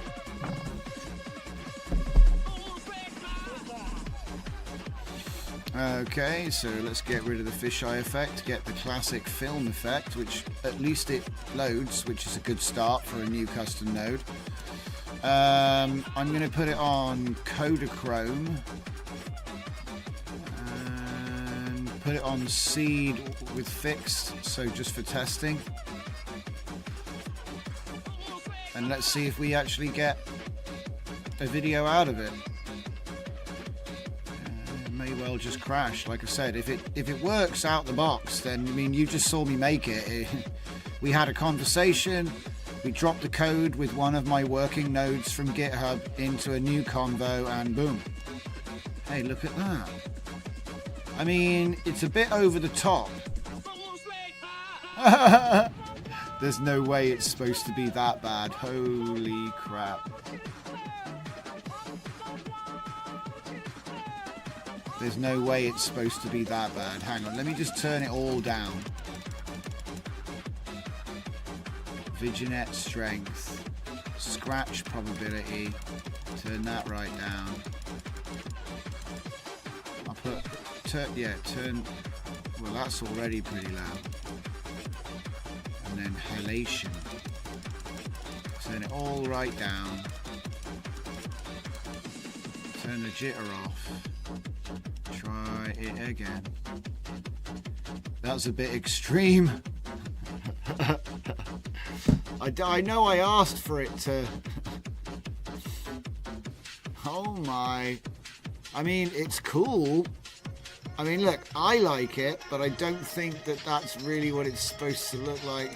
Hang on.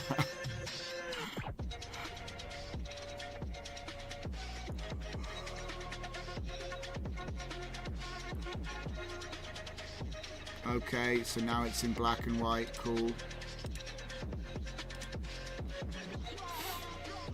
Is this going to be one of those, oh, I don't know what I'm doing, I'm just simulating stuff? Yeah, these are all completely cooked. This is totally cooked.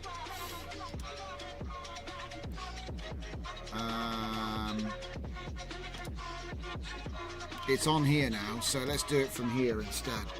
New task, and I'm going to say I have an image batch processing node named, and it's called what? Classic film effect. Classic film effect .py. However, it seems to be very strong in the application of the parameters to effectively simulate the look of old film. That's probably enough moaning to give it the idea of what I'm on about. It seems to be very strong in the application. We'll see if it can figure it out. It's like giving it worse and worse and worse prompts until it eventually can't do it. There's a real test of intelligence. Did it get annoyed with you and refuse to do any work? Like, come on, if you're not going to even ask me questions, how can I do anything? There's a sign of intelligence.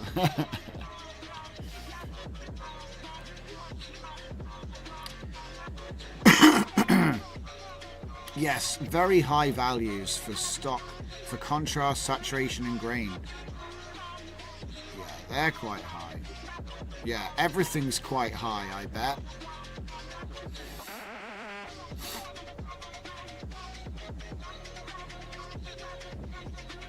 Oh, interesting. Look at that.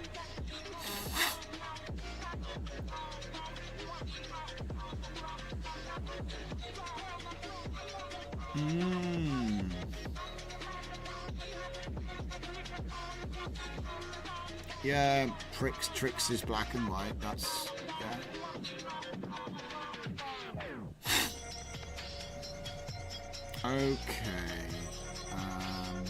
Okay. All right. Can we add more presets to this node? There are only 3 presets. It's so lazy. Can we add more? I want more. I need more pixels. Wow, look at that. It's going to do it. It's going to do it anyway. Just figure out the numbers. I'm going to ask him now. How did you get those numbers, mate? Oi. Where did you get those numbers from?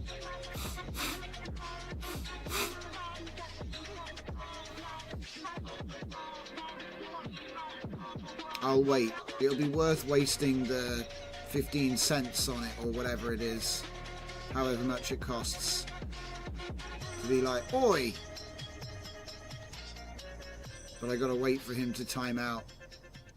Oh, he's not gonna time out. Alright. Okay, buddy.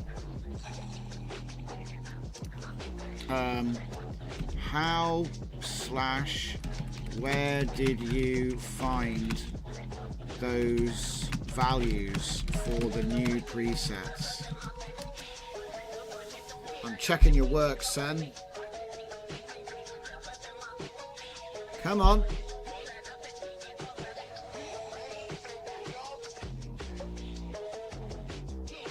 Hang on, what's he saying? No. He can back it up? I should be transparent. They weren't derived from precise measurements. We can. Let me revise the presets. Would you like me to do research? I'm going to say yes.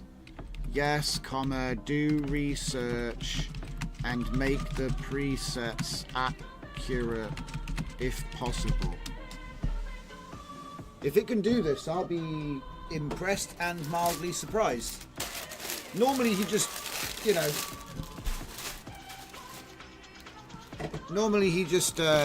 dreams everything.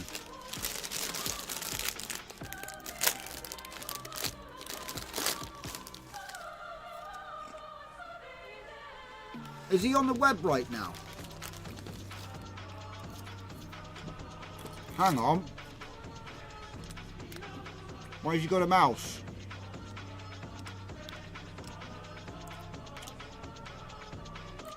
Am I supposed to approve something and is he gonna go online and click things?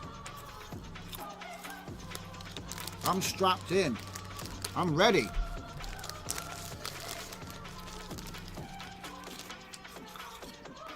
Oh yeah.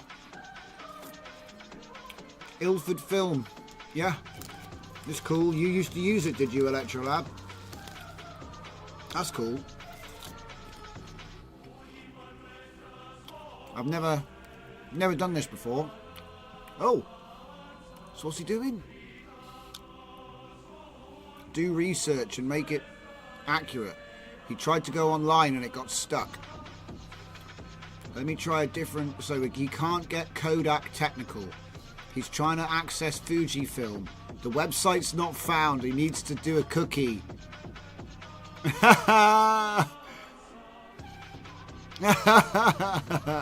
He's getting defeated by cookies.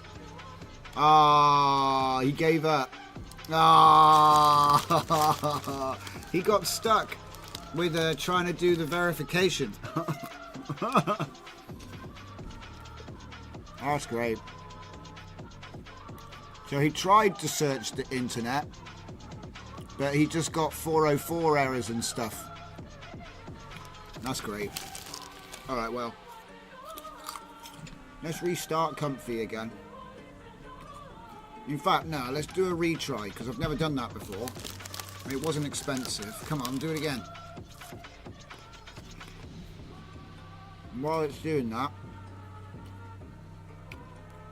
I'll reboot it. And then we can check out what the change was, because it's already done the change, or a change. I'm just being facetious, like trying to ask him, like, how do you know? Because that is a bit scuffed, and we'll fix it. Oh, there we go.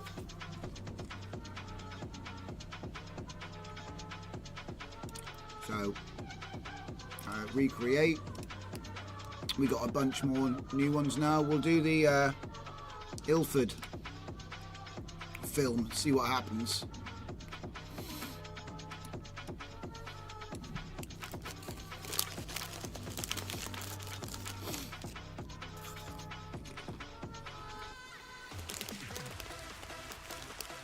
Damn, that's still too crazy. See that?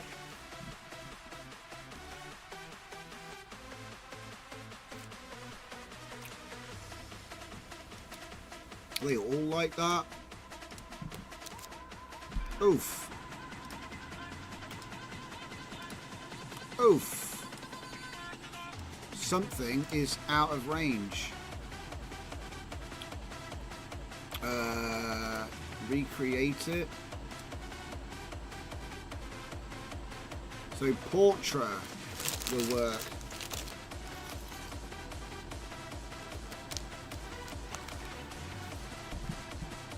Yeah.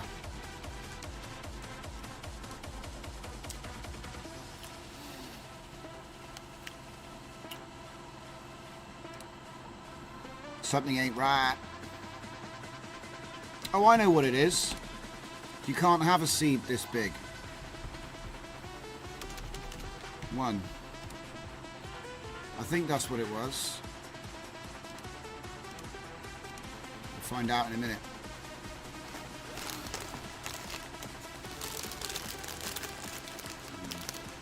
Oh, yeah, look.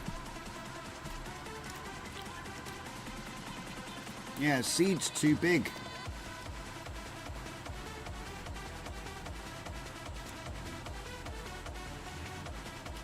So for some reason, the maximum number is too big. I'll just tell him. I'll say, "Oi, what are you doing?"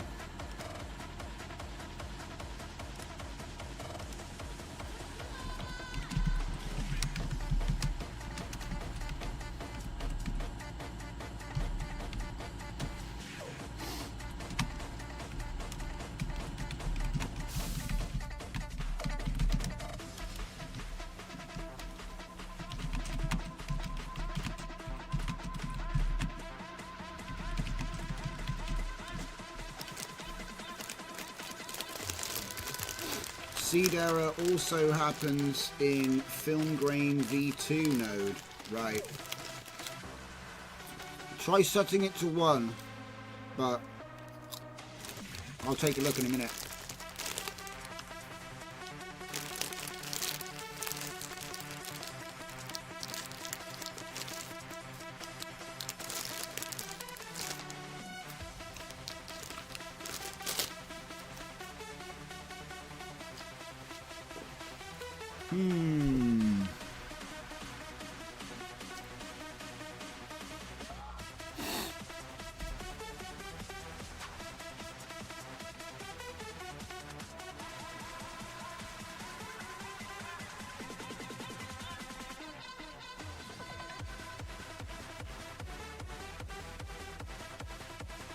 I mean, it should be alright now. Let's find out. I say should because I can't remember off the top of my head, but it looks about the right size.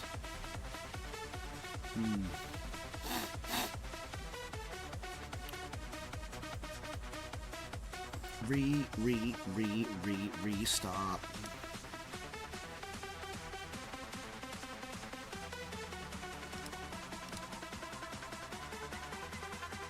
fisheye effect was so crazy. It's so strong.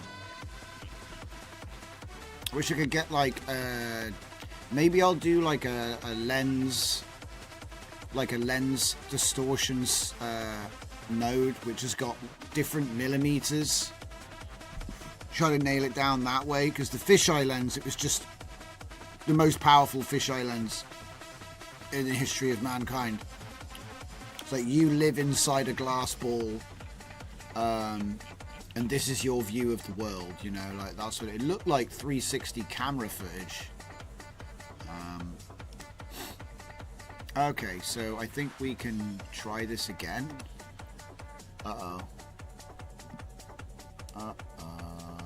What? Oh yeah, hang on, we need to recreate it and then do it again. Yeah, it's working now. It might still come out looking like crap, like looking like it's raining on Amiga, because the numbers are really low now.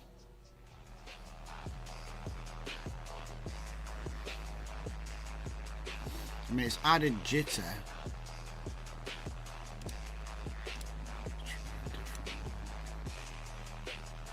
Yeah, we've fixed the other problem. So now the problem is that it's just too crazy. It's just too crazy. Should I prompt that?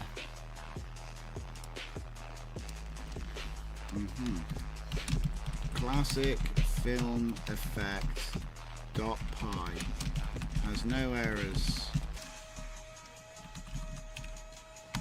and I'm just gonna lie, all the modes work. They probably don't, but all the mode works as, yeah, all the modes are working. Yeah, let's say are working and produce distinct.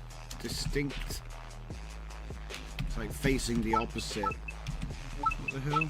Why have I got a net? What? Oh, right, yeah, of course. Distinctly different outputs.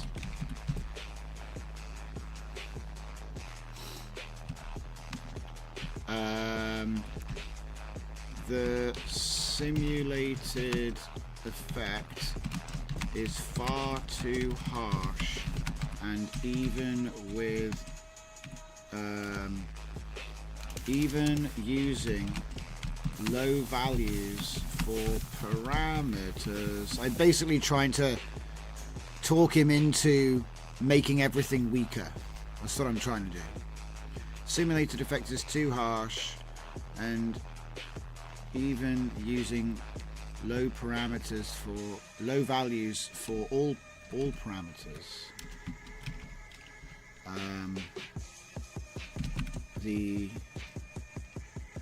What is it? The film stock look is not good. I'm just going to say not good. I probably need to use a better word than not good, like suboptimal. You've got to put it in a way that the LLM understands, but it's like it's expecting me to be naturally speaking. So if I just said it is bad, make it better, it actually would understand the intent behind that.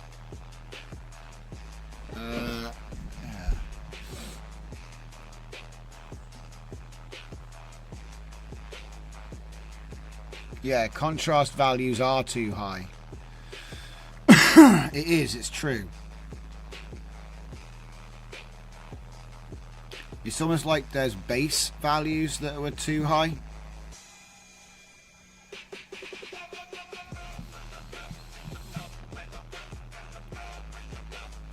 Halved default grain. Okay, so it's weakened a bunch of stuff, but I still think it's the values that sit behind the parameters that are actually needing to get relaxed, but we'll see if I'm right. Because if it still looks like two-tone, I mean, look, you could argue there's a place for this kind of thing, but it's not what I'm trying to do. If I wanted to make this kind of thing, you know, like a two-tone filter or a three-tone filter, I do think that's a really cool idea, though, which I might end up doing next. Pirate GFX Productions says, unacceptable! It's true.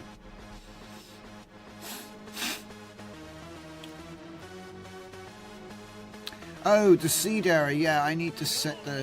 It's actually the maximum seed, which I think is the problem. Bumpity-bumpity-bum. So what was it? It was Film Crane V2 has the same problem. So let me just address that real quick. Film Grain V2, and then there's a seed in here somewhere. Don't tell me it was further up. I could have sworn it was at the bottom. Well, it should be at the top there. Seed. Ah, look at that, max. Too many F's, man. Too many F's. So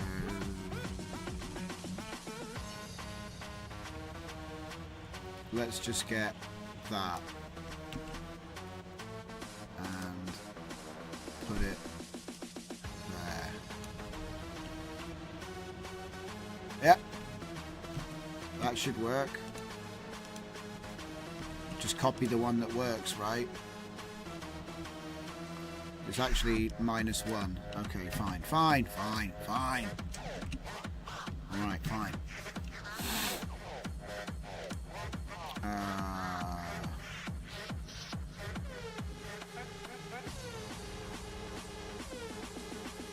Didn't we just rewrite this? Just rewrite this. Restart it again? Yes.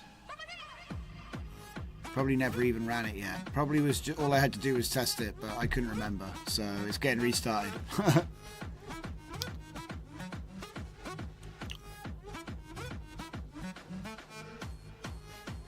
Ahoy there, pirate.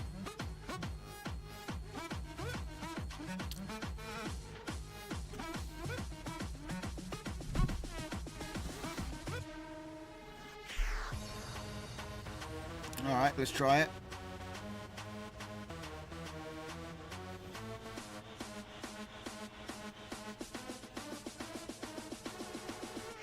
It still looks like a crazy two-tone graphics. What's going on? And look at that. Yeah, it's still like way too strong. Way too strong.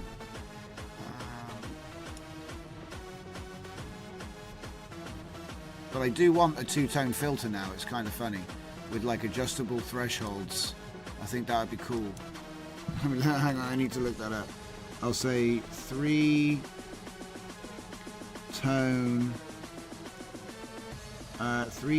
filter plus thresholds.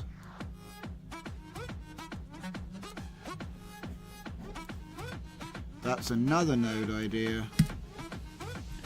But this is just ridiculous. It's like an 8-bit color palette. In fact, I'm just going to say that.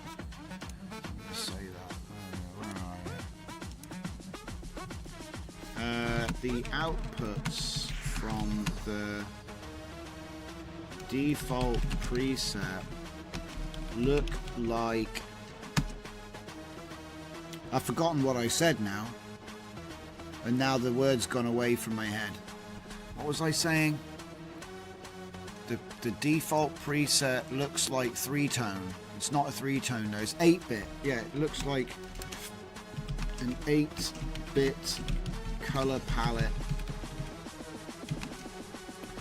Are you sure the effects are being applied correctly by the code in the function? I think there's still an error in there.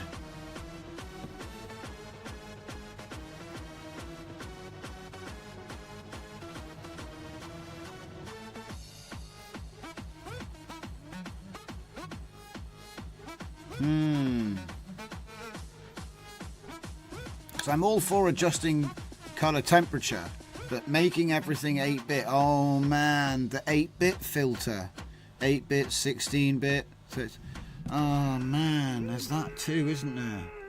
8-bit slash 16 slash 64-bit.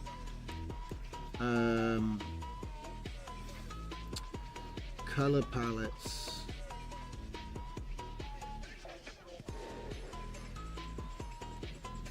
There's another one.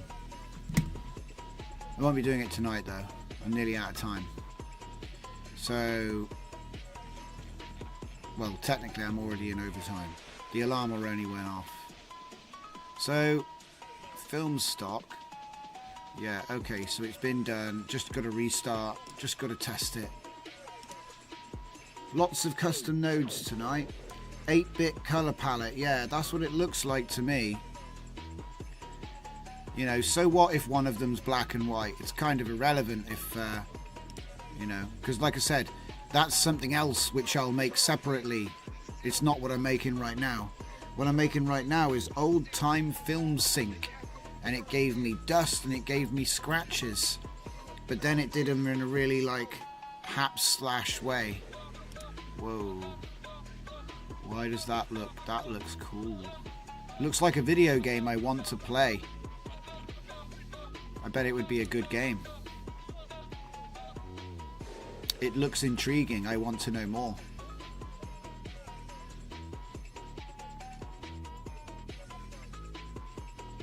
Aha!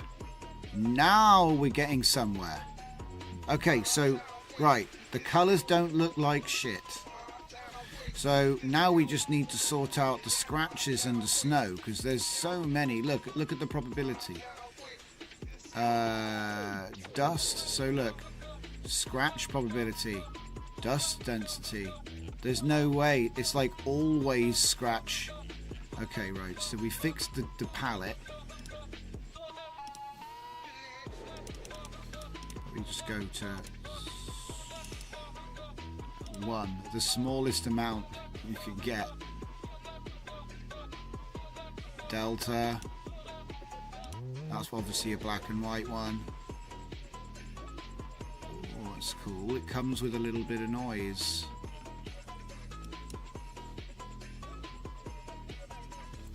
Okay, so it looks like the colours are starting to work, but we've got problems with the scratch and the dust. So one, I think the dust is, one, it's square, which is weird. So the dust is square, and could it be that the video resolution is small and that's why? Let's find out.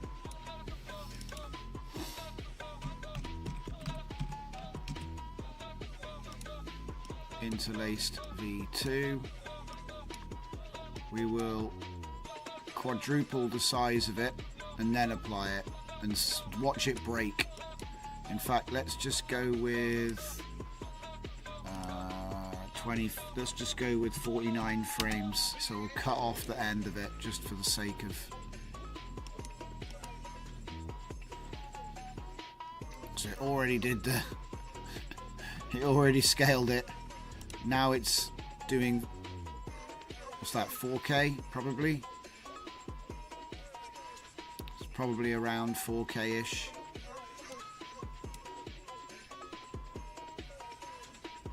How long did it take before? 10 seconds? Okay, so it might take a fair amount. The new 8K TV. Yeah, I'd say it looks good enough. I'd invest. Hitachi. It's got a radical look to it though, you know, it's just a shame because the thing is, like, I could simulate lines and squares. I don't need, you know what I mean? It's the other stuff. The color palette, the frame rate, and the noise. I think I might have bit off more than I can chew here. Basically what I'm trying to do is I'm just trying to make sure that, because it might be that the size of these is fixed, but I think they're supposed to be smaller. I'm just going to say the scratches and the dust is just too big. So the palette's now fixed. So let's just have a little word with Claude. The color palette, French.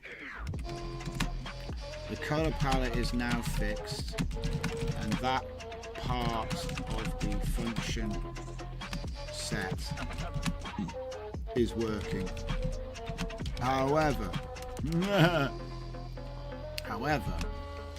the dust and scratches are too large. Are the dust and scratch lines a fixed size, or do they scale accordingly with the dimensions?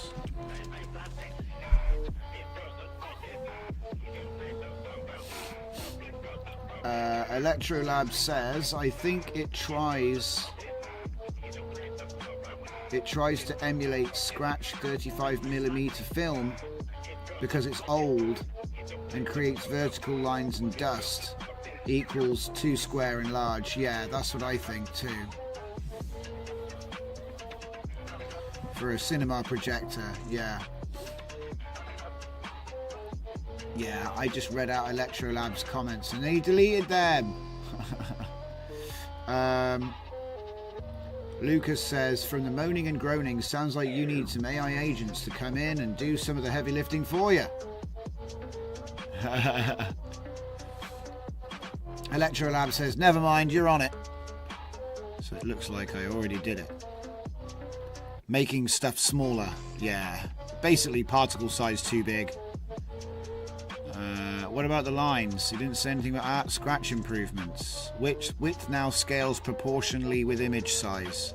So it's, you know, you get a small image with big fat lines. That's what we were getting. So let's give it a restart. I kind of like this in an artistic way. I think it looks kind of cool, but we can do better than this. You know, I could make a node specifically to do this for artistic reasons, you know what I mean? But that's not what we're doing. Yeah, this is taking too long. We're stopping it. I'm pulling the plug. I'm pulling the plug. There you go. No take-backs.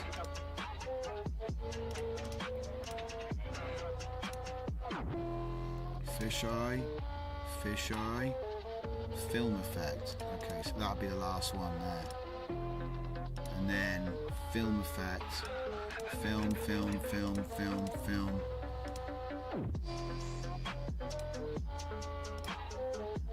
I love the jitter. The jitter option where it just makes the video kind of shake.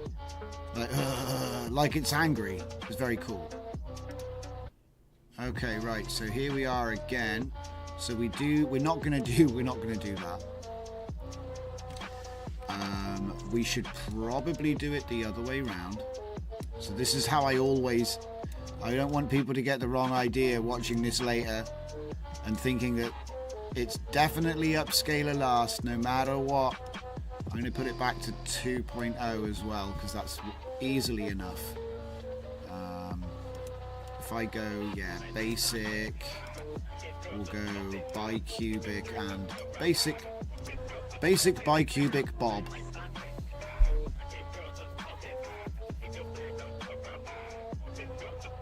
As opposed to fake cubic hermit. Or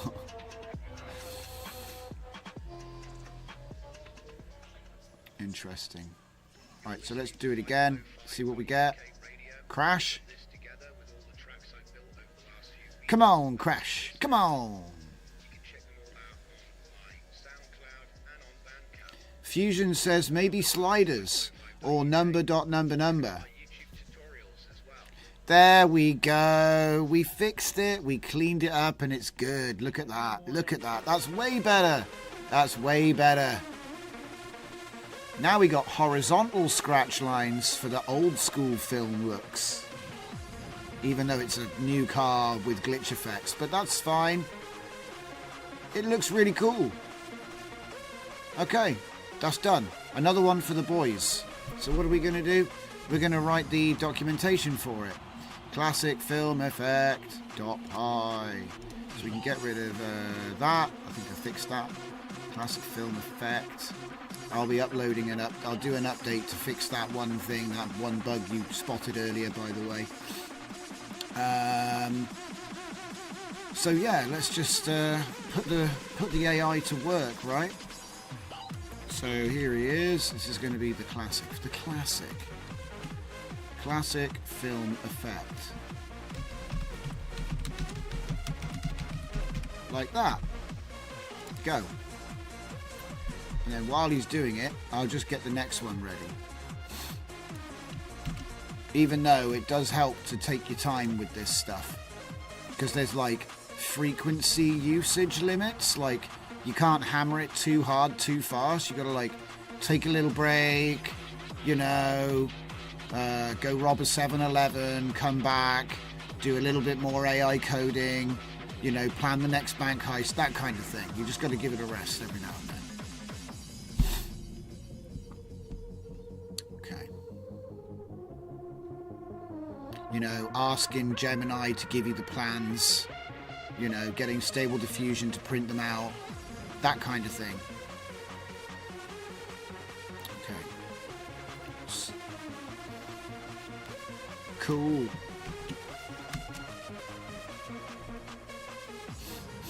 Oh no! Too many jobs. That's okay, we'll get there. So first thing I'll have to do is save the... So this is not... I need to type classic film up here. One thing I like about classic films is they're all directed by Tarantino. Another thing I like about classic films is the attention to detail in the practical effects department.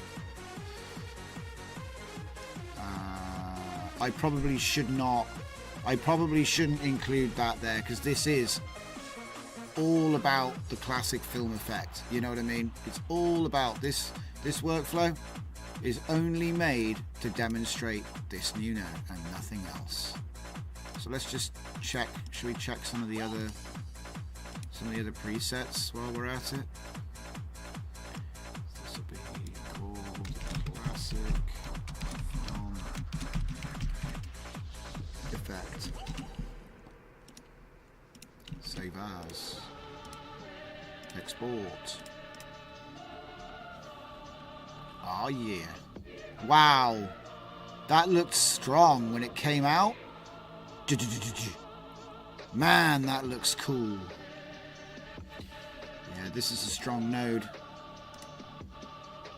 It's that jitter, the jitter. It's so good at giving character to a short scene, like a few frames. Just have more character, look. Imagine if I had like a bass drum, I'm like, hang on, oh, can I do that? No, it's FL Studio and it's not plugged in. But basically I could have been like, boom, boom, boom, boom. Boom, boom, boom, just there, boom, boom, boom, boom. And then engine noise. So cool. And like I said, it's all parameterized. I don't know what the defaults for the node are, but I don't think they were that different from what I'm using here. So, Ectochrome.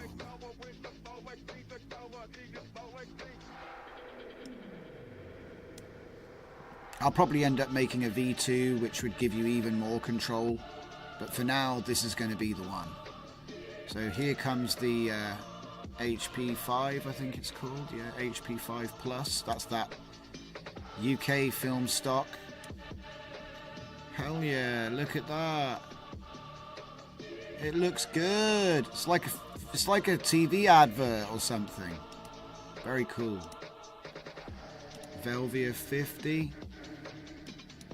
Isn't it funny that the way to make it look more natural is to scuff the hell out of it, because that's what everyone does. You know, if you go out and take a picture or a video, it does look a bit unnatural actually. And so you've got to spice it up. And so there are all these techniques which we can use sparingly to spice up your AI stuff. And yeah, I think it'll go a long way to making it pass the bar, as they say. Okay, so that's the Velvia. Obviously, I've already glitched the footage and then we're running it through another effect. So there's more process for the madness. Portrait 400 is the default and it does look good.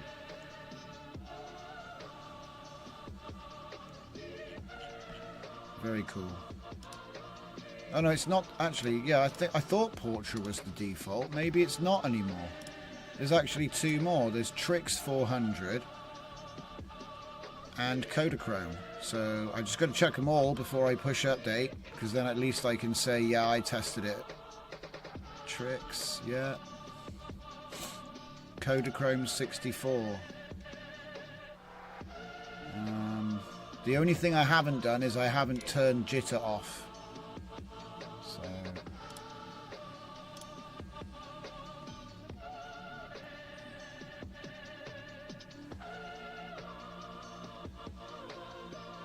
wow, look at the difference with jitter off. It's huge.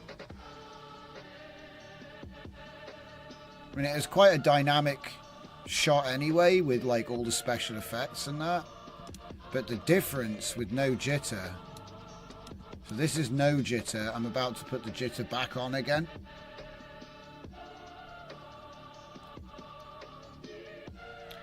Yeah, much better. I like it. Throttle says Fusion. Throttle says very nice. Electrolab looks great. Full Dive Media. It's really good. Makes it more natural. And then Coco says, pa pa pa pa pa pa, whoop whoop whoop. Whoop whoop whoop. Turbo time. Yeah, not as good as with jitter off, you think, says Fusion. You prefer it the other way around? Do you know what I would do? I would use the jitter for the first frames and then turn the jitter off for the last frames, and actually I'd do both. I'd do with jitter and without jitter and then mix the frames together. I think that would be really cool. So you have like the best of both worlds. I'd mix it up because I think it gives more impact when the car comes in from the right, but then as it crosses the center and drives away, you turn it off. Yeah, I think that's the best way to do that. And I do that with my Batch Thief. Just do a Batch Thief, put one through the whole thing, and one through the other. In fact, hang on, let me just before I get carried away. Classic Effect V1 done. Classic Effect not uploaded yet. Let's upload it.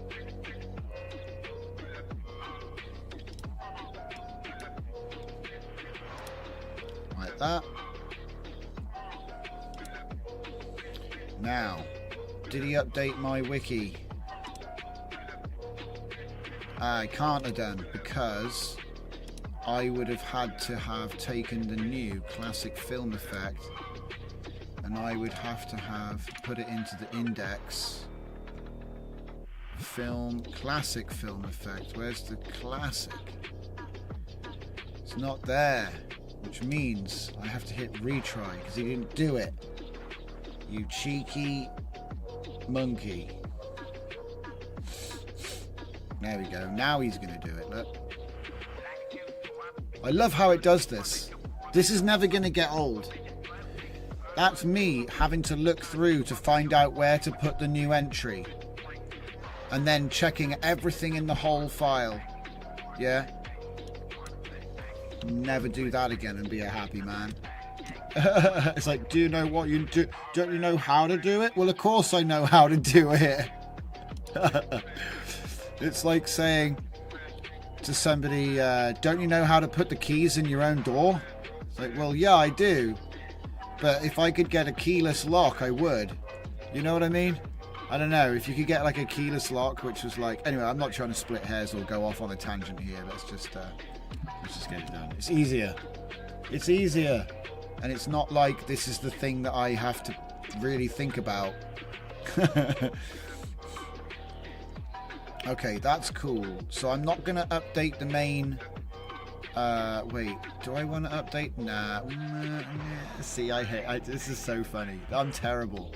I'm like, must complete the process. Alright, start a new thing. And it's probably going to be like, I'll have to wait because I'm already rate limited big time. I'm rate limited big time today. So, we've got our classic film effect. It's already all set up. So what I was thinking just then when we were talking was we could do a batch thief, right? Batch thief. And we'll take all the same, so it's the same images. I'm going to take the 0 off. So we're no frame cap, yeah. You probably only had 2 seconds to be fair. Yeah, well, I had a cap on it. So if I take this and do this, okay. So okay, let me see if I need to make this a little bit more easier to understand this.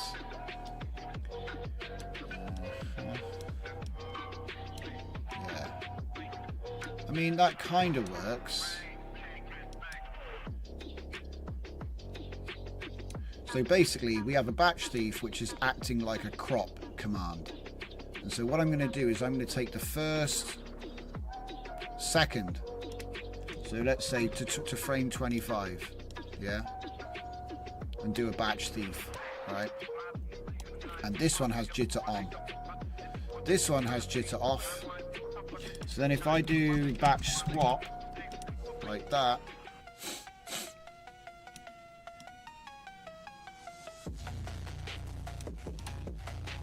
so I have the whole sequence that looks like one thing, and then I have the whole sequence, but only I'm going to crop the bit I want, so it's not the whole thing, to 25, okay, and then we're going to swap that in.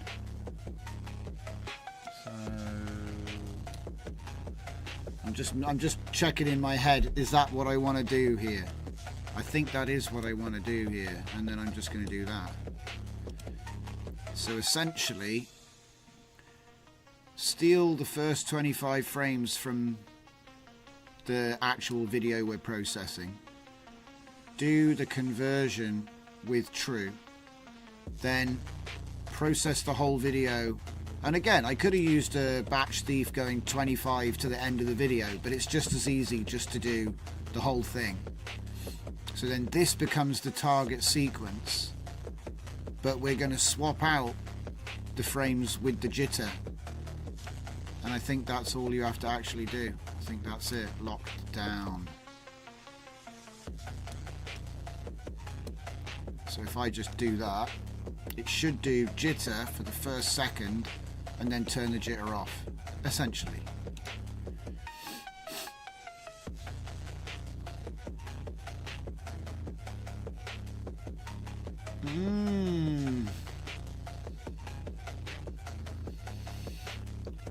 Full Dive Media, you can make a randomizer for the jitter.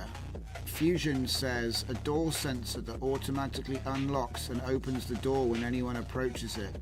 Yeah, that'll work. Just make sure I get a fob system going. So there we go, look. It has the jitter and then the jitter turns off. Yeah. It like comes in, it like, you know, the car like kind of crashes into the frame, you could say, like boom, boom, boom, boom. So that's super cool.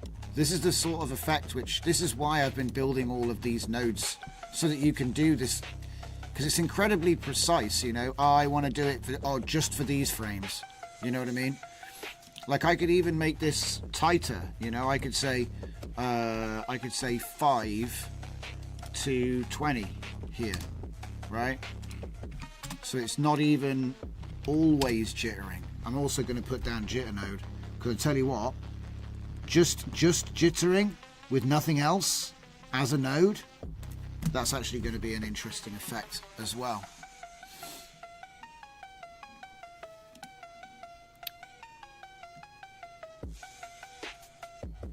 So then we're just taking like 10 frames at the start of the video are going to jitter, nothing else. Precision. So then it jitters and then it's not jittering.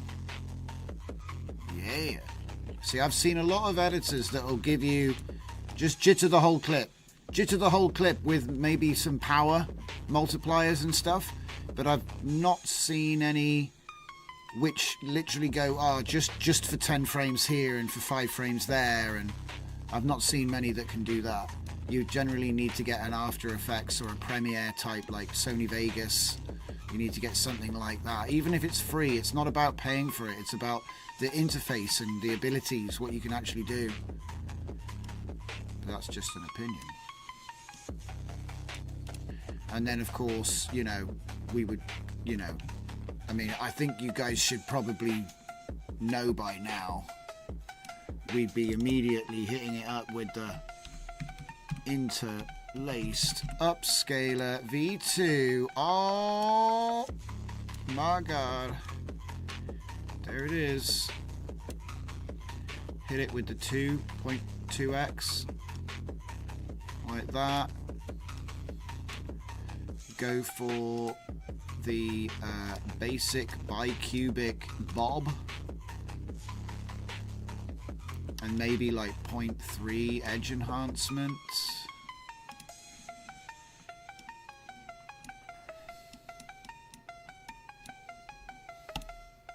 Okay.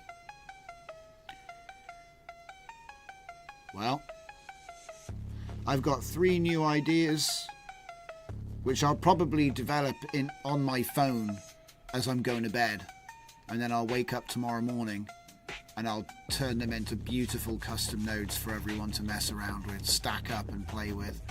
There will more than likely be a V2 of this node, which does like color snow or something.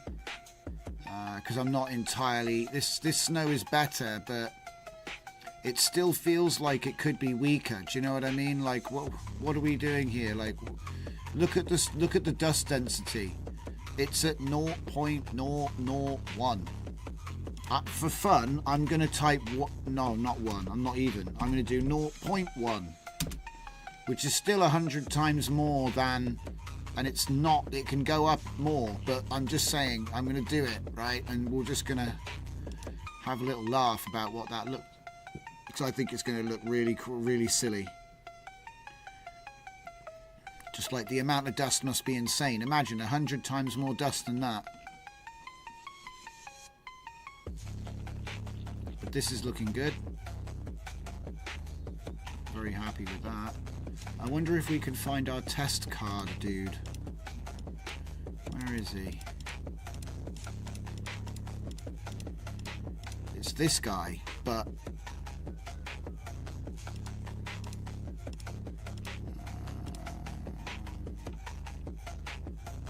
combined audio? Oof, I think that one broke, whatever it is.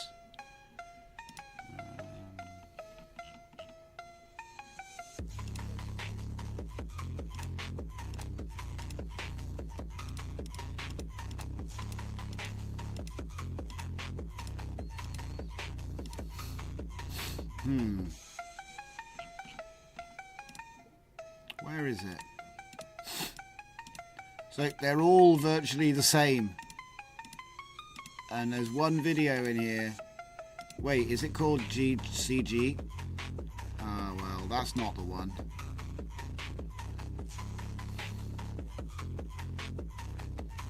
Is it called STG?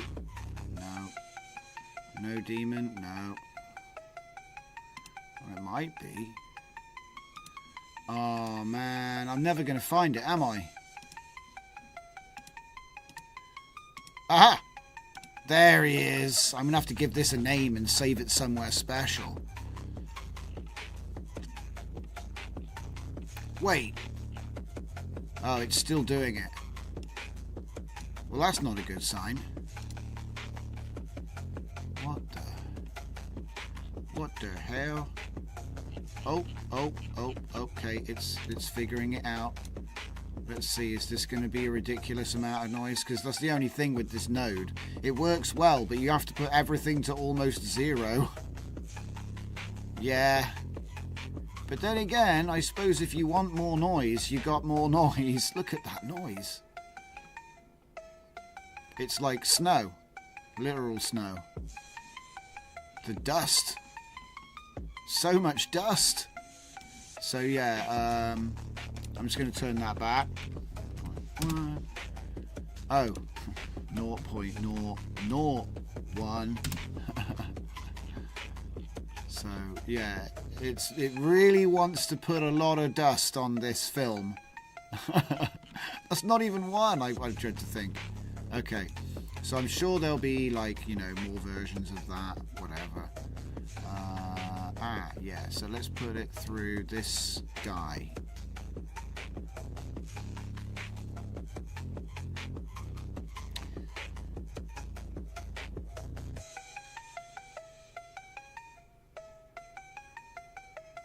Tab 9 extension for VS Code can document sections of code for better understanding. Oh, really? Tab 9. Tab 9 AI chat for JavaScript, Python.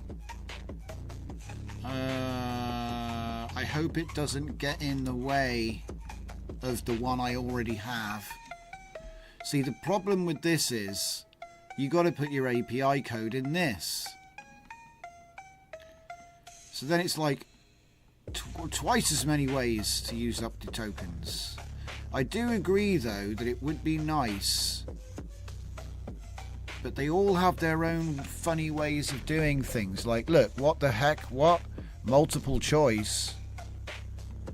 But then again, that's not such a bad idea, because it might mean that I can write better code without having to write any code. I'm a big fan of no code coding lately. It's a lot of fun.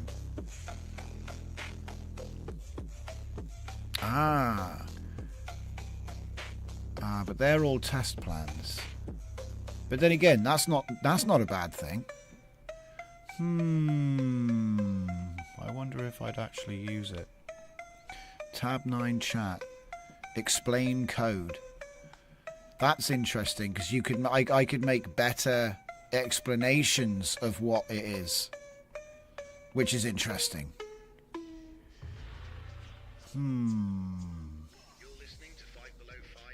That's something else to look into.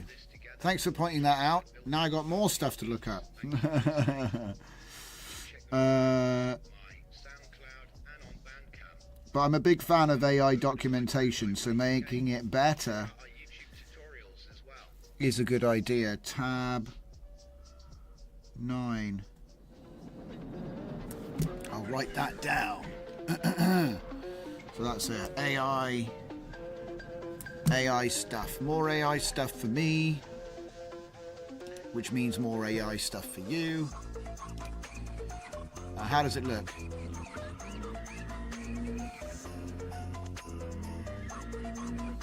Pretty good. This is just funny to me. I'm going to make more of these, by the way. Look at it shaking the screen when it first comes out.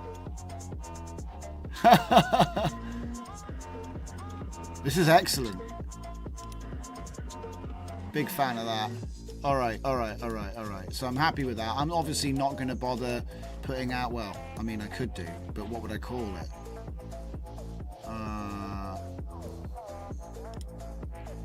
What do you call it? Like impact upscale? I don't know. With the snow. Okay, I'm just going to leave that. Okay. But we are going to finish. We're not going to get stuck halfway through something. and just wander off and forget what we were doing. So what I got is I'm almost ready to upload.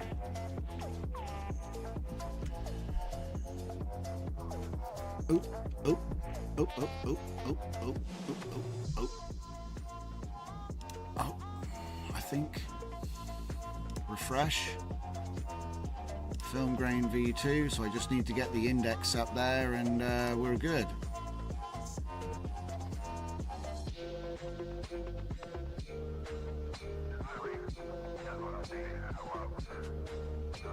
It's still doing the readme. I got a big readme.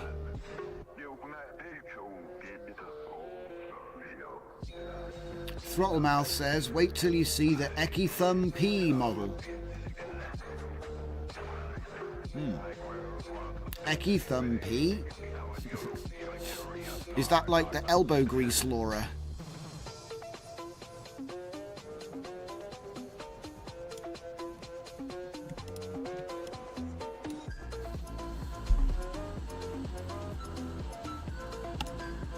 Commit. There it is. She's done. I do believe I already put the film effects. Yeah, the examples there. Everything's up to date. All right then. So pretty much, I think that we're up to date, ready to go. So that's everything, ladies and gents. I'll be back tomorrow. Probably a little bit of a later start tomorrow. But I'm just trying to get things done. So when I start early, it's because I've got a lot to get through. So, but that's the way it goes. So thank you all for watching. I appreciate you all coming along to hang out with me tonight. We got a whole bunch of cool ideas. Be sure to drop more ideas on me in the Discord. And tomorrow we'll be coming back and taking a look at that jitter, 3-tone, 8-bit color palettes, all that good stuff. And hopefully some more workflows, because, you know, we've just been making custom nodes a lot, but I kind of got my custom node hat on. So there it is. Thanks for watching, ladies and gents. I'll see you next time.